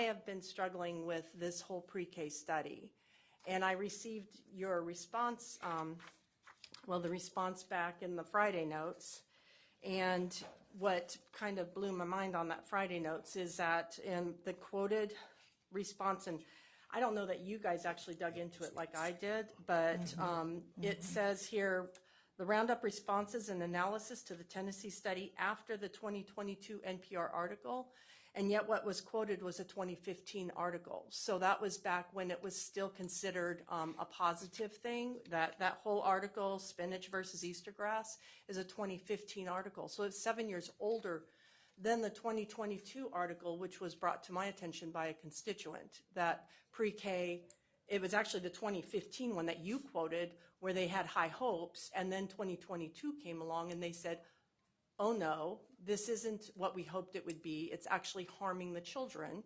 And so then you had given me a list of 7 articles, which, and I don't know how this particularly works, but I guess as a newbie on this committee, I was hoping when I have something that really concerns me for the welfare of the children, that we would have an opportunity to have this presented and talk about this. And we didn't have that. I got a whole page in Friday notes. I had to do all the research. And when I did all the research, what bothered me is that these were all supposed to be, and I think to you guys getting this, you would say, oh, well, they answered Debbie. They have all this data that says this is pre-K's great. But when I went and did the research, only one of the articles was published the exact same day as the NPR article that I was referencing. All the others were actually, again, older articles, 2020. I have May 2020, you're exploring new research on pre-K outcomes. 2019, 2 of the articles didn't even have links that worked anymore. So these are all old references, or at the very, very, very, very best, the Vox one, which we know that Vox is just an opinion piece. That I actually enjoyed the Vox most because it was opinion piece, because their quote, in January, a team of researchers at Vanderbilt University released a study that seemed to be a serious setback to the push, and they use the word push, for nationwide universal pre-K programs. So we have an article that basically says, hey guys, we know how to spend this. It seemed bad, but we know how to spend this. And this is what bothers me is we have not had a conversation on this, and yet we're voting almost $8.5 million to pay for programs that I would argue my constituents are concerned are harming the children, and that there's something wrong in our pre-K programs, not all pre-K programs, but our government. I'm thinking when we're refabbing old middle schools to be our pre-K and stick our 3 and 4 year olds in there, something is wrong and it's hurting these children. And I want to know what that is before I vote $8.5 million to do it, so that we can get all the ingredients right and make sure that those kids are getting the care they need. And you understand this is much bigger than the state board. This is the governor, this is what are they called, CIF funds? I appreciate that. And you made a motion, so do I have a second? To table. Do I have a second? I have a second. Point of order, Madam Chair. No, Michelle did. Yes, Melanie? I'd just like to point out that this is covered in board policy. So though you are a new board member, board policy does say that if you have questions about an item that's on consent, you have a variety of ways to address those prior to the meeting. And this is the first time that I'm hearing major concerns raised. You had your questions answered, so I'm not sure why this will be brought to a vote now to table it. Madam Chair, the reason we're having the table is because we have a snowstorm coming, and we have no chance and opportunity to have a conversation on this appropriate, and so I'm asking to table it because of the emergency timetable that we have. And as to dealing with things in policy, I have a right to bring all of my concerns that were dealt with in private. I brought my question up in public at the January meeting. So the response to me was in private, and I expect to have my answers on the record in public because I have constituents who are looking for this information and the answers to this information. So having behind closed doors meetings and me getting my answers is not sufficient for my constituents. Okay, we have a second. All in favor of tabling the motion, or the item L, till the next meeting? Yes, sir. Amanda, if this is tabled and delayed 30 days, does it create any impact to school districts or the recipients of this grant, of the grants? I think it depends on whether or not the state board chooses to approve them in March. So right now we have school districts who currently receive these funds who are making decisions about what their preschool programming is going to look like for next school year. And so it is really helpful for them to have some indication if there's going to be a reduction in state funds so that they can do things like stop offering enrollment or let people know that they're going to be reassigned or terminated. I mean, there's implications if these funds aren't allocated. So historically, we have brought these items later in the year, in March and April. We began bringing this item earlier because we heard some feedback that it was helpful for districts to have a sense of what resources were available to them so that they could plan for the year. Is that a helpful context? Dennis? So really, by giving us another month is not going to harm a district, budget-wise. If you vote yes in March. Well, okay. I mean, right, like if there's going to be a decision not to continue these funds, then that is something that's helpful to know sooner rather than later, because then the legislature can reallocate funds to other programs or so I think it would likely create some uncertainty for schools who have been expecting to receive some notification. But these grants are grants that begin on July 1st, and so we do have some time. Okay. And historically, we have brought these to the state board in March and April in previous years. And there's a very broader question about this, not just where the money, see, to me, what I see this being for is where the districts that have applied for grants, correct? To me, the bigger question that's being posed is whether the money should be coming at all. And I don't see that as what's before the board today. To me, that's an entirely separate policy or action. And actually, I'll ask Mark if I'm off key on that, because that's what I see is on the table. Well, the motion that's on the table is to set this aside and put this motion on the table. I guess the broader question. But your broader question, it's difficult to answer that because other board members at the table have voted against funding. So technically, I mean, the real issue here is that there is a different divergence of opinion as to what should be on the consent agenda. I think that's what's been really bogging the board down in the last year to year and a half.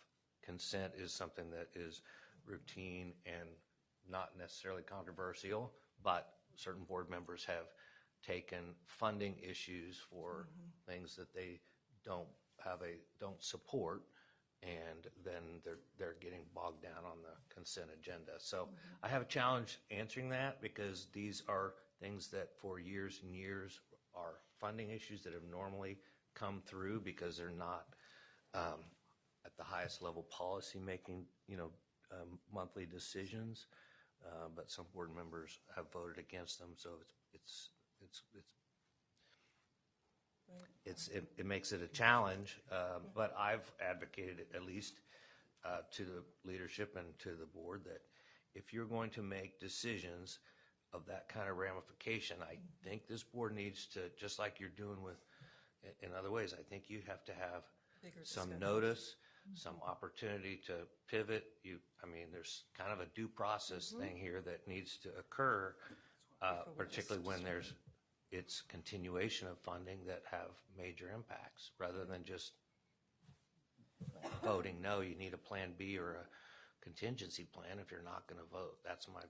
If you're not going to vote to support something that has routinely been funded. That's Danny. Thank you, Madam Chair. When we were making the agenda this month, we actually tried to pull these items off to have separate issues and talk about them and stuff. But what was told by us from council that we had to vote on this month. There couldn't be a delay on these things. So we put them as a pull-off item to have a discussion, but vote on them this month, because that's what was told. Otherwise, we would like to see, we know what the personnel, we know what is consent. Usually that's should be there. And based on us being on the board for a couple of years, you kind of know what people want to pull off. So we wanted to put those as items for discussion, action, discussion, and then the next month actually vote on them. So we'd get information and stuff. But that's why it's not that way this month. I didn't tell you that. No. That wasn't I didn't give you that advice. So just want to make sure I'm Mark. not associated with that. That was about timing and allowing staff to know, right? So that we talked about with Dr. Watson, so that if we're going to set a different precedent, we have to give them time to follow that. Because when things are routine and have been that, so we were trying to shift, right? So that we were looking forward, saying, okay, going forward, we want to start looking at what is on consent and giving staff the notification. But jumping in it hard was difficult for what staff has to do. So, right, are we on point, in agreement? So Debbie, I guess what I'm trying to respond to at the same time is this has been something they have done. This has been an ongoing process. And as council has said, which I do agree with, and I've thought this through many times, if we're going to stop and say, absolutely not, that, I don't see how that can be here we are, just a stop. Madam Chair, I've only asked for the conversation. I have asked because, and this is what I asked last month for, was a conversation. Because if we have a study that says what we're doing harms, we're not talking, gee, it's not as good as it could be, it harms the children, is what that study proposes. Then I think we have a responsibility to at least consider what ingredients might be causing the harm. And in the article, it does suggest that possibly having bathrooms, outdoor play readily accessible to the room might be a factor. and questions my constituents would have are the parents working? Are these low income because the parents are working, or is this low income because the parents are playing video games at home? That's a concern for my constituents. I just And don't I know do that know that's in our Hutchinson, purview. in Hutchinson, they do actually have a childcare that does, excuse me, I'm talking, a childcare that does do it for teachers who are working. They give first priority to teachers who are working. So, I mean, those are the kinds of things, information, if I could know, if you could publish out to my constituents information on each of these schools that says, this is how they run their program, this is who they run it for in their low income, and do they provide meals? These are things that might help me to say, and then if we could pull like a consent agenda, pull some schools off that maybe we think this is not good. Maybe this is where it's not good. I just don't know. I know it's not fair to just all of a sudden yank. They're used to it. It's happening. But at the same time, we should have the conversation. Betty?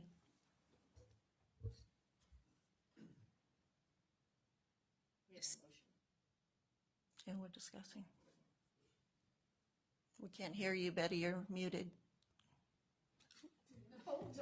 Hope she didn't fall out of her chair.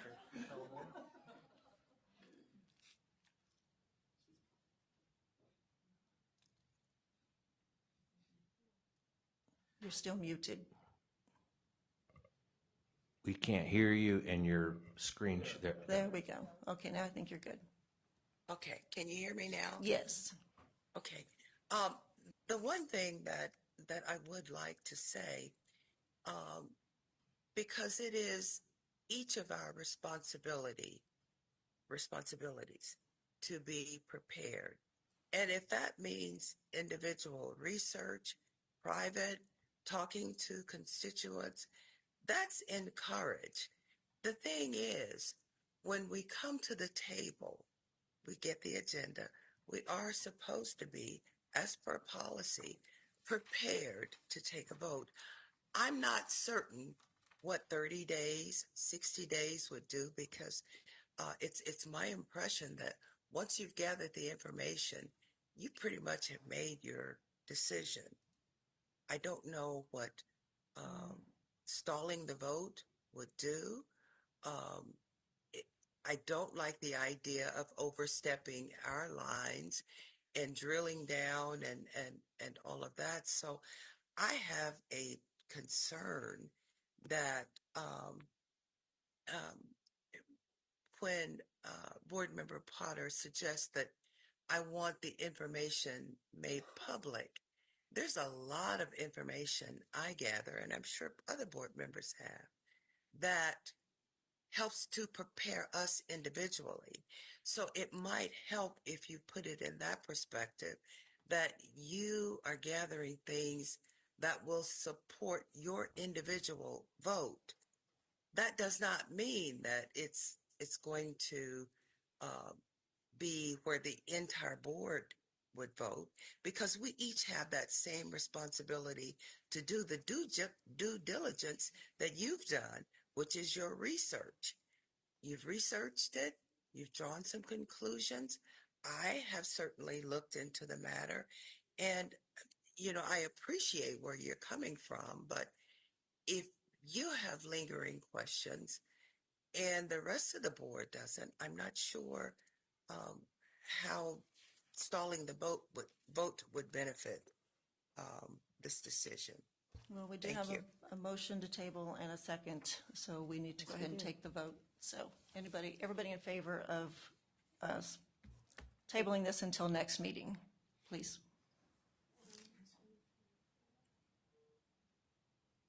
Okay. Motion fails. Okay. Is there anything, if I can get a motion to approve item L? So moved. Melanie, second? Second. All in favor?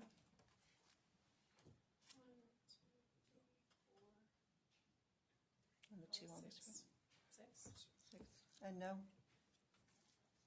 1, 2. Oh, no. You can't vote. Oh, 3. present not voting? We have one. Okay. Okay, motion passes. Thank you, Amanda.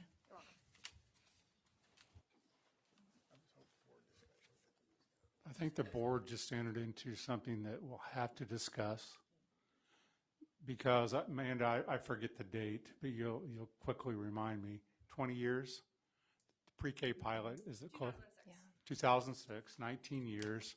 The pilot, don't you love that word, went into statute and said, here's the amount of money the state of Kansas wants to give to grants to go out to schools. KSDE determined how to do the grants, and that's what we've been doing is following the law. I understand that some of you don't like to do that on any issue. No, I think that's true. You don't want to, that's what Danny's saying. Well, no, except the money. I mean, that's what it boils down to, and I think that's a broader discussion. If whether or not you want to not take that money, we're just trying to follow the law as was written out. So, and we've been trying to do that for 19 years. So that's what makes it difficult, I think, for our staff. Please understand that, is that that's why Amanda comes before a board every year to distribute by law what that money is. Dennis? Madam Chair, may I follow up with one comment? So one of the things that I have been studying this and doing my due diligence, and I do not lump together these private pre-Ks in this study or this experience. The study is specific to the government-run, school-run pre-Ks. I don't know of any study with the pre-Ks. So Betty had brought up TOPS before. We had all these care things. I know that there's a lot of good quality pre-K, so I'm not against pre-K. I'm just wanting to have the conversation that we don't want to do it the wrong way.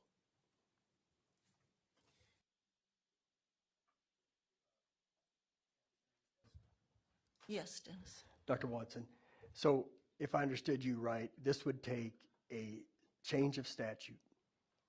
If we're going to decide not to do this, we actually have to go across the street. Well, there's Board member- two actions. Yeah, so the Kansas preschool pilot has been included in the state budget that is passed each year since 2006. It was established as a pilot line item in 2006 with $2 million and has since grown to the $4.2 million from the Children's Initiatives Fund, which is tobacco settlement dollars, and then another approximately $4.2 million of temporary assistance for needy families, or TANF dollars, which we received from a contract from DCF. So if we wanted to make the Kansas preschool pilot go away, we would need to have some conversation with legislators who are on the budgeting committee so that they would rewrite the budget so that we would no longer receive those funds. See, my thinking on this is it's a waste of time to fight a fight that's unwinnable. I guess I would put it that way, unless we go that route. Now, that's the conversation I see that we need to have. Do we want to go across the street and actually talk to legislation and have them rewrite a bill for us so that we can work off of the law? That's the reason why I voted for it, because there's no sense in not following the law at this time. That's where my thinking is. We were told it was a law. Well, I mean, it's in statute. So, we would have a big unnecessary fight at this time until we can have that conversation across the street. That's where I'm coming from. And to be really clear, it is a line item in the state budget. There is a separate statute that authorizes school districts to operate preschool or to contract with private partners to operate preschool. So it's a bill that's passed by the legislature each year, but it doesn't have a funded, KSDE. that's all. So let's work on it next year, or for next year.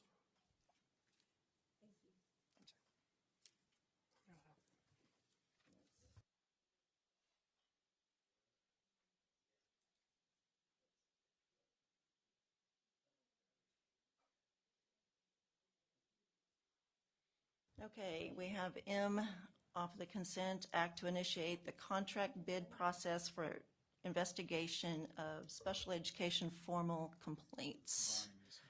And Brian Dempsey, I believe, is here to answer any questions. I know I dug into this one myself as well.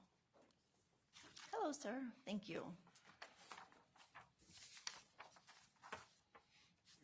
Getting up my PowerPoint. Madam Chair, Commissioner, members of the board. I'm Brian Dempsey. I'm the Assistant Director on the Special Education and Title Services team. So we did answer some questions, and I thought I'd go through a little bit about what formal complaints are and the requirements. This is federal and state law that we are required to have to respond to complaints from parents or anybody or organizations. And it's in our regulations as well. Every formal complaint we receive has to be investigated within a 30-day window. And I thought I'd give you a little bit of data. So for about a decade, the foundation is we follow the national trend. So from 2013 through 2019, we averaged about 33 formal complaints a year. And that was pretty flat. It's kind of what happened nationally. And then you can see in 21 we had 33, and then in 22 we started ticking up. And then we had 86 in 23, 115 in 24, and through mid-January we're at 57, and I will tell you by today we're probably at 65. And our peaks are kind of the end of the semester, so we're heading into that. So we're looking at April, May tend to go up, they'll drop a little bit in the summer, and then they'll pick back up when school starts in August. So here's where we're at. Historically, well, the current contract is through next June, and that is firm with ASERI, and there are 5 investigators in that company, and then Diana Durkin. They've had this contract historically. We go through the procurement process. We do 5-year bids. They've had it historically and have been able to manage that capacity of the numbers of investigations. When they started increasing, we had to look internally a little bit, and then we have some technical assistant providers that were able to help shore that up until you approved us to go through the procurement process to increase our capacity, and that's PRISM Investigations, and they have the contract through 2029. The ASERI contract is $400,000 over 5 years. The PRISM one is $400,000 through 29. And I think part of the question is you've got that, and then the request is for another $400,000 to get through 29. Part of that is to build capacity, and it's up to that $400,000. So what I want you to know, 2 things. They have 30 days to do it, so one person can't take a lot, so we just need people. And 2, we only pay for complaints assigned. So if the trend dips down and we don't need complaint investigators, we don't assign any, there's no minimum, there's no onboarding upfront money. That's the risk they take. And I think that was, sorry, yeah. and I think So the if there are question I had questions- that finally got it for me, and I'm not sure where Debbie's are at, but was that 30 days. I think that's what finally got me understanding that you have that window. And so if you don't have enough people to really deal with the cases you've got coming at you, then it made more sense to me. So I was just like, were we running out of money? What was the deal? But it was really about capacity and people getting that 30-day window taken care of. Correct. By law. Okay. And the plan is, if it's approved, to issue that RFP, then to carry us through 2029 with the one ending next year. So if they rebid, then we can carry that through. And there was a question about the source of the money. It comes through our administrative set-aside through the IDEA grant. So these are all federal funds. They're not flow-through funds at all. We're not taking from that. It's money we have anyway. Right. Thank you. Melanie? Thank you, Madam Chair. Mr. Dempsey, were you done or did you have more slides? Were you finished or do you have more slides? That's it. I didn't want to interrupt. Okay. Quick question then. Considering the amount that we're talking about, one of the places that my head goes is, okay, so how much does litigation cost a school district? How much money is KSDE potentially saving our school districts by having these conversations? Quite a bit. If parents or anybody goes through due process, the districts do pay for that. That's a dispute resolution that parents have a right to. That can be pretty expensive. It's adversarial. Most times you get attorneys involved on both sides, so they have attorneys' costs. It's quite a bit more. The average number of hours is about 25 to 30 hours, so I think it is around about 3,000 to 4,000 a case that the investigators do for this. So it's quite a bit of savings. Madam Chair. Yeah, thank you. I have had the conversation with my superintendents that this is an option that's available to them when they have a family that's coming forward and saying, I have an issue. This is a really good path for them to follow because ultimately I think everybody wins in this case. And that's been my personal experience too. Thank you. Because it's truly being worked out with the district, right? To get the, yeah, it was the extra contract that came up that had actually triggered me a little bit. And so I had dug into it. So I'm just trying to understand why we needed another one. Michelle? Thank you, Madam Chair. So just on the uptick of the complaints that we're seeing as far as the numbers, do we see a trend as far as maybe there's a new law changed and then it didn't have time to take effect or it hadn't taken effect?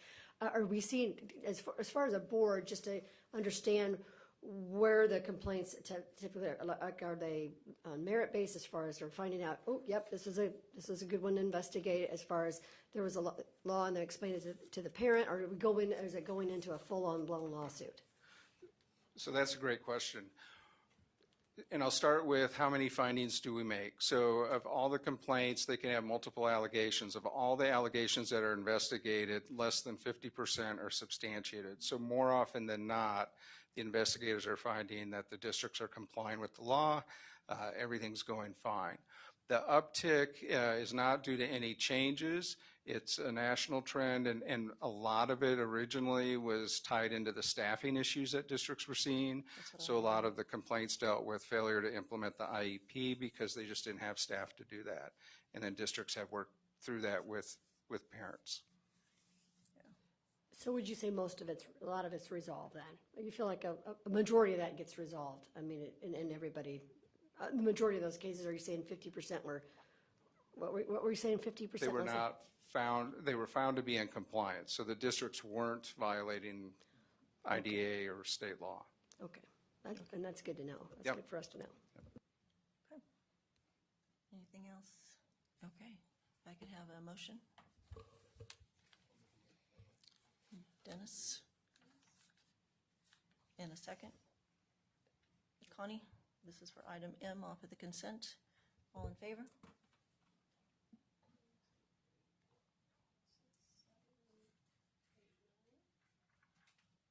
And opposed? And present not voting? Gotcha. Yeah, I'm still working on that one. Okay, what did we have next? Thank you very much, sir.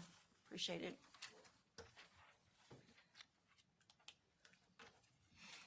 Okay, now we have Dr. John Hess with the act to approve the current request for proposal for board attorney. Have fun. Thank you, Madam Chair, members of the board, Commissioner Watson. So KSA 72254 requires you all to appoint an attorney to represent you in all matters, potential matters of litigation, and to attend the monthly state board meetings and do anything else that you direct the attorney to do. In October of 2024, the state board approved on the consent agenda a request to initiate the RFP process through the State Office of Procurement and Contracts. That process, as part of that, the chair and vice chair at the time were appointed to serve on the procurement negotiating committee as part of that. And we received bids right before the holiday. We received the one bid for this RFP right before the holiday. And so then decisions couldn't be made. It lingered over into the new board. And so what needs to happen before I can send any documentation back to the State Office of Procurement and Contracts, you all need to vote to move forward with the process. And so what I can tell the board in a public meeting, considering that this RFP is still ongoing, is that we received one bid as part of it. We provided, as required by the state, we provided multiple suggested bidders, a total of 3 to the Office of Procurement and Contracts. When we submitted the RFP specifications to the state, we only received the one bid. That bid meets all of the specifications. So I can't really provide much more information other than that. But We do, before I can send those materials back to the state, we need a vote authorizing me to do so. Okay, so we are truly authorizing you to approve the request for proposal that you have in hand back to procurement. I guess I would. Did I say it right? I guess I would say I believe that the necessary motion would be to approve moving forward with the one received bidder. Okay. To move forward with recommending that to the state and then signing a contract with the received bidder. Okay. Any questions, Dennis? Thank you, Dr. John. So if we would not allow you to do that today, what would be your action going forward? Madam Chair, board member, we haven't done that before, so I would have to check with the commissioner about that. So we have not had a situation since I've been with the department as just a general matter for any RFP where we have gone back to procurement and said none of these bidders. So we haven't had to rebid something. I think there would be a process you would have to rebid it. But I will just warn you that given the timeline for bidding things, it would be highly unlikely that we would be able to get a contract in place by the end of the current fiscal year, which is when the current contract expires. And so then there would be a lapse in service coverage. And I say that in part because, just so you know, during the month of June, the Office of Procurement and Contracts only focuses on finishing out the fiscal year. They do not do any work for the next fiscal year. And so really we're looking at much more condensed timeline. We're only looking at a couple of months to be able to get through all of that. And it takes, the RFP process takes 4, 5, 6 months easily. And just so the board's aware, Melanie and Jim, as chair, vice chair, were involved in the process because we came on as new officers. I and Danny have now been also involved. So we are actually fully informed. We just can't openly, because it's not a contract yet, go any further than what Dr. Hess has done at this point. But 4 out of 10 of us have full knowledge of the proposal. Yeah. Is it unusual to not have more than one? Madam Chair, for all of our RFPs, no, it's not uncommon to only have one bid. And we have, for several years now, had to provide multiple suggested bidders. The state requires us to do it. They will literally not post it until we give them at least 3 bidders for that. Even when we provide those 3 bidders, it's not uncommon to just get one. So in which case we have to, that does not mean that we automatically have to give the contract to that one vendor. But if they meet specifications and the cost is reasonable, which they have always historically been since we have been there, we have awarded it to that one If bidder. you don't have more than one bid, though, how do you know it's reasonable? In part, we can compare it to what the current contract costs are. And if it's somebody who can meet the specifications within that, Yeah, because there's specifications put out that have to be met. Yes. Before they're even entertained. Yes. Right. So I can say that the received bid meets all of the specifications that were in the posted RFP.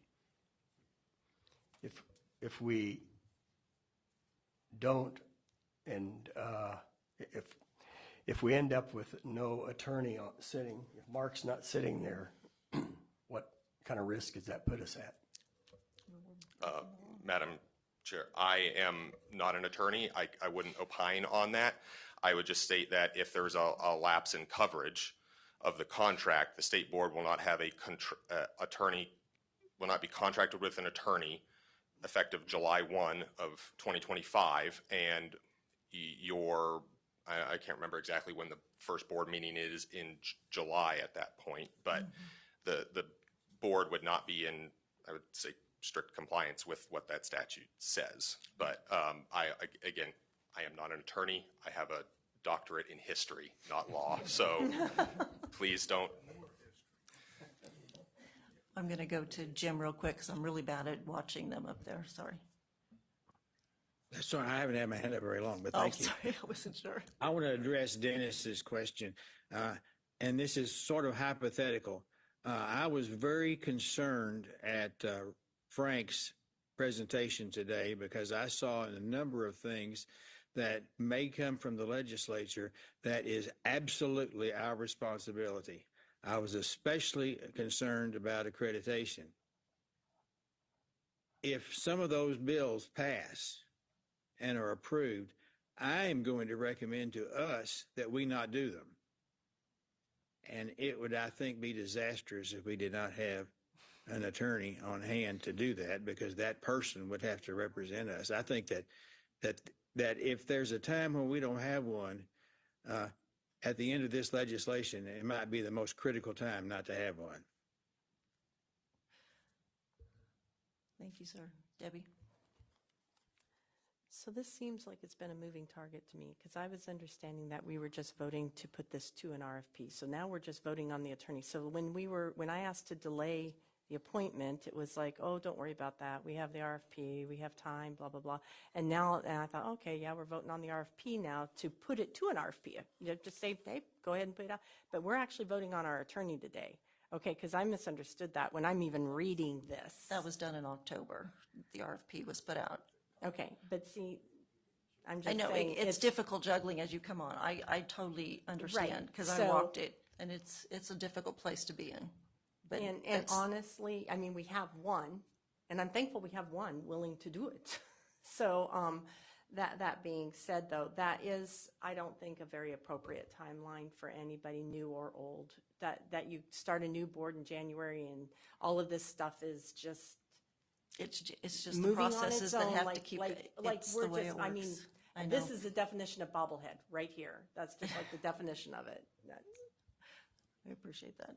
Connie? Yeah, I just have a question. How do you decide the length of the contract? Is that in statute, or is it a rule or regulation? Madam Chair, so the way this was posted, this specific one would be, it was a 1-year contract with the option to renew up to 4 additional years. And the State Office of Procurement and Contracts really does not like to do contracts more than a 5-year period. And as far back as I can find records of for the state board contract, state board attorney contract, that's what it has been. It has been a 1-year contract with 4 options to renew up to 4 times, and it just we do the RFP process every 5 years. Thank you. If there is no further discussion, I would take a motion. Michelle? And your motion would be to continue the process? Okay. Do I have a second? Debbie has a second. All in favor?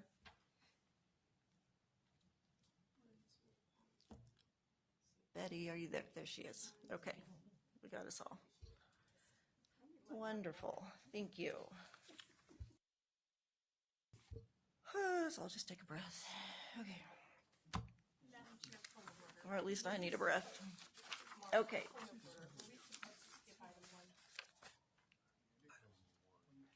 Do what? I mean, the actual vote on the FAFSA, we did not actually vote on. No, we had a public hearing. The vote will actually be, since we don't have day 2, the vote will be next month. I'm sorry. It has to have that delay. Okay. Yeah, I didn't know. yeah, I'm sorry. I should have made No, that that's clear. okay. I just didn't know if you missed it. So. And I am looking for, no, I'm looking for my committee assignments that I have in my hand. I am telling you what, yeah, no. Item 16, sure. Committee assignments? Yes. Just shoved a piece of paper in the wrong place. Okay. Now it's my turn. I wanted to publicly announce the committee assignments that I know everybody has already received, but since we did it a little different this time, I did want to put those out publicly. So starting with Danny Zeck, District 1, he is Legislative Liaison as the vote went. He is the Kansas Advisory Committee for Career and Tech Ed Liaison, the Kansas Association for Conservation and Environmental Education, and the Coordinating Council, which is actually inactive, and that's because he's Vice Chair. Melanie in District 2, Board Policy Committee Chair, Education Commission of the States, Special Education Advisory Council, and Kansas Volunteer Commission, which I think is a commissioner appointment on the Kansas one, on the volunteer. Michelle Dombrowski, District 3, the Kansas State High School Activities Association Board of Directors, the liaison to the Kansas School for the Deaf, and the Kansas School for the Deaf, Kansas National Education Association bargaining team. And I think there's an advisory council that you're on with that as well. For Connie O'Brien, District 4, Attorney General Juvenile Justice Oversight Committee, Kansas Advisory Committee on Indigenous Education, and the liaison to the Kansas State School for the Blind. And you will enjoy John Harding because he's awesome. Kathy Hopkins, District 5, I am with Vice Chair Legislative Liaison. I'm on the Professional Standards Board, Teacher Vacancy and Advisory Supply Committee, and the 2 inactive Governor Education Council and Coordinating Council. Dr. Beryl New in District 6, Confidence in Kansas Public Education Task Force, the Kansas Foundation for Excellence Kansas Teacher of the Year, and the Kansas Master Teacher Award Selection Committee, which I'm looking forward to hearing something about here in a minute. Dennis Hirschberger, District 7, Board Policy Committee, Agriculture in the Classroom, Kansas Prescription Drug and Opioid Advisory Committee. Betty Arnold, District 8, on the Policy Committee as well, Charter and Virtual Education Advisory Committee, School Mental Health Advisory Committee, and then her NASB Whole Child Study Group, I believe she said was still ongoing. Jim Porter, District 9, Kansas State High School Activities Association Board of Directors, as well as on the Executive Board, and the Kansas State Legislation Education Funding Task Force, which we loved putting you on. Thank you, Jim. And the Capital Improvement Bond and Interest State Aid Review Committee will continue. Debbie Potter, District 10.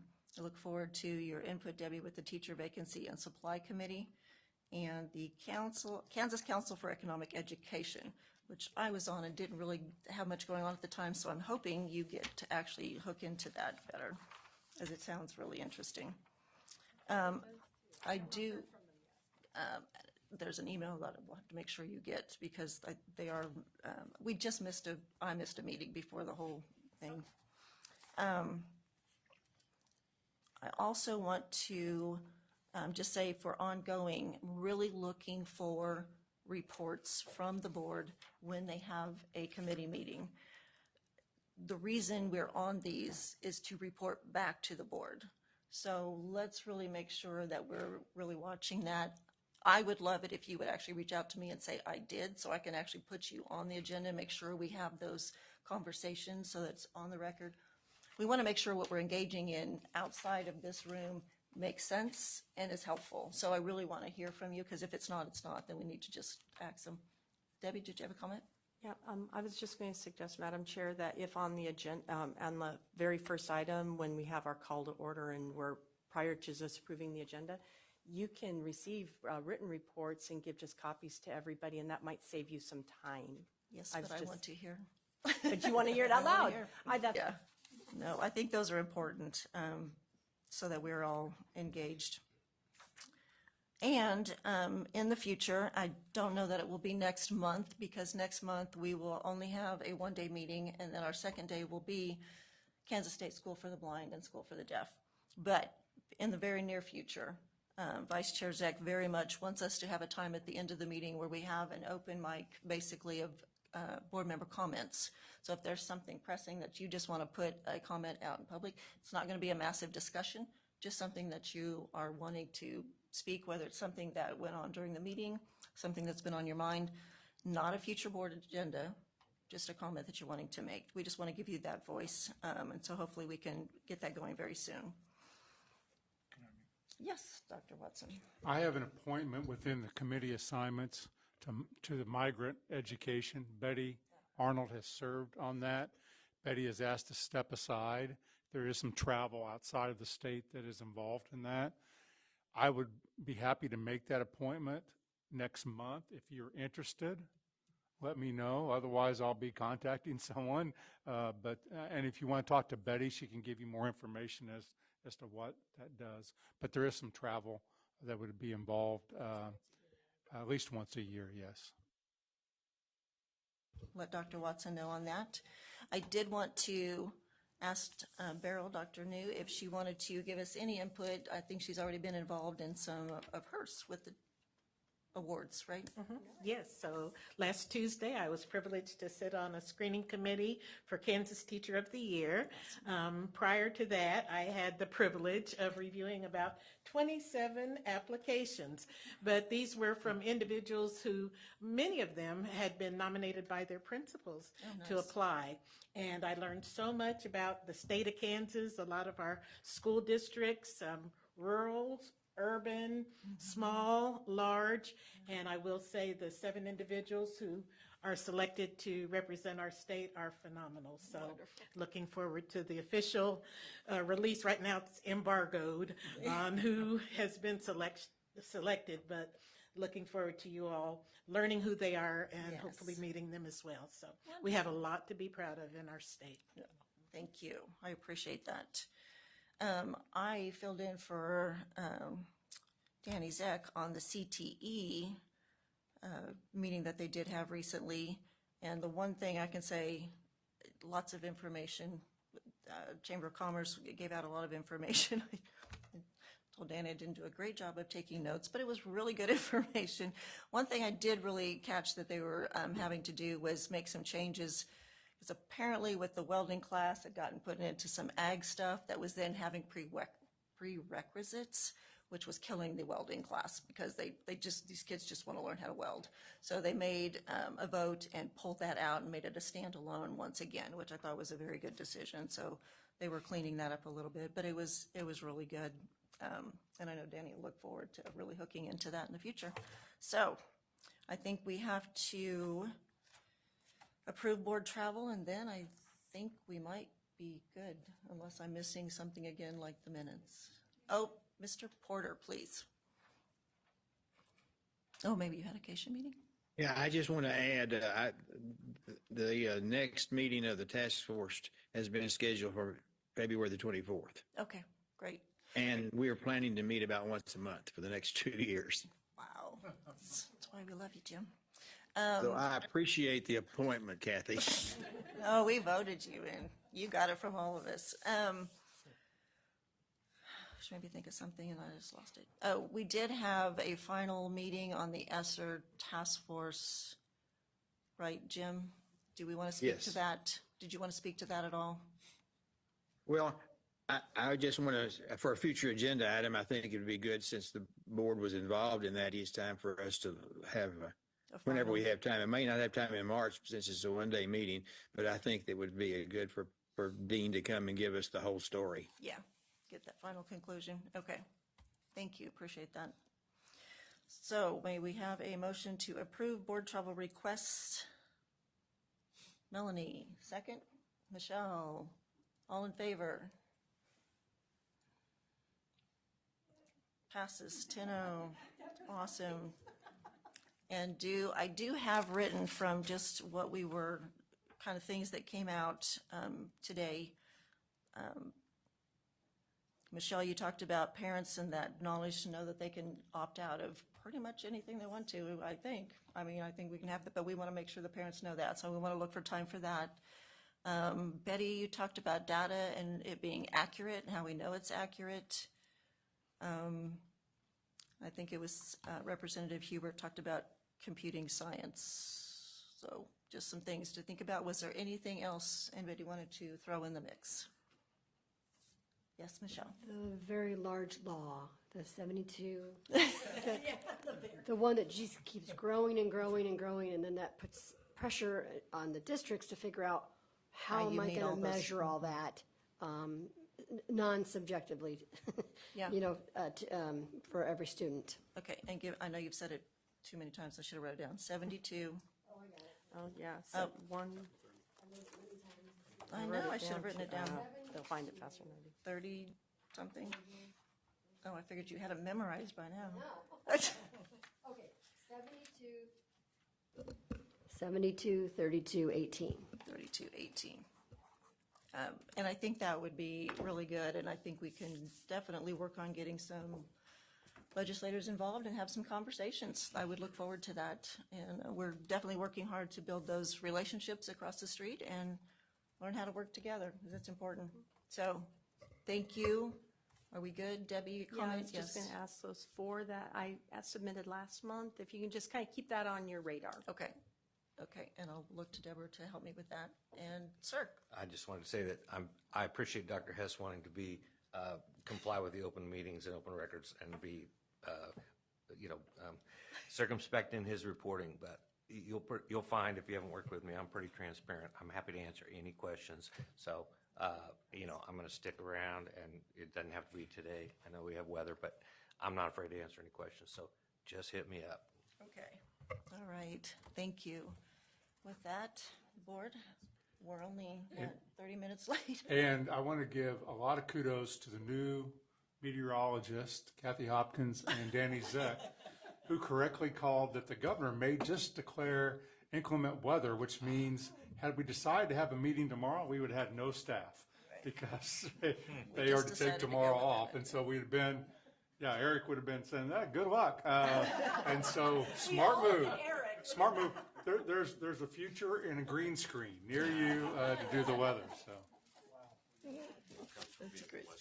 Right, Western Kansas, exactly. You can feel it in your bones, or you can look out. Okay, board, it is 5:27, and we will adjourn until next month. Oh, I like the